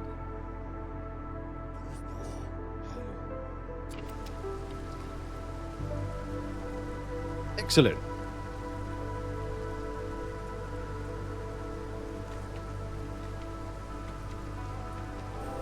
Perfect. Okay. Sell that. I'm not gonna bother with that one.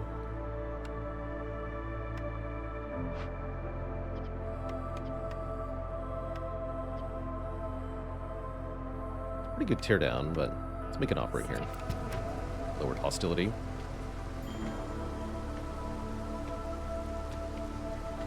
Okay, most of that was intentional. We now have 150 meat because so many people perished. And there's some good stuff we can do with that. So, fear not. All according to plan here. Although I may have over-sacrificed. We have 14 total people. That's not great for year 3. We'll try to get more.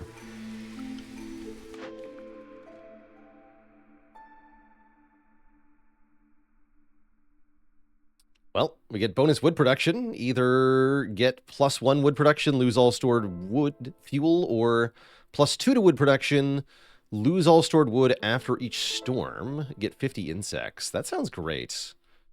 No quality control is excellent here. So that'll be mass wood production. Although it means we chop through the woods slower. We established this before. And that could be a bit annoying. Let's get 2 more people to help out. And let's pick all of our new orders, too. Get a kiln. Or delivers 70 amber in 6 minutes and 30 seconds. How about no?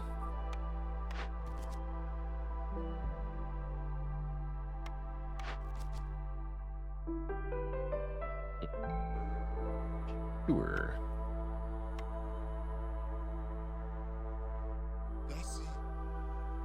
Why not?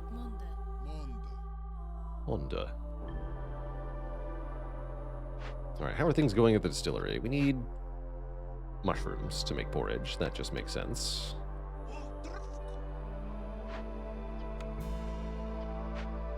Lots of caches. And we know how to get more tools, so I think we can reasonably fulfill some of that other stuff. There's nothing this can... Oh, yeah, we got new plant fiber. Good. If you want a bit more of that, so we can make more oil, maybe. What are you two doing? Oh, you're making it out of meat now. Well, that just makes sense. Cool. So we could be on permanent oil sacrificing, maybe. Doesn't take that much, right? 15 oil per minute is 25% global production speed. I get 5 per minute. I'm just going to sack that for now. Okay, we'd like to get maybe advanced food online somehow. We're just getting portage currently.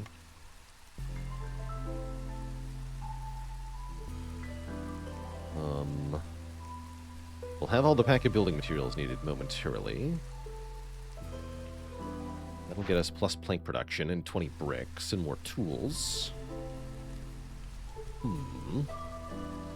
It's already year 4.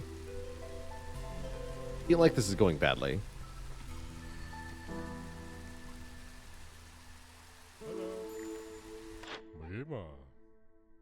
Brr. What can I do you for, Zorg?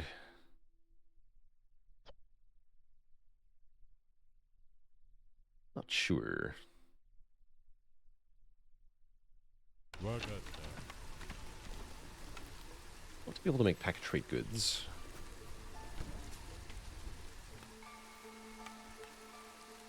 We want the second hearth as well. As well go over here.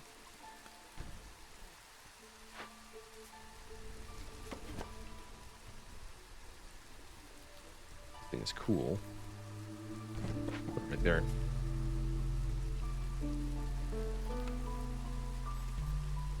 So we should probably prioritize burning wood, given that we lose all stored wood. That means we should probably be turning planks into wood at wood into planks rather at record pace here. So let's have less woodcutters, more plank producers. Set the limit of these to 50. And now it's time to hook up the geyser water properly. Really just churn them out in large quantity.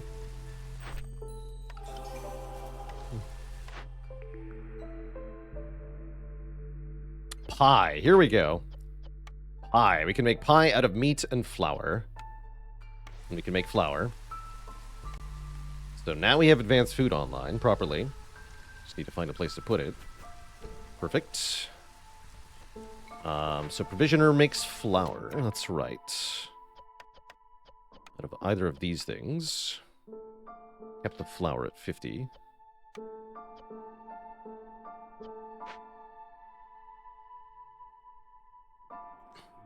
Alright, we no longer need the press man. Get people in the provisioner. Run out of building materials. That's fine then. You can work the press. So we do still need oil. To keep up the ever-sacrifice.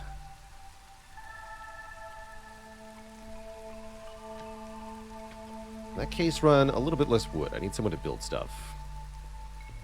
We're definitely behind on people, but we have lots of food. So our hope is to kind of catch up here.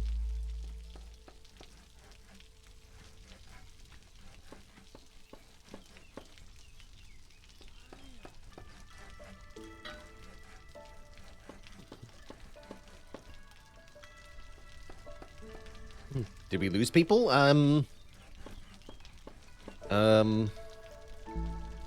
No comment.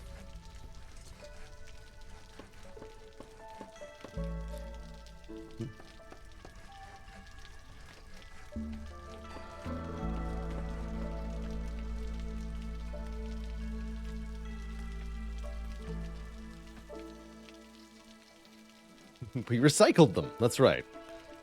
We recycled them. Yeah, you have no mushrooms because these people aren't gathering fast enough. They don't have a warehouse. Well, give them one. Don't be silly.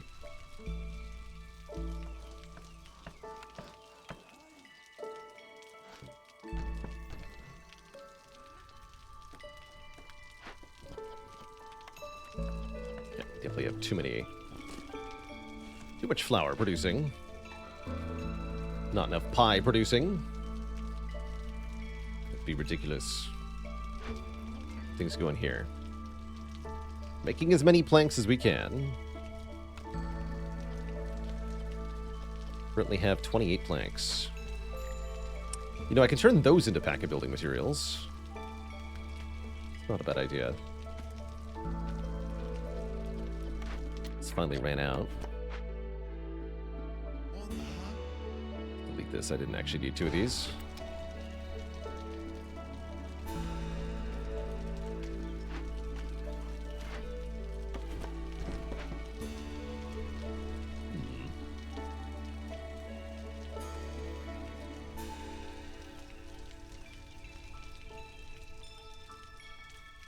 Blizzard in that second hearth soon.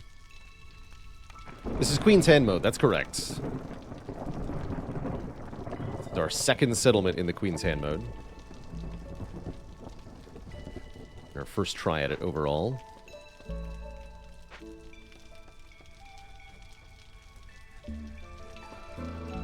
So I'm pretty familiar with this game at its core.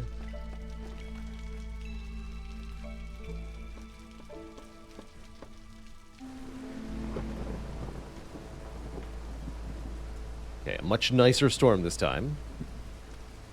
Not having plus 300 hostility goes a long way, I guess. Where do you just send this, huh? Do it.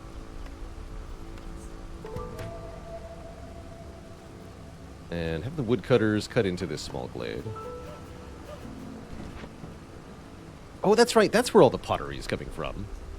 How about that? Giving on oil. We're just about out of oil. Okay, we just stopped sacrificing oil. That makes sense.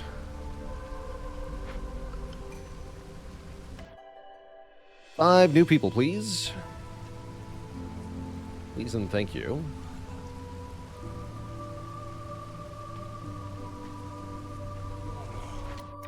Just make pie. That's your only job.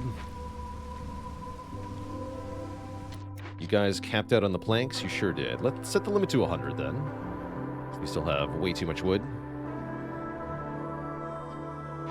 And see if we can get some people making garbage. Literally don't limit these. Cap them at 20, I guess.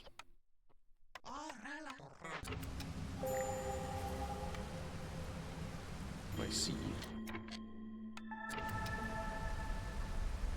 Roots here. Getting back to our roots.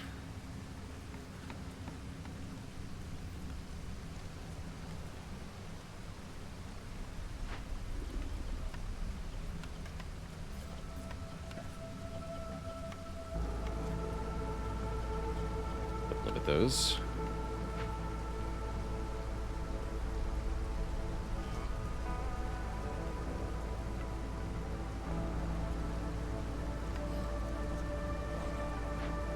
Just make pie.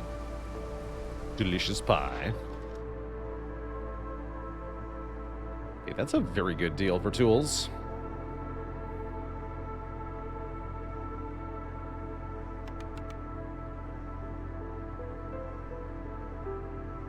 Oh, and I can sell pack-a trade goods too. Delightful. Check that before the storm ends. He's gathering stuff.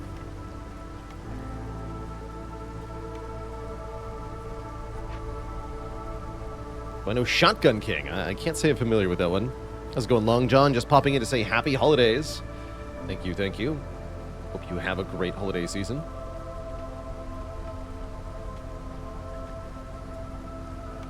So I do need a builder.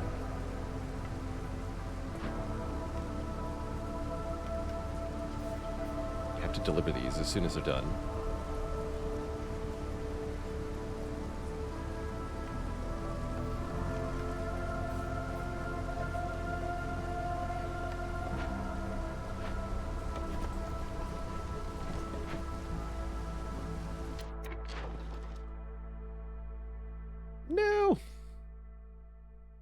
Oh, that's right. I get jerky for pie, of course. I'll sell this then.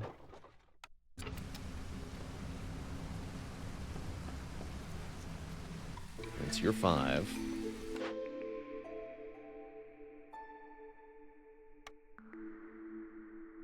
Take 3 roots per minute, sure. You can use that to make flour. Pretty good. I just got another reroll. Monastery's okay. Take lectures.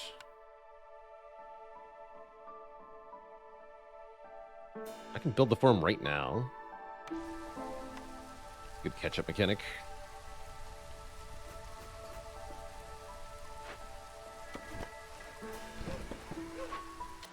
Got a bunch of insects. We have no wood, so we need woodcutters.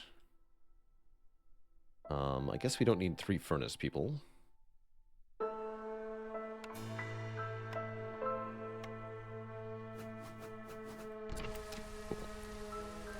will suffice for the moment. I'm gonna need more woodcutters than that for now.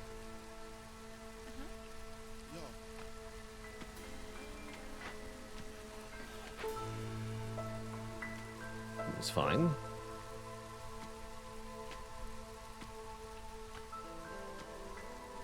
Everything will be online momentarily. Favor lizards. I'm not allowed to favor anybody on this map or forbid consumption.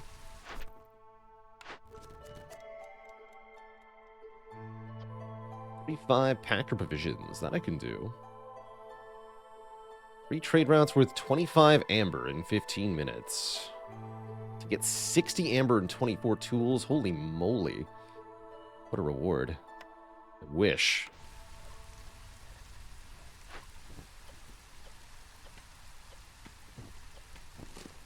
Let's limit these to 35. That's the worst that could happen.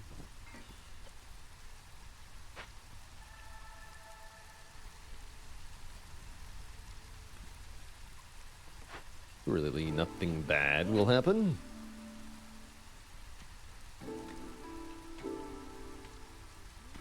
What do the red dots on the rep bar mean? Those are times at which you can activate the Forsaken Altar, trading either lives or meta progression resources for a one-time bonus in this game.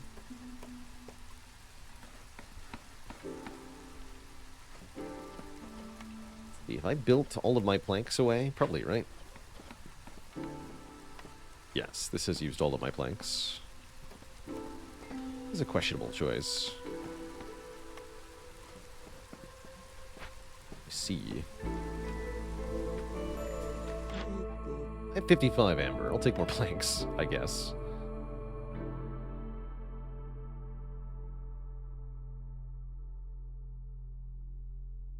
We also have a crap load of clay.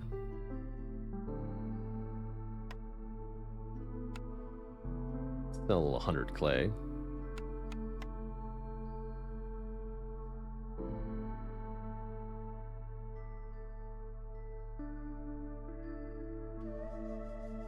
These are all pretty whatever. We could buy some tools. Yes, we could buy some tools here. Tools are a pretty good idea. How much for all of your tools?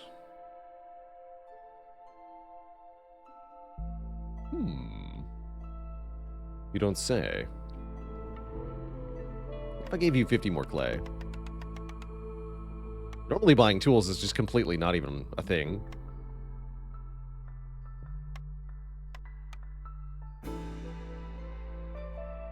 Pretty intense.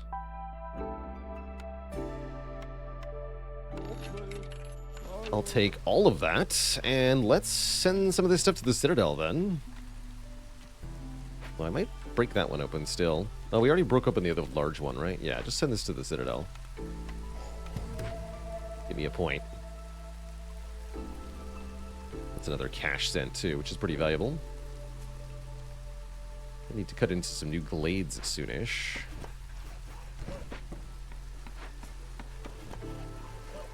Make sure we're working towards stuff. Okay, the forum's online. We'd like to get that staffed with 3 humans. If I have humans to spare.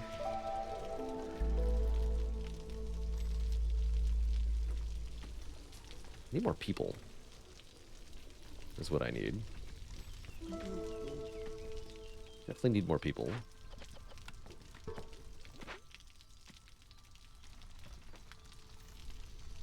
Guess you can stop stone cutting for the moment.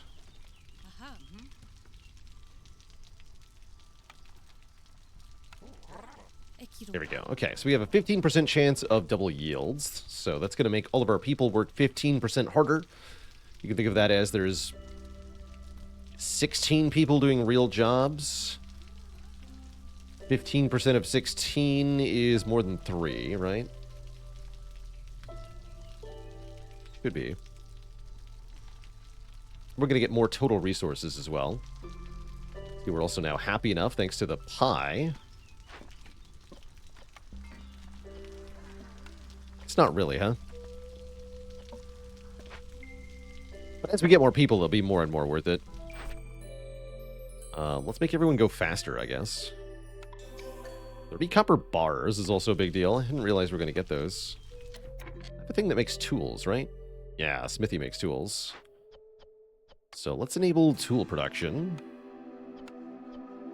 Using wood. Biscuits. Oh, biscuits.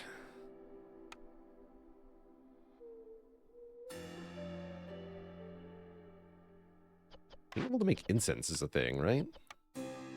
Yeah, it is.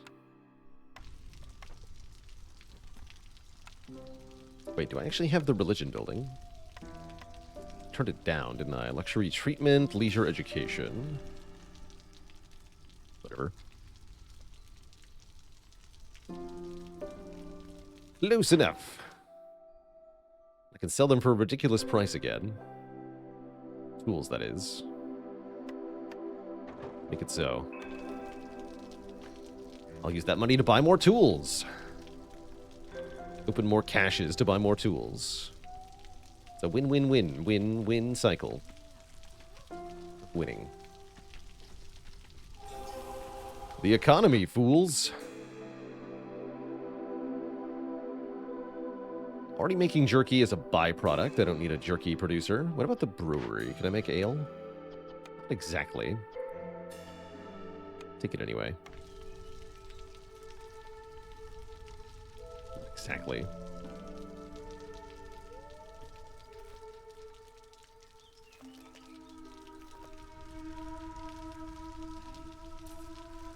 $15% is going to be 2.4. Okay, so yeah, we're actually not benefiting, except we are giving 5 resolve to 3 humans. And again, they're gaining more total resources, so it's pretty cool. They're sacking oil again. The newcomers are here. Perfect. Take 5 more people. Is this level 2 yet? Yes, it is. We need more people. Houses.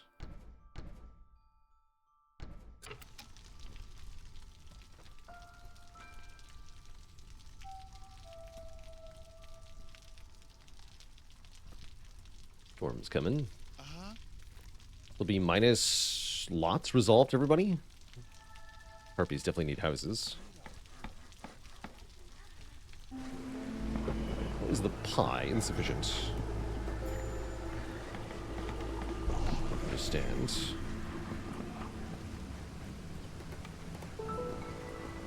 Must not be making it fast enough.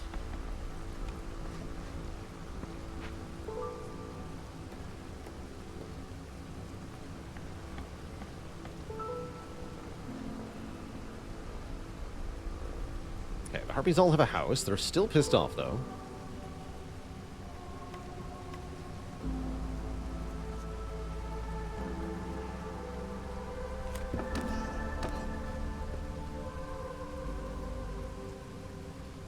Perfectly fine.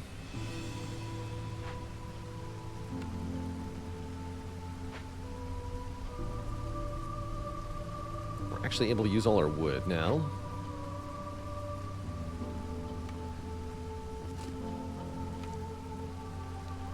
can have some help.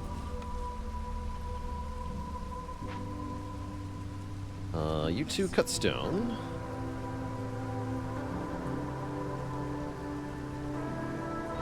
Stop using meat for this. We get 2 people working on this, though. And more stuff. Anything else I want to build? Let's get the apothecary up. Back over here-ish.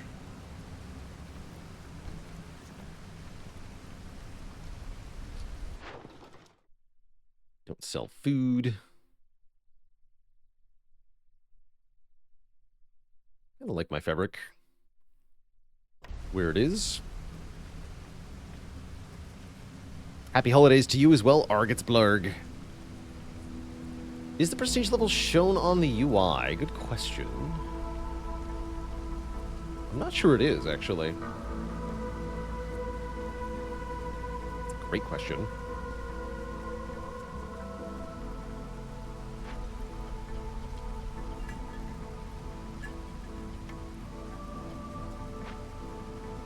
Did we stop sacrificing now? What, our oil? Oh, yeah. Guess that's happening whether we want to or not.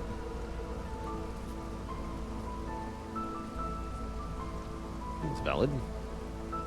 I definitely should have cut into one or more glades during this storm, huh?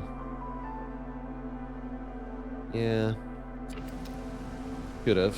Too late now. Oh well. Oh well.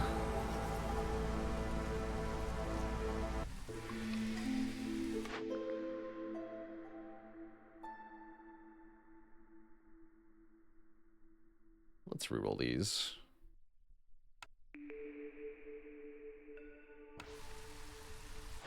That's the good one.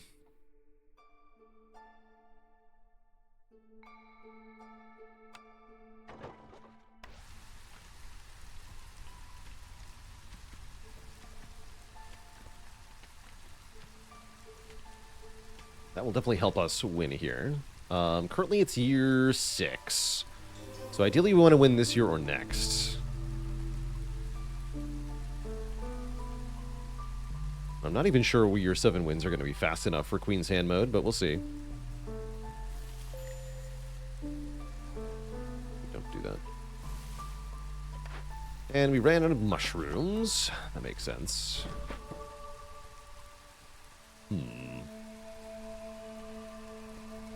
Currently I have no way to get clothes, no way to get a kiln. Gotta find more caches. We'll have to cut into glades.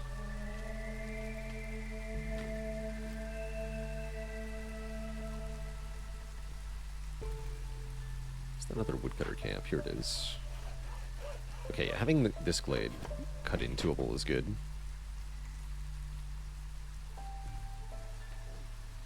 Definitely gaining reputation at a good speed. But I don't think we can get all of the... Looks like we need 8 more points to win, right? I don't think we can get all of that in 1 year.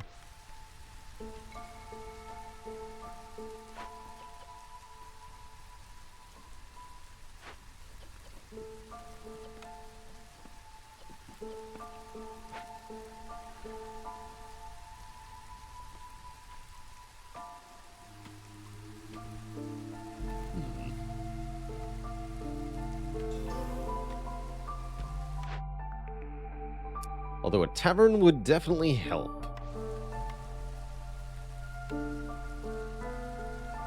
Yeah, let's... Required.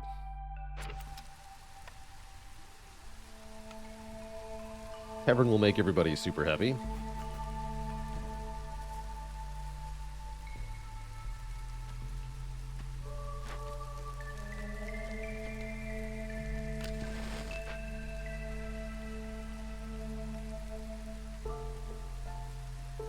Call traders. Yes, we can look at 2 traders, and we can also increase our impatience, right? Yeah, that's not a bad idea. The trade route's finished. We have lots of money. Yes, we have 100 money. Okay, maybe you're right. Maybe we can win this year.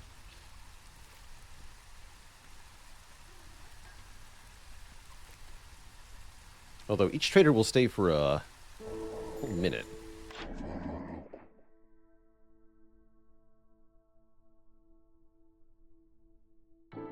Okay, we need those. That gives us a full point. Take the lowered hostility.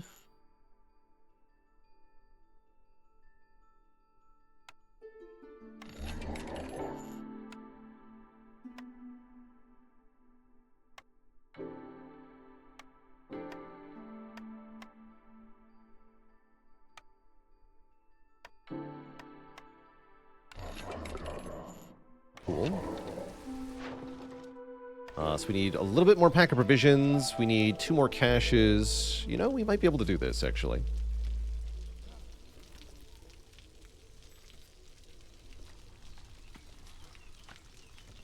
It might just be possible.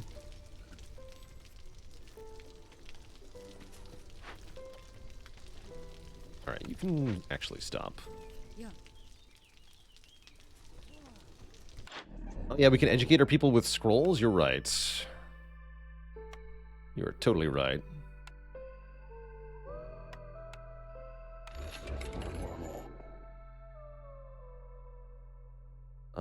Does anyone like tea? Yes, the harpies like tea. Take the tea as well.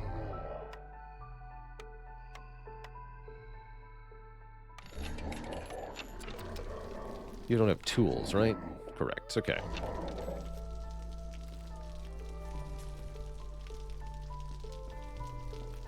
Okay, that will make everybody even happier. Especially the harpies, though.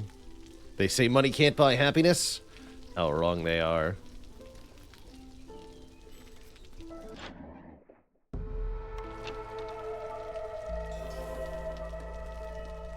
So my patience is going down.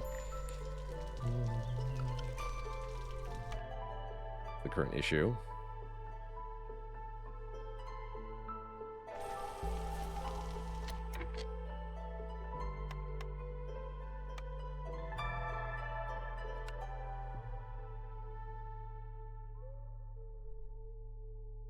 Now I have a ton of people. Some of whom are unhoused.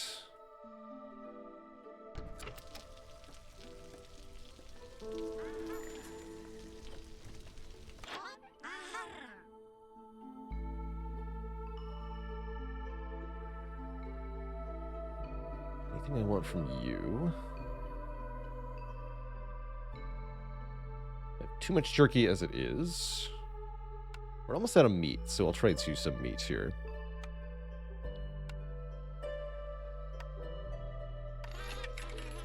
Thanks.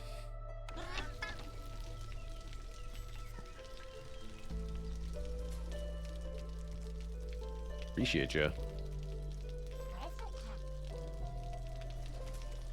What are all these people gonna do, though?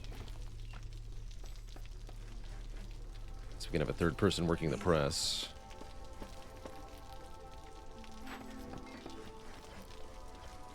Should be all the pack of provisions we need. I don't know. I don't think we can quite get there. Oh yeah, our tavern's done, right? That's right. Do we have 3 humans?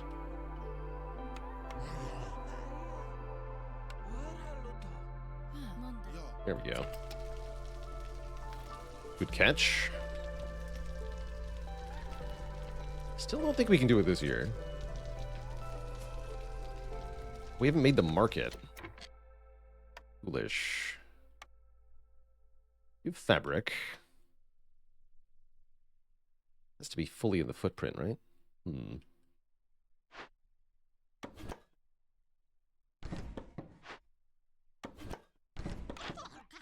No, you don't have fabric. Didn't need to buy that.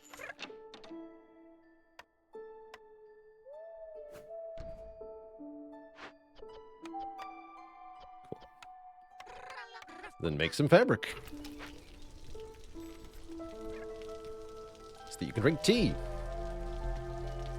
Vitally important. Let the tea get drunk.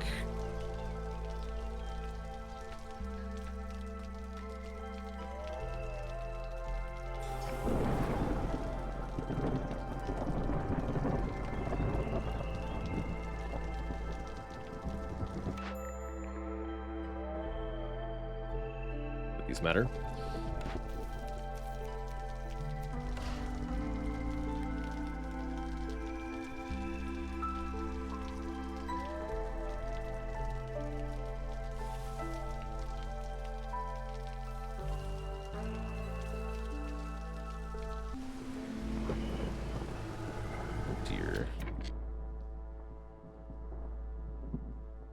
Time between breaks.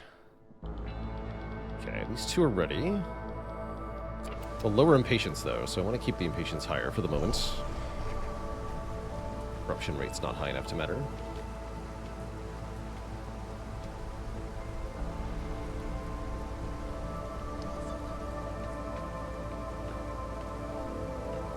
No cash in there. 10 tools, though.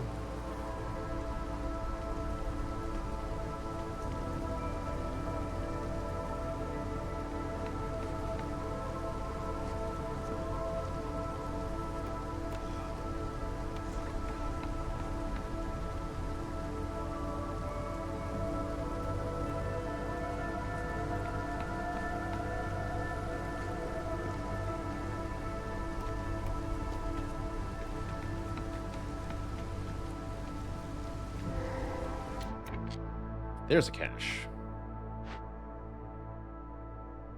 Can't cleanse the tree before the year is up, but we can send this to the Citadel before the year is up.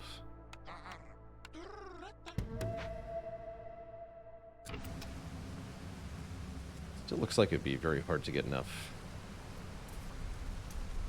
stuff here.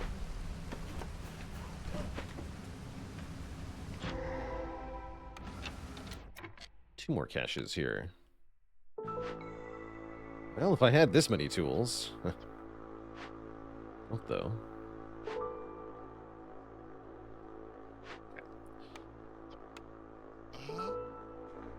Not counting the tools for this thing?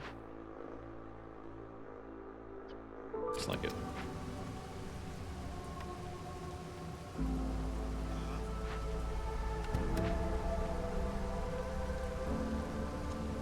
That'll be 3 points.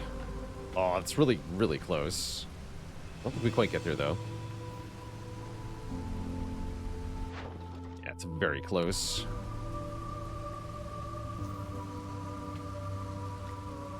Although it looks like this won't even finish before the year's up, so no need to be upset. Take my year 7 win. That ought to be good enough, I guess.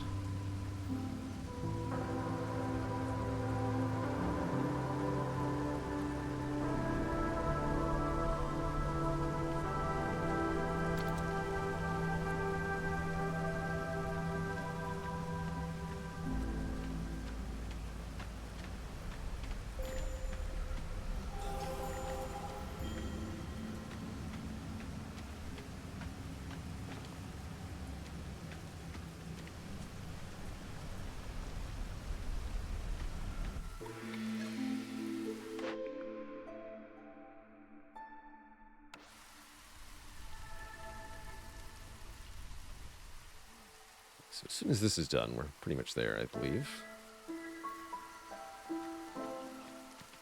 Just cash this in, this in.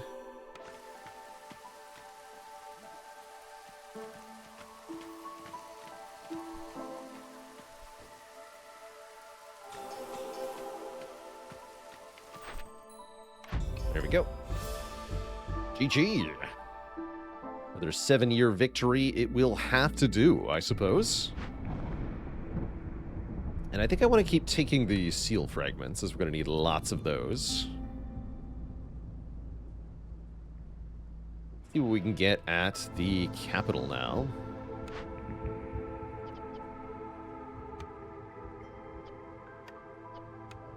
Fox House, Harpy House, or the ability to upgrade mines. I think I want the Harpy House, personally. So nice and easy to make.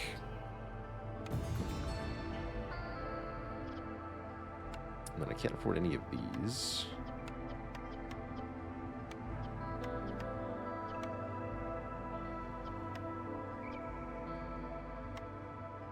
Ember Embarkation bonus is quite good.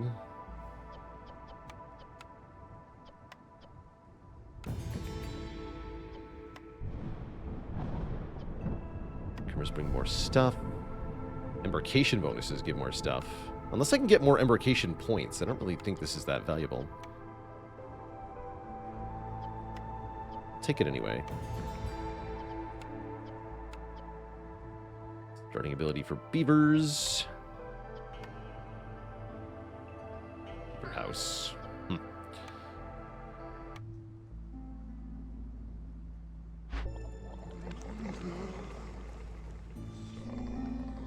We could trade food for artifacts or machinery here.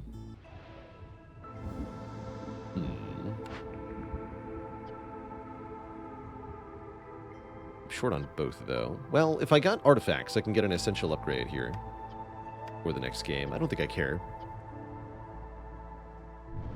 I guess artifacts are pretty rare, so maybe we should take the artifacts from them.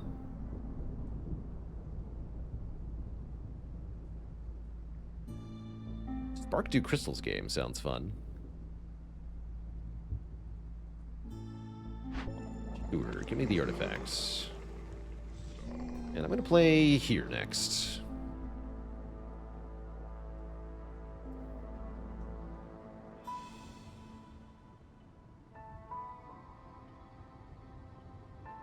We're going to go with the foxes. Get 6 extra parts. So 30 parts to start with. That's a lot of parts. Can sell some of those parts. So let's see. Summary. So, how much higher do I have to jump prestige to get good rewards? Prestige 6. When buildings cost more, we get one more thing.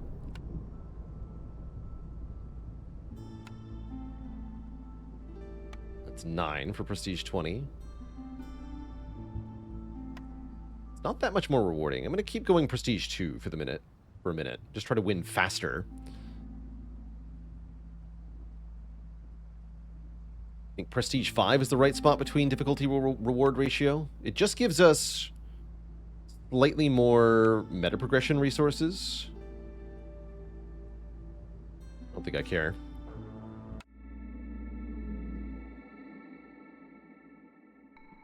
This will be our last settlement. We do start with humans.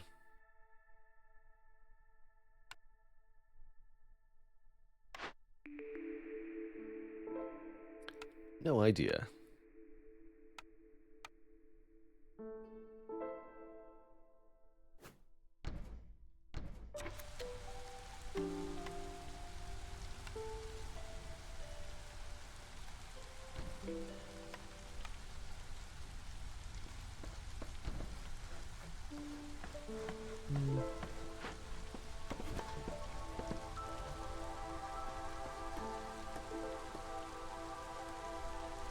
There, I guess, actually. That's still not in the right spot. Here, I guess.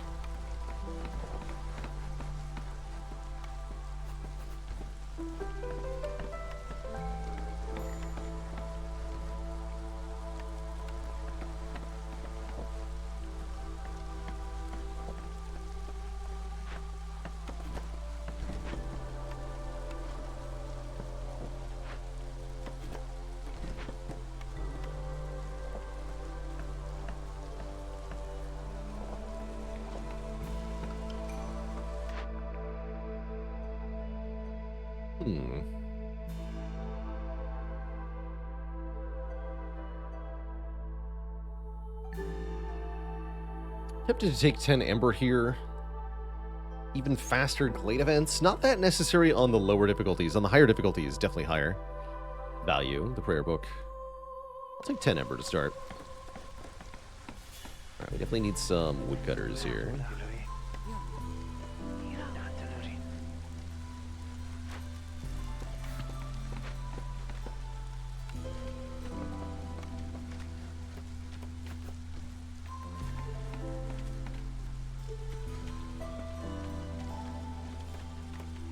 They can build stuff.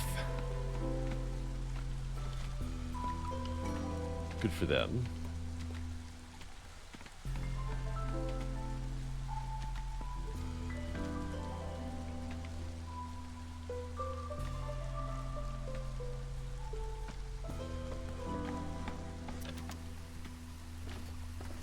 Can't go wrong with lumber mill. I think that's a pretty good statement in general. Lumber mill is pretty strong for its a very efficient plank production. Plus, we are on the biome that gives lots of woods, so even better. I really only queue up one house. Guess so.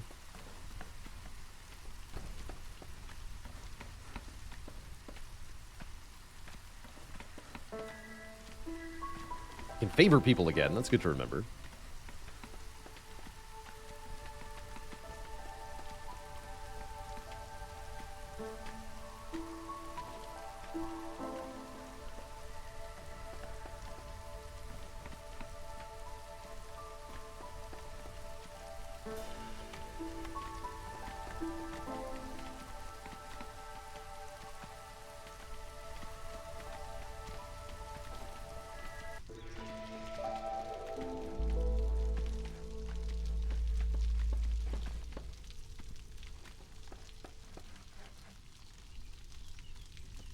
Basic stuff getting online.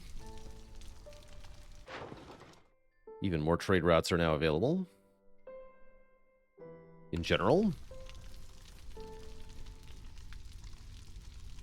Hey, congrats on the 820 heart win for the first time, Din Goose. Well done. Always happy to hear of glorious success by dedicated viewers.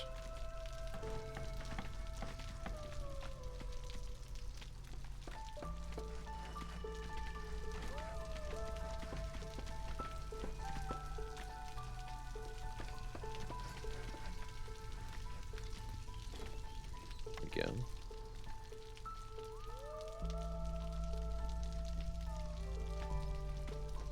Storm's coming. Make harpy houses now, but I currently have no use for them. Alright. Why don't we make a trapper's camp?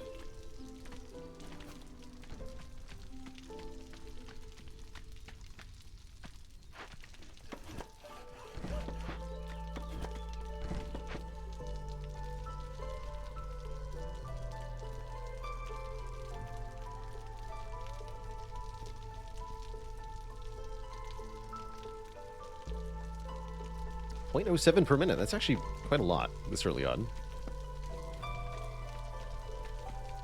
Okay, and now let's just gather some stuff while the woodcutters cut through the storm.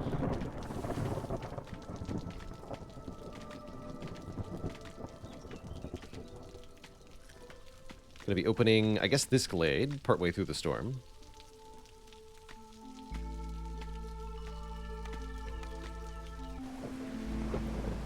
Let's look at the orders now. +1 plank production again. 5 glades, or any 3 glade events in time. I've never thought this was rewarding enough. Let's get even better plank production than last time. L20 stuff. It's definitely going to happen. Sure. All of the ruins. Open 3 glades and rebuild a salvaged ruin to get tool shop. I want to try it. Of course, we're not guaranteed to find any ruins at all, really, but it's a problem for our future self. I guess the small glades are not that accessible, huh? It's a little bit of trouble. We'll run full cutters for this.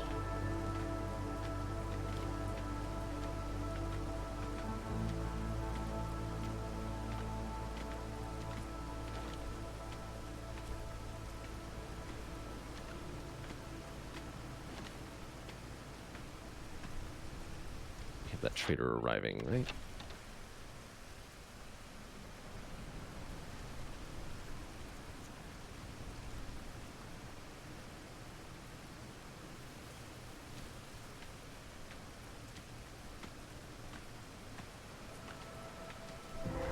Okay, we got a ruin. Oh, it's a good one, too. A tavern. Although that will be very expensive to rebuild. We could salvage it. Light Rot Cauldron. We can ignore this.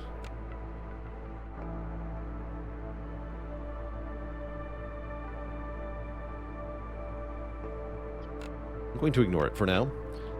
All the more reason to cut into another dangerous glade.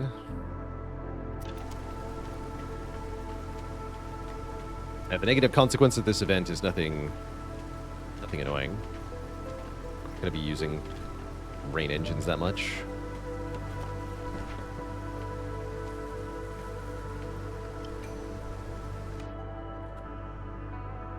Give me more foxes. I like the foxes. Foxes are cute. Foxes are great.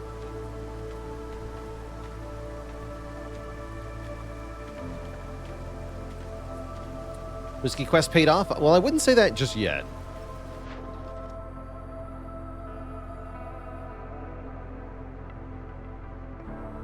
Not say that just yet.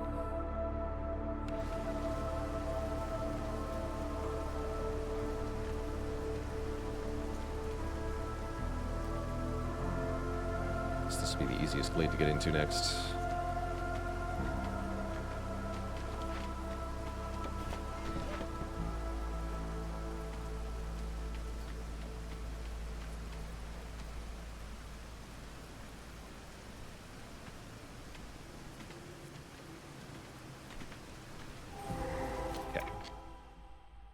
Ancient shrine, no problem.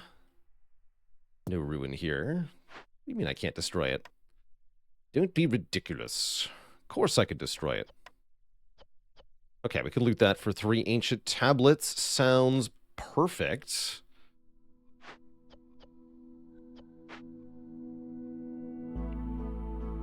Foxes will work on that momentarily.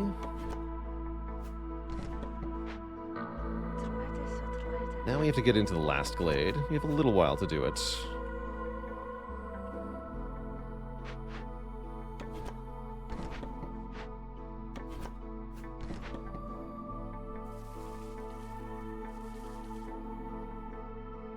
Shouldn't be so hard.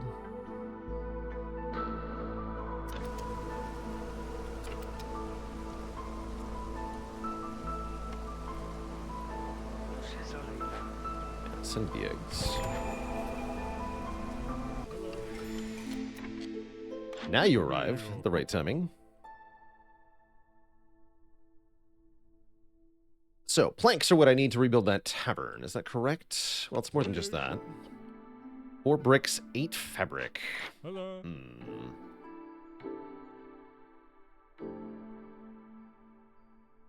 Uh-oh.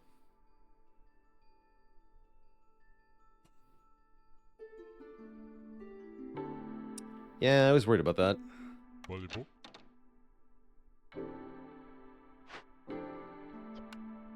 Damn it. I don't think we can do this. Although I can salvage it, right? We can salvage it. Instead of rebuilding it. I guess that's acceptable. Ooh. Cutter's Prayer. We'll lose all 157 wood we have right now, but we get way more wood production. Now we should also pick our blueprints, too. Did we find large meat nodes? We got large mushroom, large clay. Yeah, there's one nest that would justify a trapper's camp. I'd rather have the large mushroom camp, though. I guess I'll probably take the lumber mill. So we can make planks ridiculously effectively. Temple. Tios being able to make porridge is pretty valuable.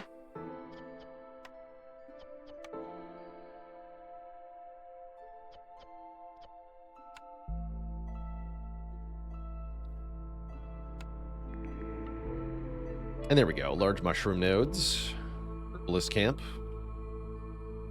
Stamping mill for pottery and flour is pretty tempting, but I want to be able to get these large mushroom nodes. Okay. So, how long does it take to salvage? 2 minutes. We have a couple minutes.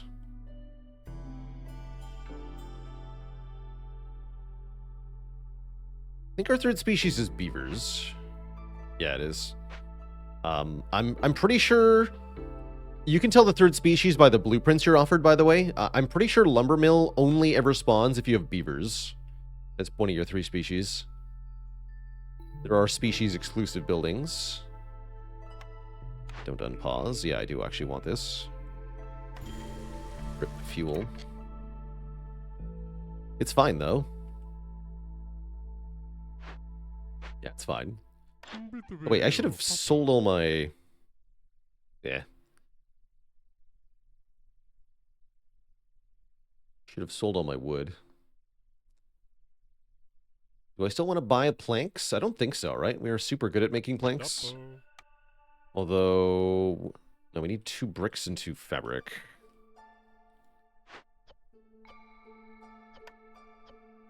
Okay. Let's get this up.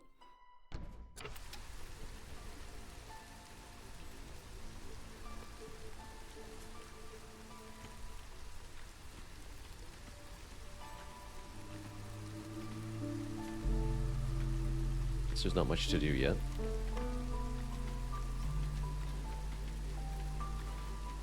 Just start this now. Really hurts to salvage a tavern, but so it goes.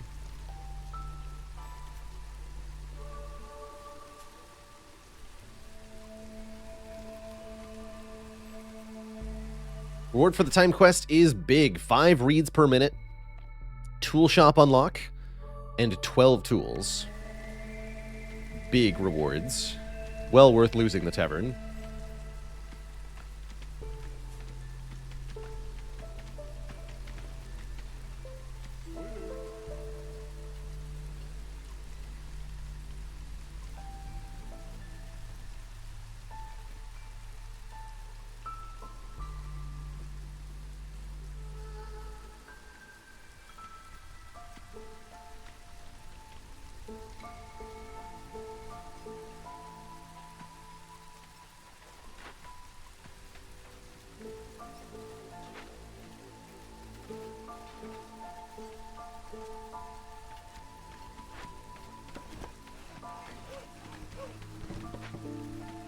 Yep. This is being dealt with, right? That's right.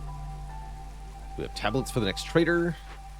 Gonna cleanse this eventually. To get more reeds, we can cleanse it. Although I'll also need 6 purging fire.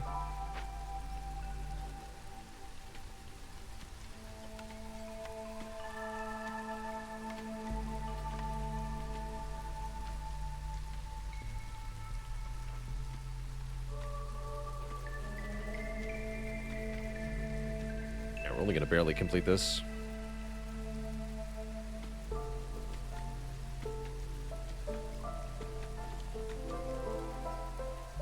Not much in that glade. That's a really sad small glade. Ooh. Oh well. All of the ruins will be complete. That's what matters. Okay, we can run fewer woodcutters now. Get back on food production.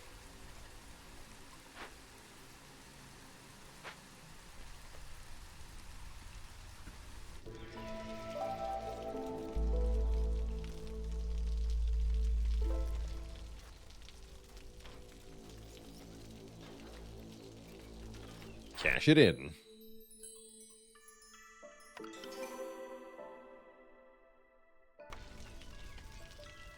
We have 12 tools. We have 12 tools.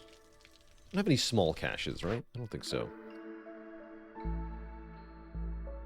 Artisan can make coats. That's kind of valuable. But what about biscuits and pie? And pottery. That's really powerful. We just need a way to make flour now, and we have lots of mushrooms for flour.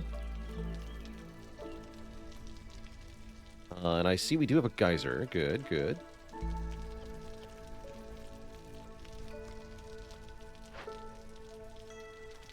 And we got some copper bars, too. Can't make flour. We didn't take the stamping mill.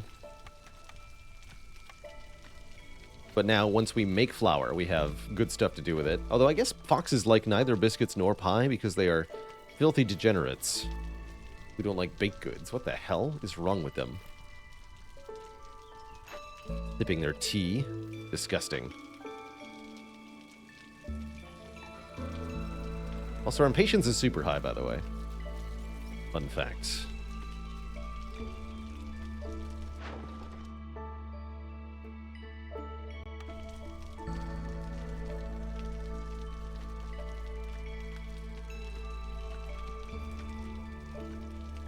There we go.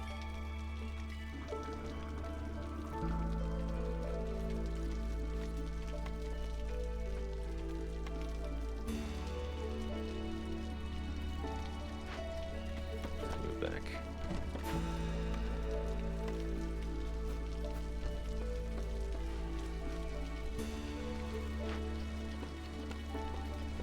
Need some fabric. Limit 10. Don't even ever think about making planks here. Don't make pipes.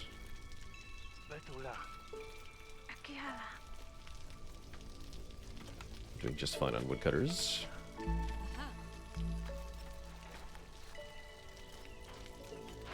At least we got a bunch of pottery from the tavern. Make pickled goods, maybe.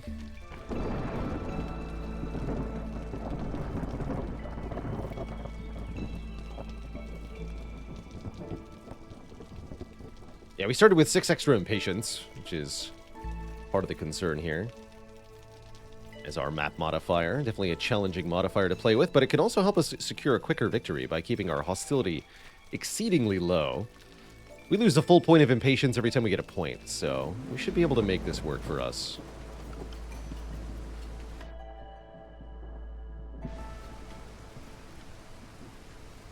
Please make a house.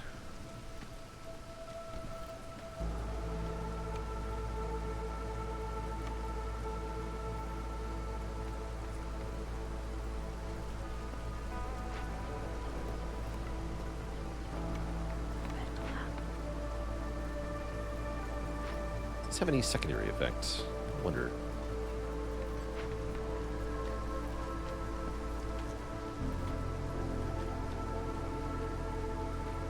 There was an encampment, right? Yeah. Not doing that good on food, though.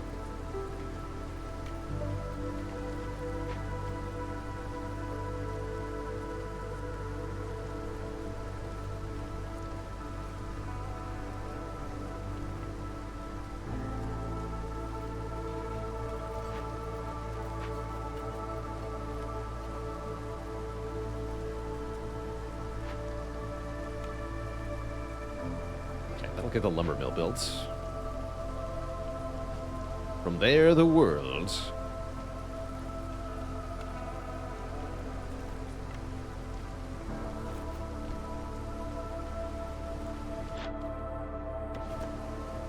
Live over here now.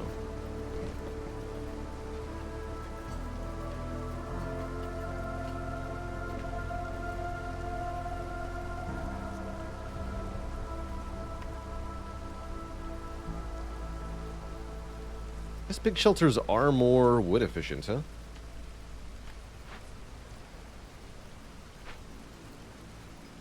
I never build large shelters. Probably should, sometimes.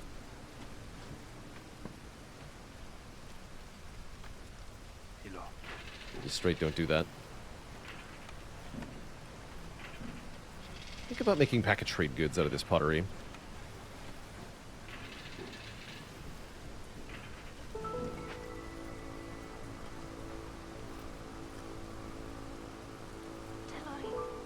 Builders, right? That's right.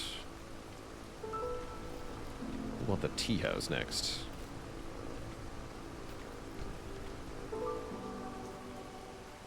Okay, the tavern's gone.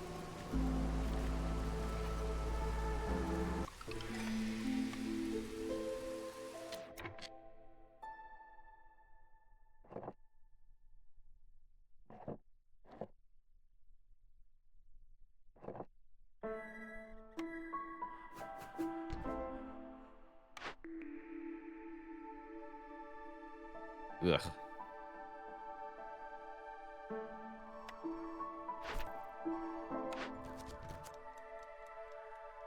Fell 50 trees in 5 minutes to get 15 planks, faster fuel recipes, and 3 wildfire essence. Wonder how hard this is to do.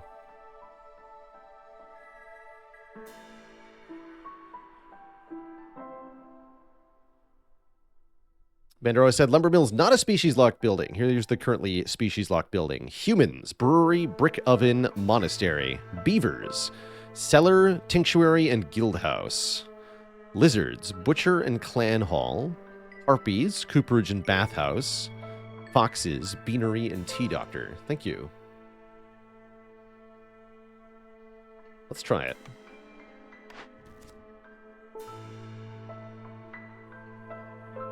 Eight human houses? That's not happening. That's not happening. That will never, ever happen. Not even once will that happen.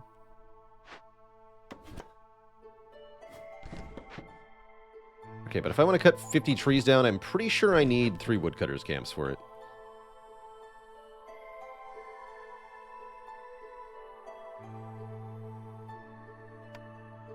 Woodcutters camps that are actually staffed.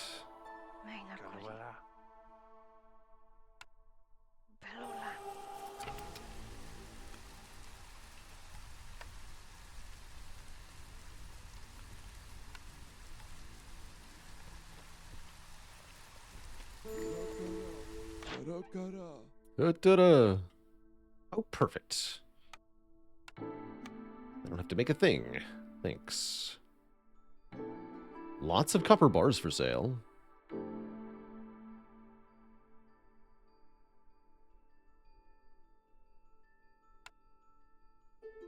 That'll be 20 value of goods sold. You have no planks.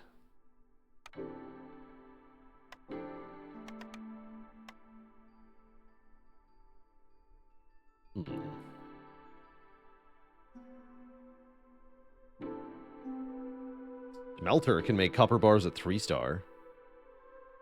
For 22 ember here.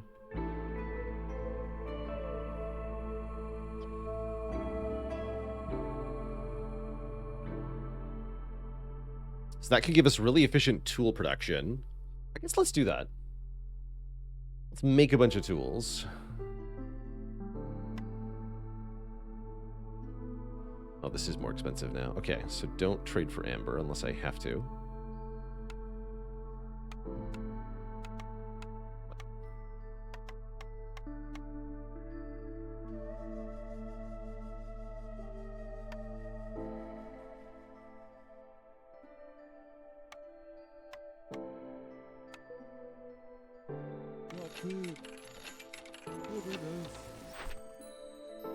Some more people.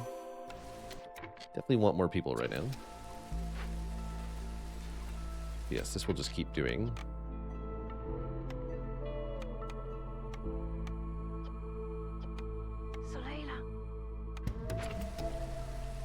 I think it's better to use the reeds there. Probably not.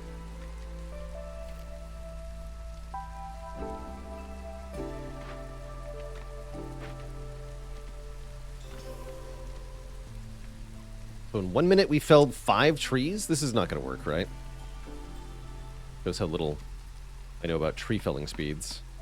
I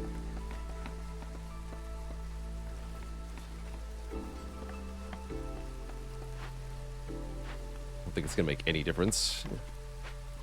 Getting the third one online. We'll see. Worst case scenario, we get a bunch of wood, I guess. And yeah, Woodcutter's Prayer does make it slower to chop trees. We've known this.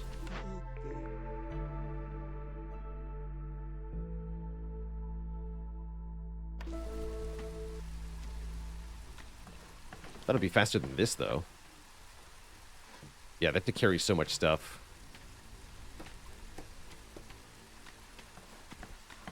Should I even bother trying? See what happens here.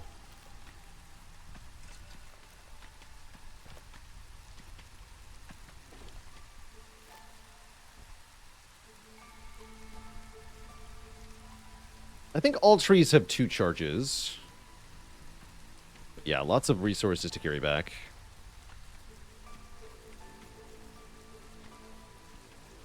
Lots of resources to carry back.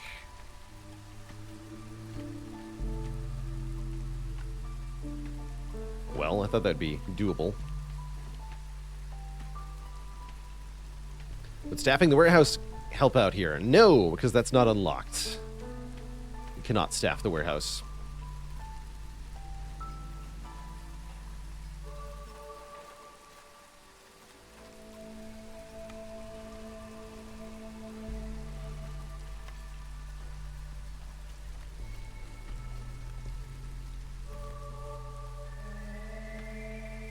Alright, let's just give up on that. Good try. Total disaster. Oh well. We can now make our Hearth.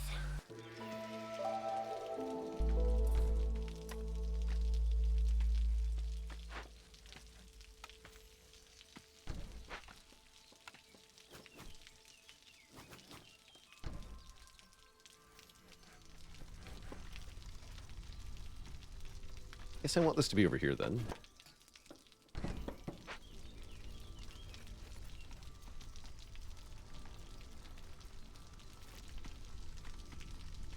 Some of the basic stuff is unlocked in Queen's Hand mode, like we have the Stonecutter Camp unlocked instead of the small Stonecutter Camp, but not everything is.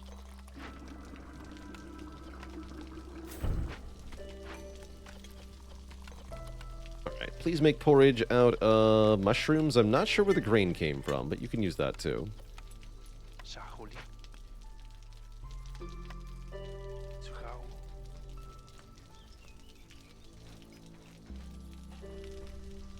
Builders.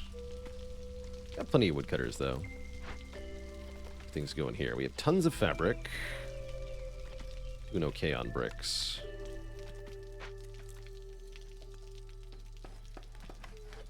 Way too much wood. Okay. Let's do other stuff with that, I guess. And this is, yeah, this is stormwater connection, right? Let's freaking go.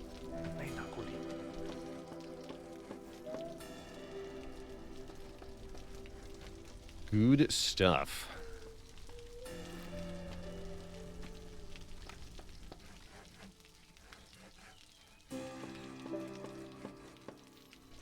See how many planks they can make.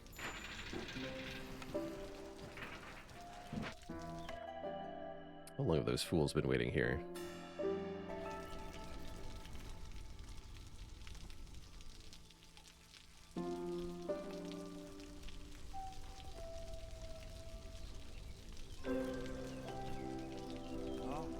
Our first beaver. Actually, put the beaver in the lumber mill.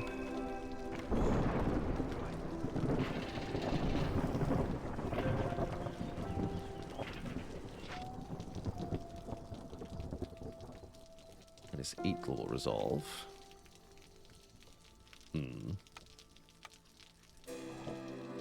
Should have been prioritized.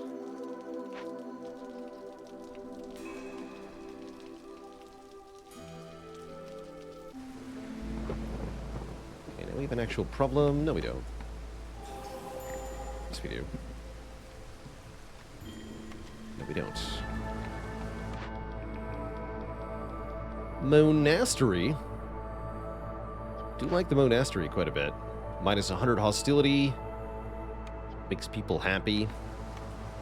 Only takes 20 bricks. No problem. No problem.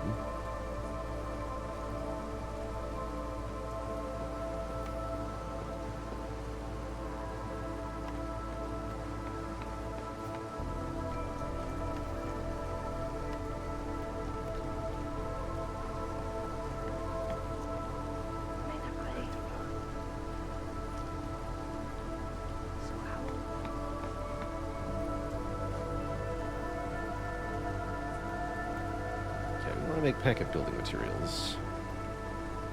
Ooh, makeshift post. Where is it? There it is.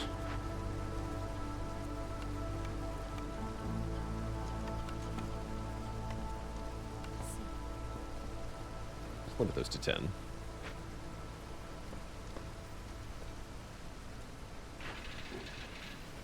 Because is that even worth it normally?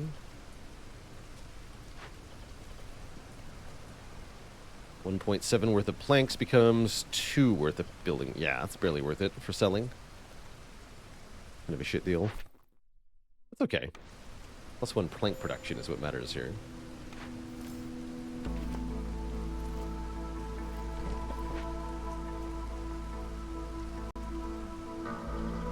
Yeah, we could even sacrifice wood for lower hostility. That's true. We're definitely in a position we could do that. Let us get tool shop online.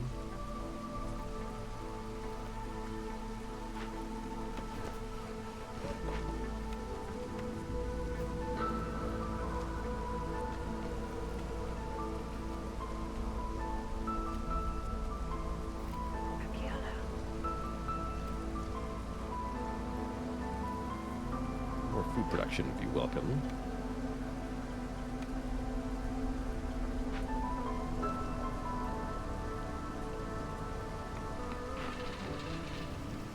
Massive plank production.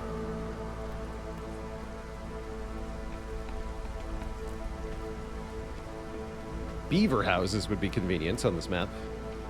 Definitely make them. Make some new orders. 3 loyalty decisions. We can do that. That's open. Deliver caches, which we have massive tool production, so we can easily do that.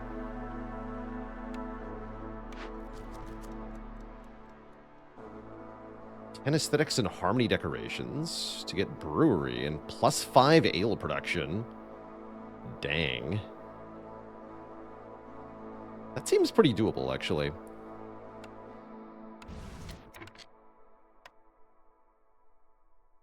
I'm going to need 5 more bricks, but other than that, it's quite doable.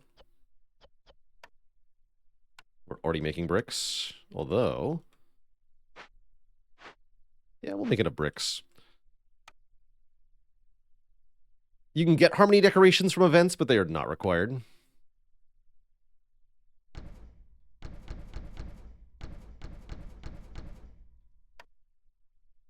Make a bunch of umbrellas. We'll just delete all that once it's done.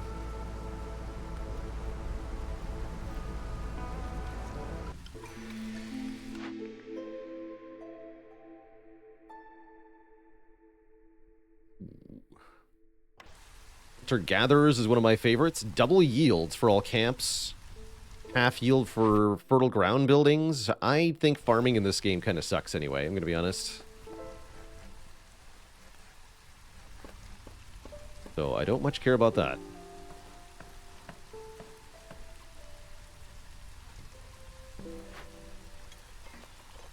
We're doing on porridge. I should have limited this to 50, but it looks like we're doing just fine.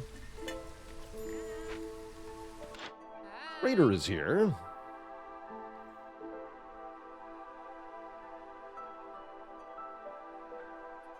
If I could just buy bricks, that would make my life a lot easier.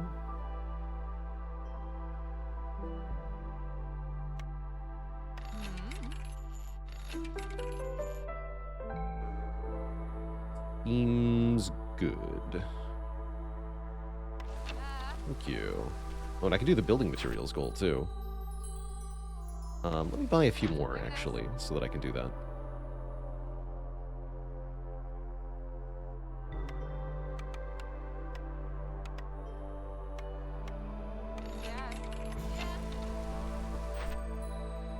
Let's cash that in now.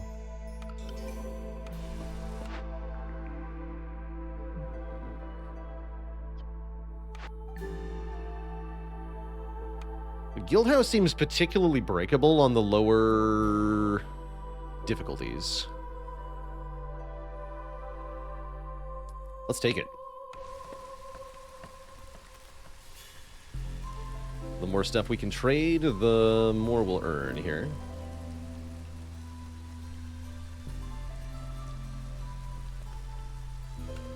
Let's help build stuff.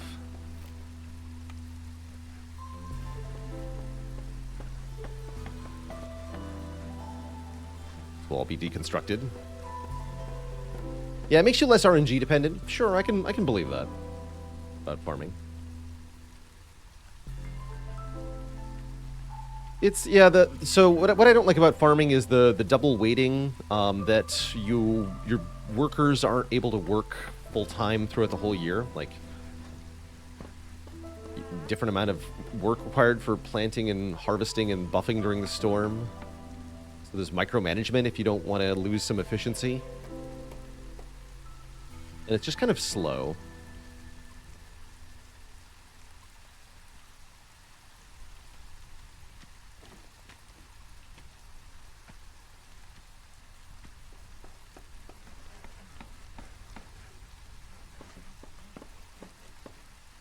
Those umbrellas.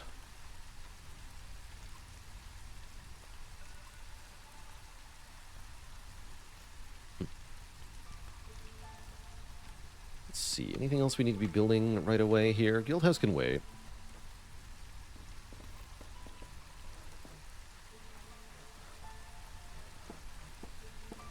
We really ought to get the trade routes online, though. Okay, so we need packer provisions. That's what we need. Do limit these to just 15. These are fine.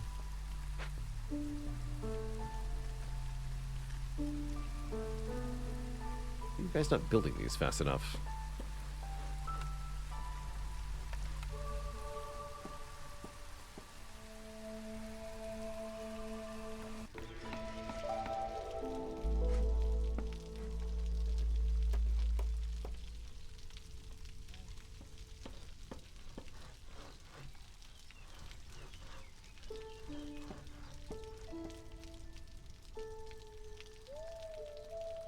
I think they each require 111, and each of those has to be a separate trip from a worker, I think.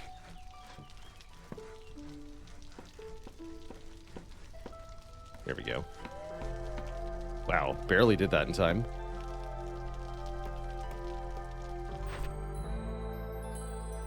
We get brewery unlocked. That's pretty sweet. Bonus ale production. Problem is I have no ingredients for ale.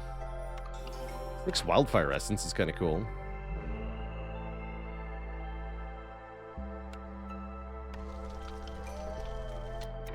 Alright, now we can delete all of this.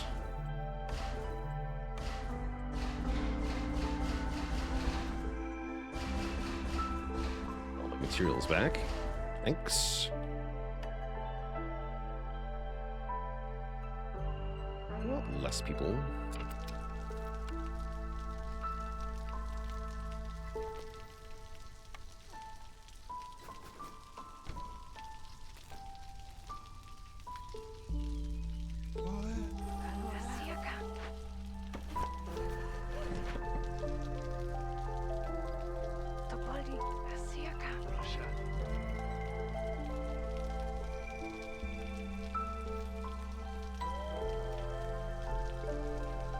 Another storm. We're going to chop into this dangerous glade during the storm. This doesn't have to be during the storm, but it will be. You have no job. You're fired. The makeshift post, please. Okay, trade routes. We can do trade routes now. Sell this.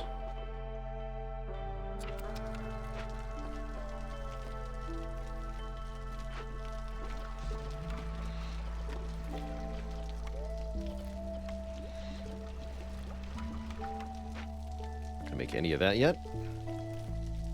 Let's get the smelter online. That I will use right away.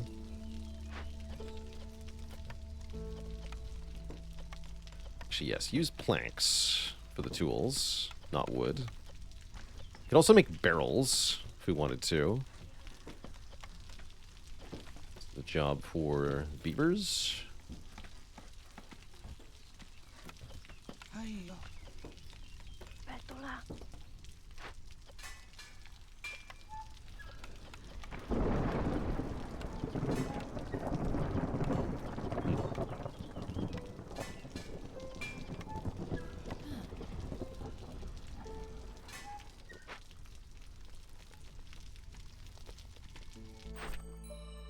And now the bonus plank production is properly online.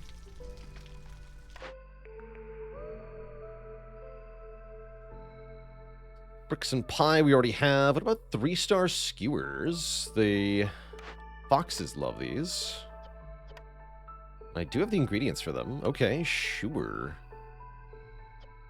Foxes don't like coats. Take a grill.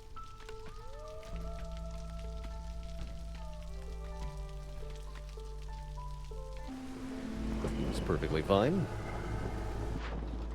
What trade routes can we do? We can sell our planks. Sure. I can sell even more reeds. Also reasonable.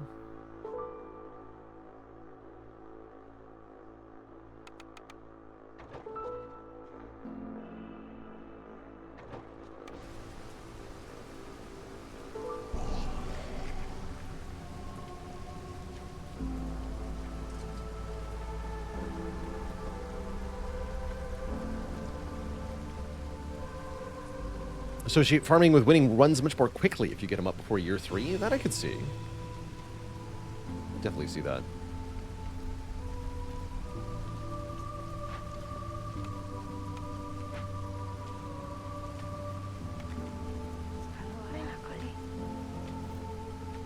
Oh yeah, we want to cut into this now, right?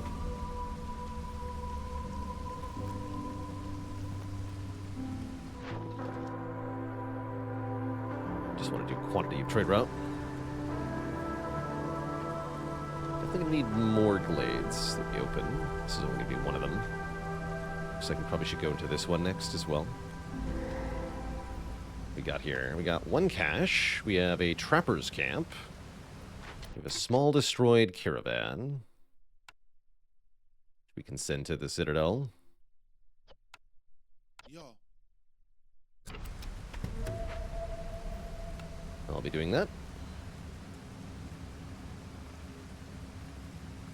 Large sea marrow nodes are worth mining, usually. Very valuable goods in there.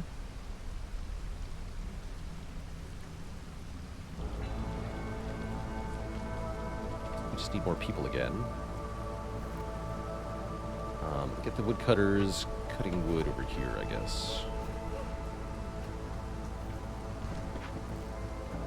Let's cut into this sooner rather than later.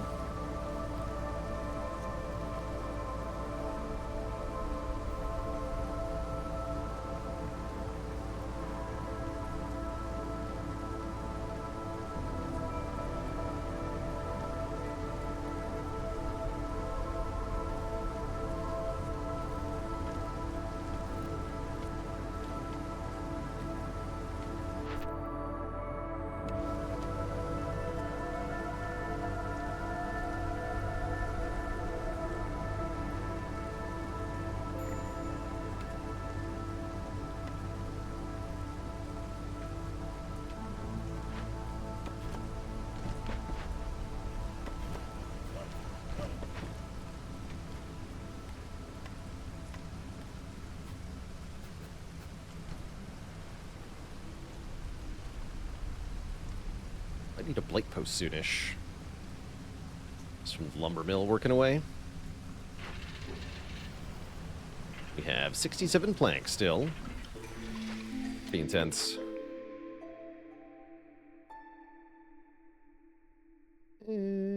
Fiery Wrath could be okay, sure.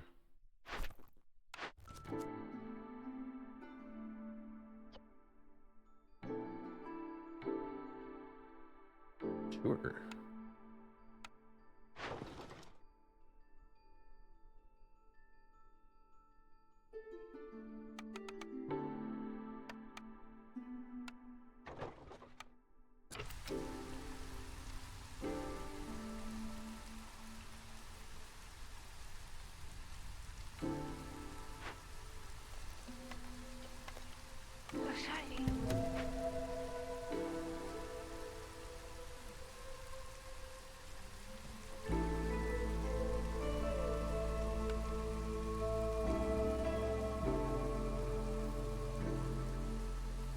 I like that there's a trapper's camp and large meat nodes in here. It's rebuilt. We don't have enough people. That's what I'm seeing here. Another small destroyed caravan. Okay, It's going to cost a lot of food. Brr.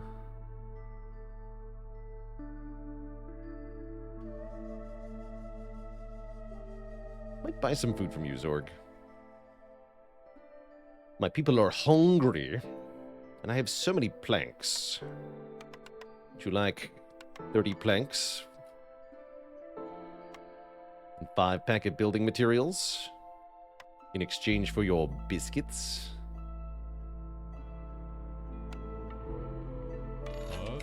Thank you.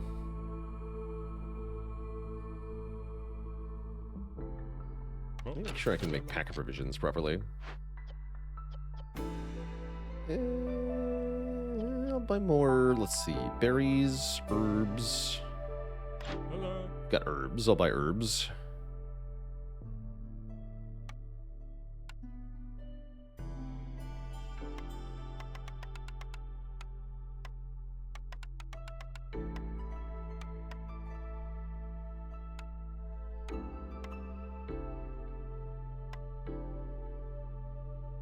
Wow, those parts are worth a lot. Cool. Use those for the pack of provisions. Thanks.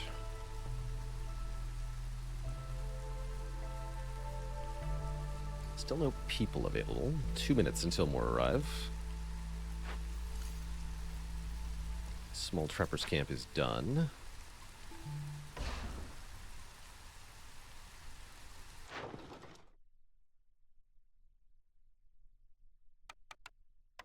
Need more of these, okay. Isn't the blueprint good? What, the farm? We just talked about this. Don't be ridiculous.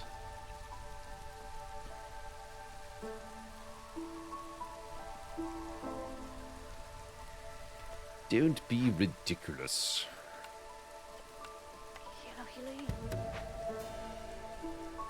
Oh yeah, we can do the large encampment, right? Well, yeah.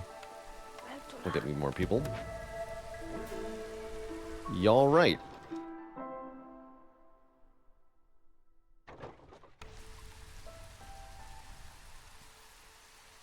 What's the threat timer on this? Long, okay.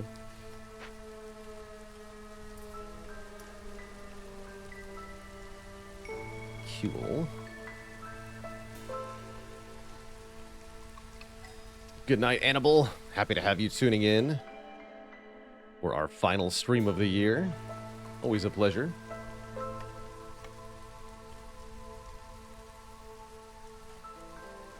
And Ravaru with so many gifted subs. Welcome to the Cozy Sub Club, one and all.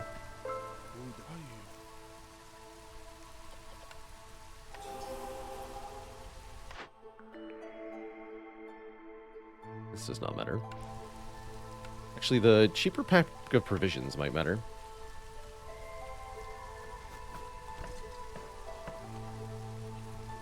Let's get that made. Guess we don't need this anymore.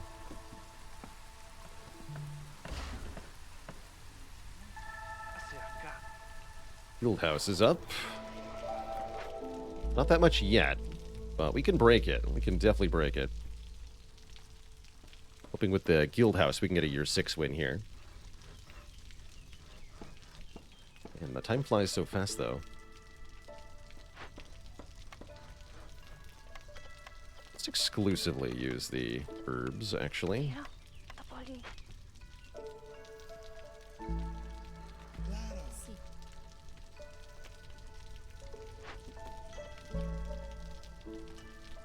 I should have limited those. I have 15 copper bars. 11 tools. Like burning through our wood really quickly. Some more woodcutters.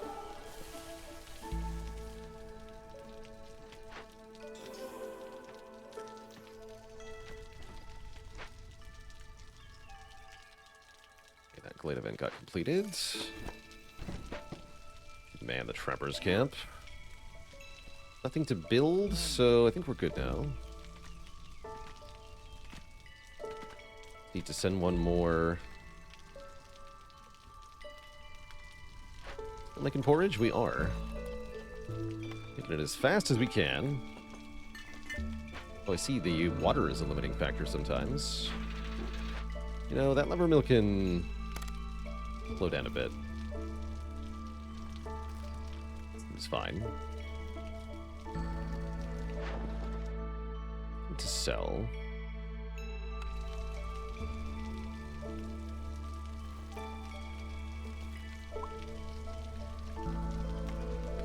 Plenty of money.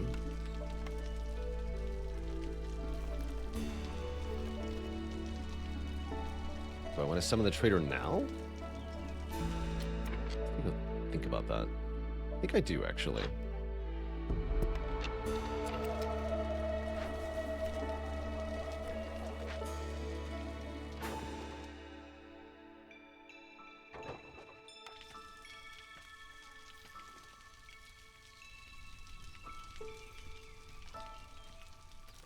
Many things to purchase from you, lady. Ahar.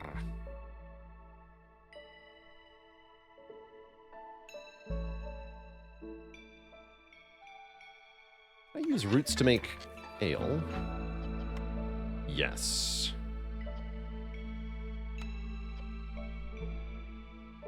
We have a monastery too. Okay. So spiced ale seems really OP, is what you're telling me? Sounds good.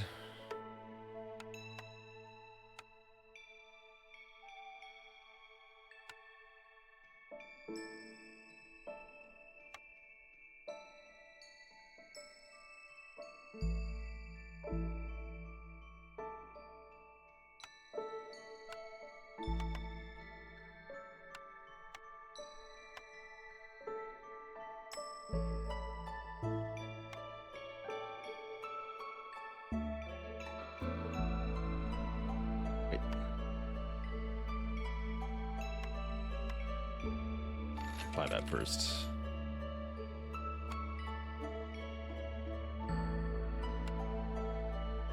And sell all the clay.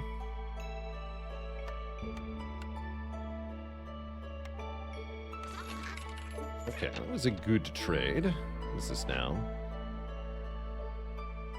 2. Seems fine. Oh, that's right, we're getting tons of clay. You see.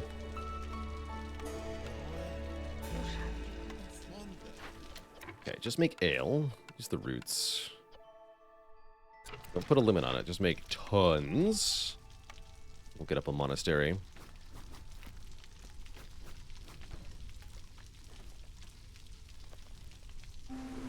Apparently we super duper need a house. Oh dear.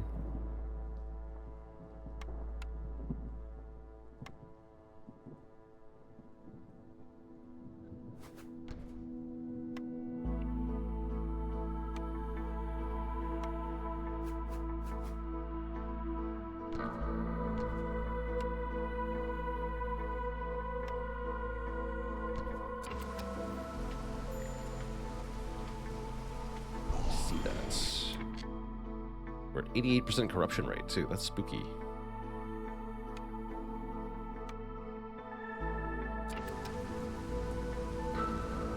Very spooky.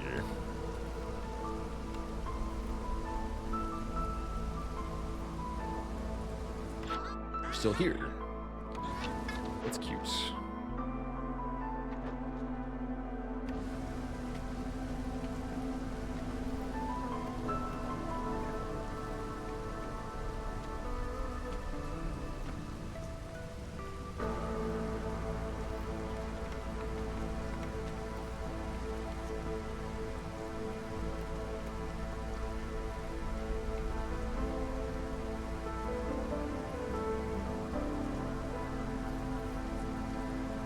Else I want to make here? I don't think so.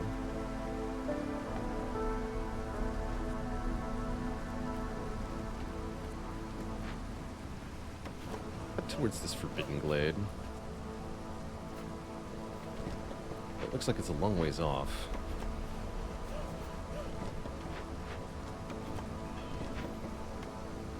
Guess we need this too.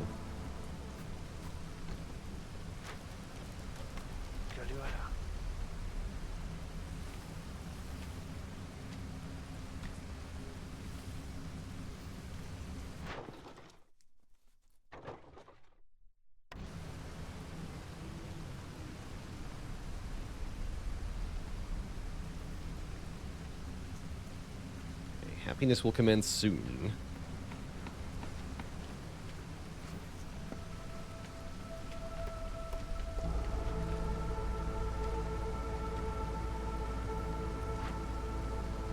Oh, we almost failed at that.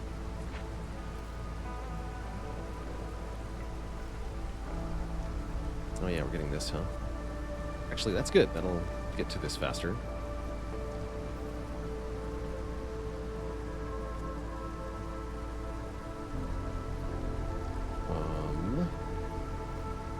Right, man, this. Start getting global resolve for the amount we've traded for.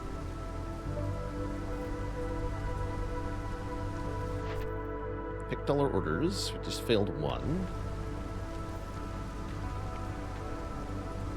How do you adjust the woodcut reticle? I believe it is shift. Yeah, shift makes it smaller. Whoops. Or turns on sticky keys. Right. Thanks, Windows.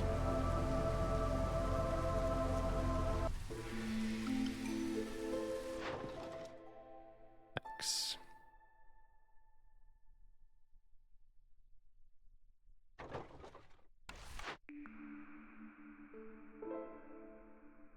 Gain a ton of water skins. Sounds great. Okay, nobody's blue yet. Three more people arrive. That actually helpful? I don't know. It is what it is. Stop eating porridge.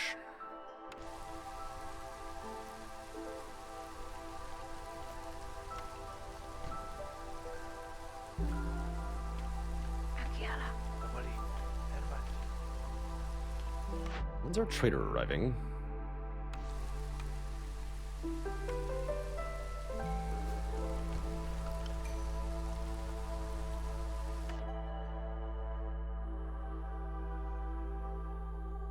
Do I need more people? Not right now.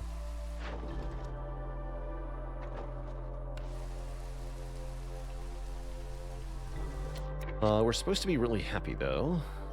Maybe not happy.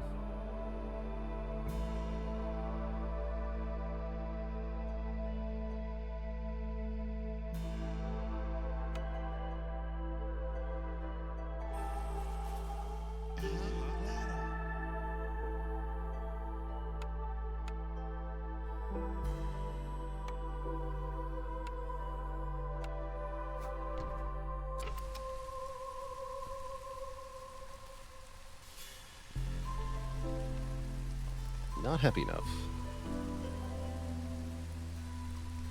Not even close. So we have biscuits active. Leisure is starting to kick in. What are you two doing?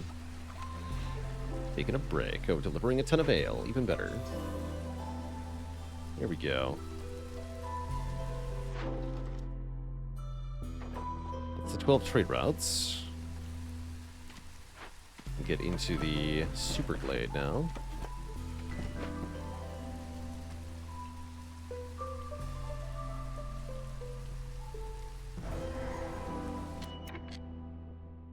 Destroyed cage of the war beast. Pay for the war beast's funeral. Cultivate the decay. More stuff. How's my trader doing? 2 minutes. Come now, please.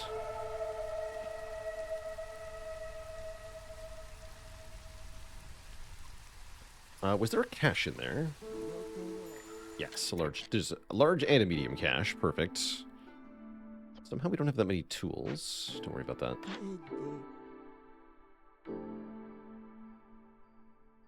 Arlov has more tools.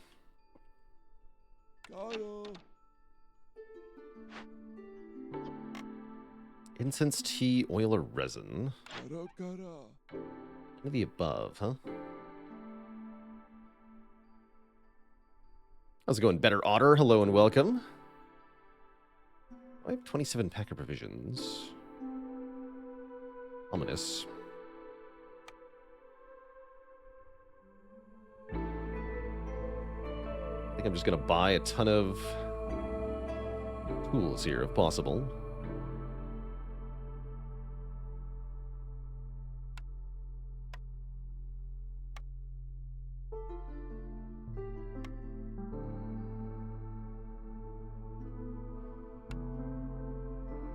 Thank you.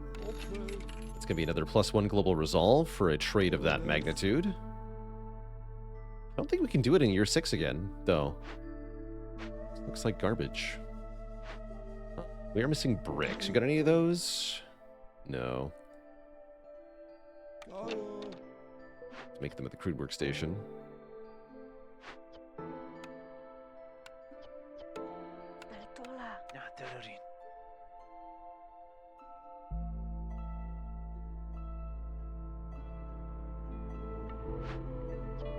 We can pay for the funeral. There might be a way to do this.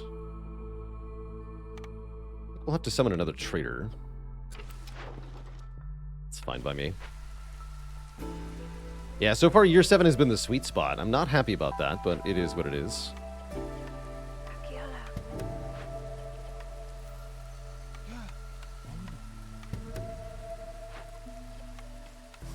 can help out with that too. No stone cutters anymore. Too many things to make.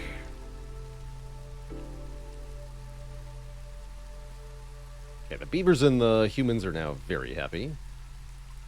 The foxes we need to be happier, though. We favor them. Not yet. Export is done. That brings even more new people. I'm not ready for that.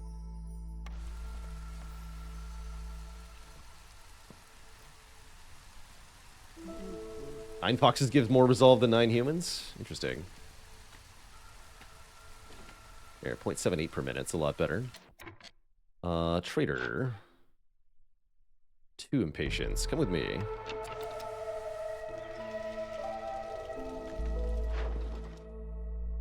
No longer need to do trade routes, but they're probably worth it. Maybe.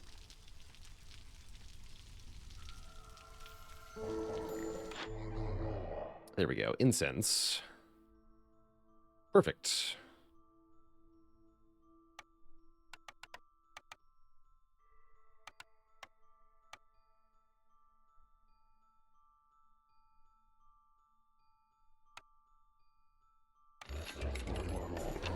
And how close are we on Guildhouse here? Not very. Okay, that's fine. So do this. I have no amber now, though. Oh, shoot. Right, that takes amber. Boo. Crap. I see. 24 of it, you say.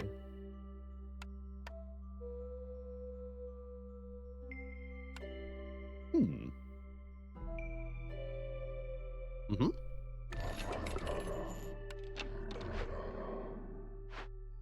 Yeah.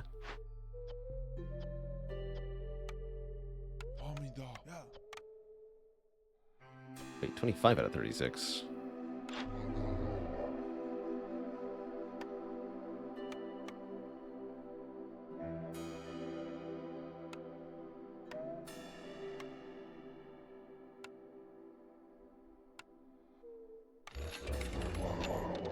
Good enough.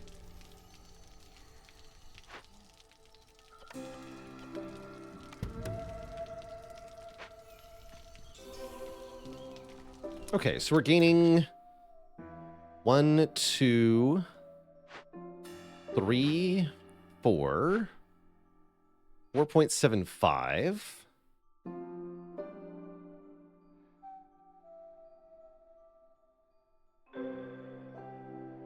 I think we're good, actually. I think we might have done it. for once. Although I need less people doing the basic stuff.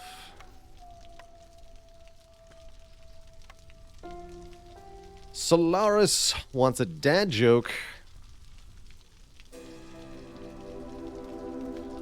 What's an astronaut's favorite brand of gum? Orbit. No refunds, was shot. Wait, what are you missing? Do you mean we don't have it? What? Been scammed. That's alright. They'll get it from the cache. It's fine, it's fine.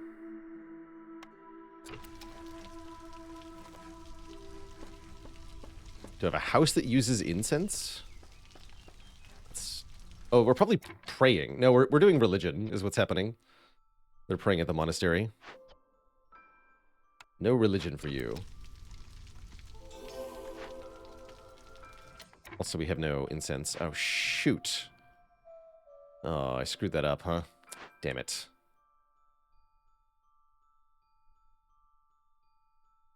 Frig. I have no way to make that, do I?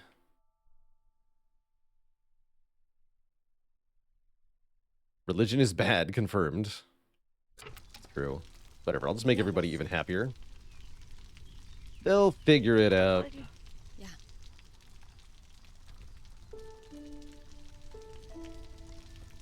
They'll figure it out.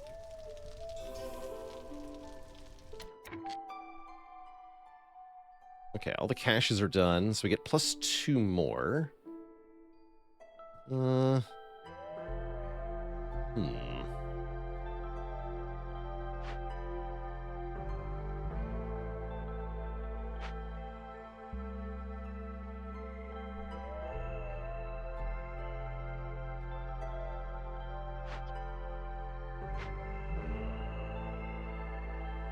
Oh, there's a cache here. I can get 5 more tools. We're good. Oh, easy. Okay. There we go.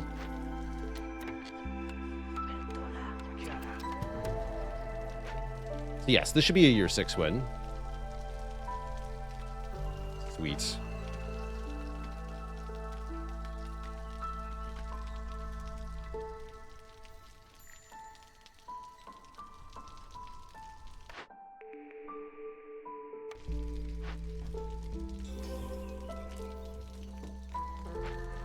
Perfect.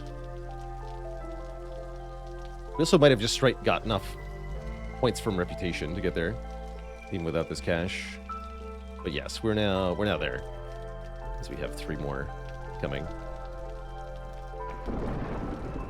Great game. Saving that year could matter.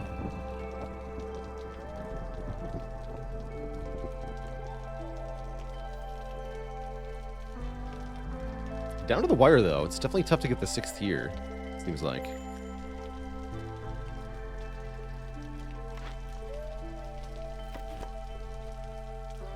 Run all the way over there, thanks. Good talk. Have fun.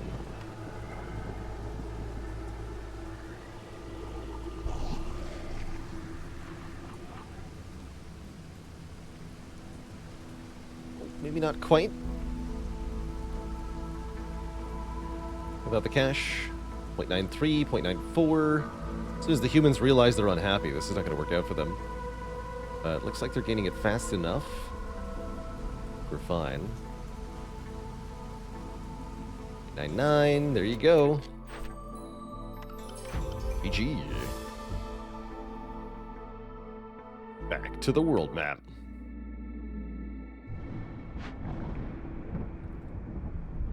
Keep taking seal fragments wherever possible, I think. Although, let's just check what my options are. Sadrath the Wise. What is up, Sadrath? Chosen world map modifier will appear. Or I can sell 10 artifacts, gain 25 food. It's pretty funny.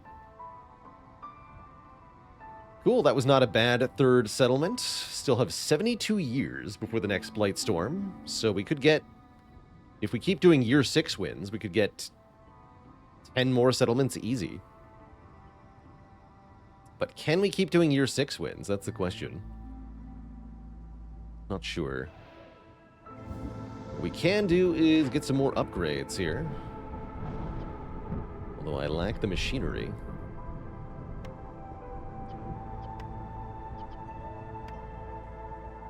Probably Lizard House over Beaver House, personally.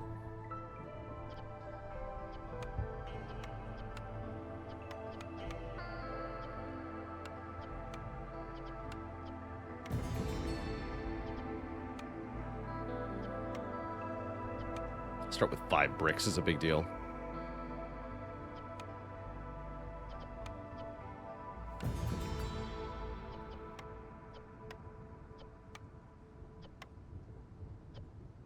Upgrade Harpy Houses.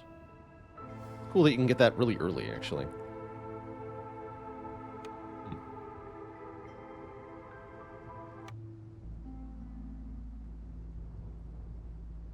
Not bad.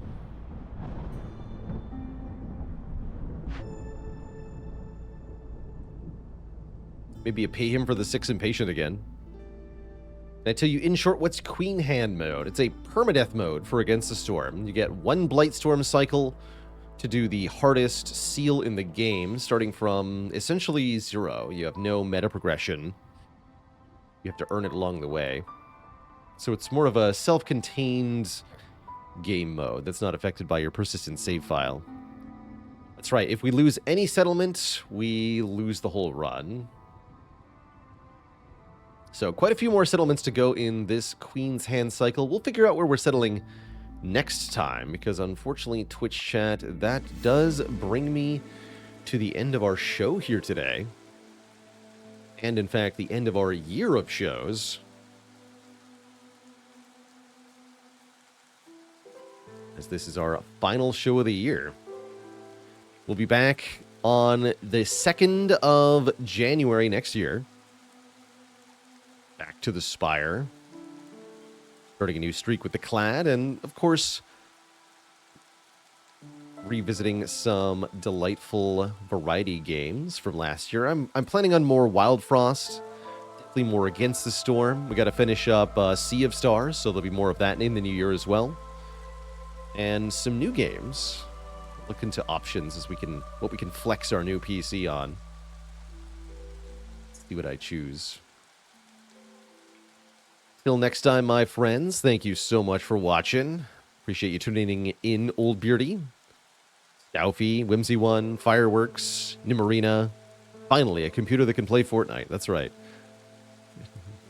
Rabaru, Pasca Pascale, Stepsoror, and everybody else. Thank you so much for watching. Have a wonderful holiday season and a happy new year, folks. Till next time, this is Baylor signing off saying, stay cozy, my friends, and have a good one. Till next year, toodaloo.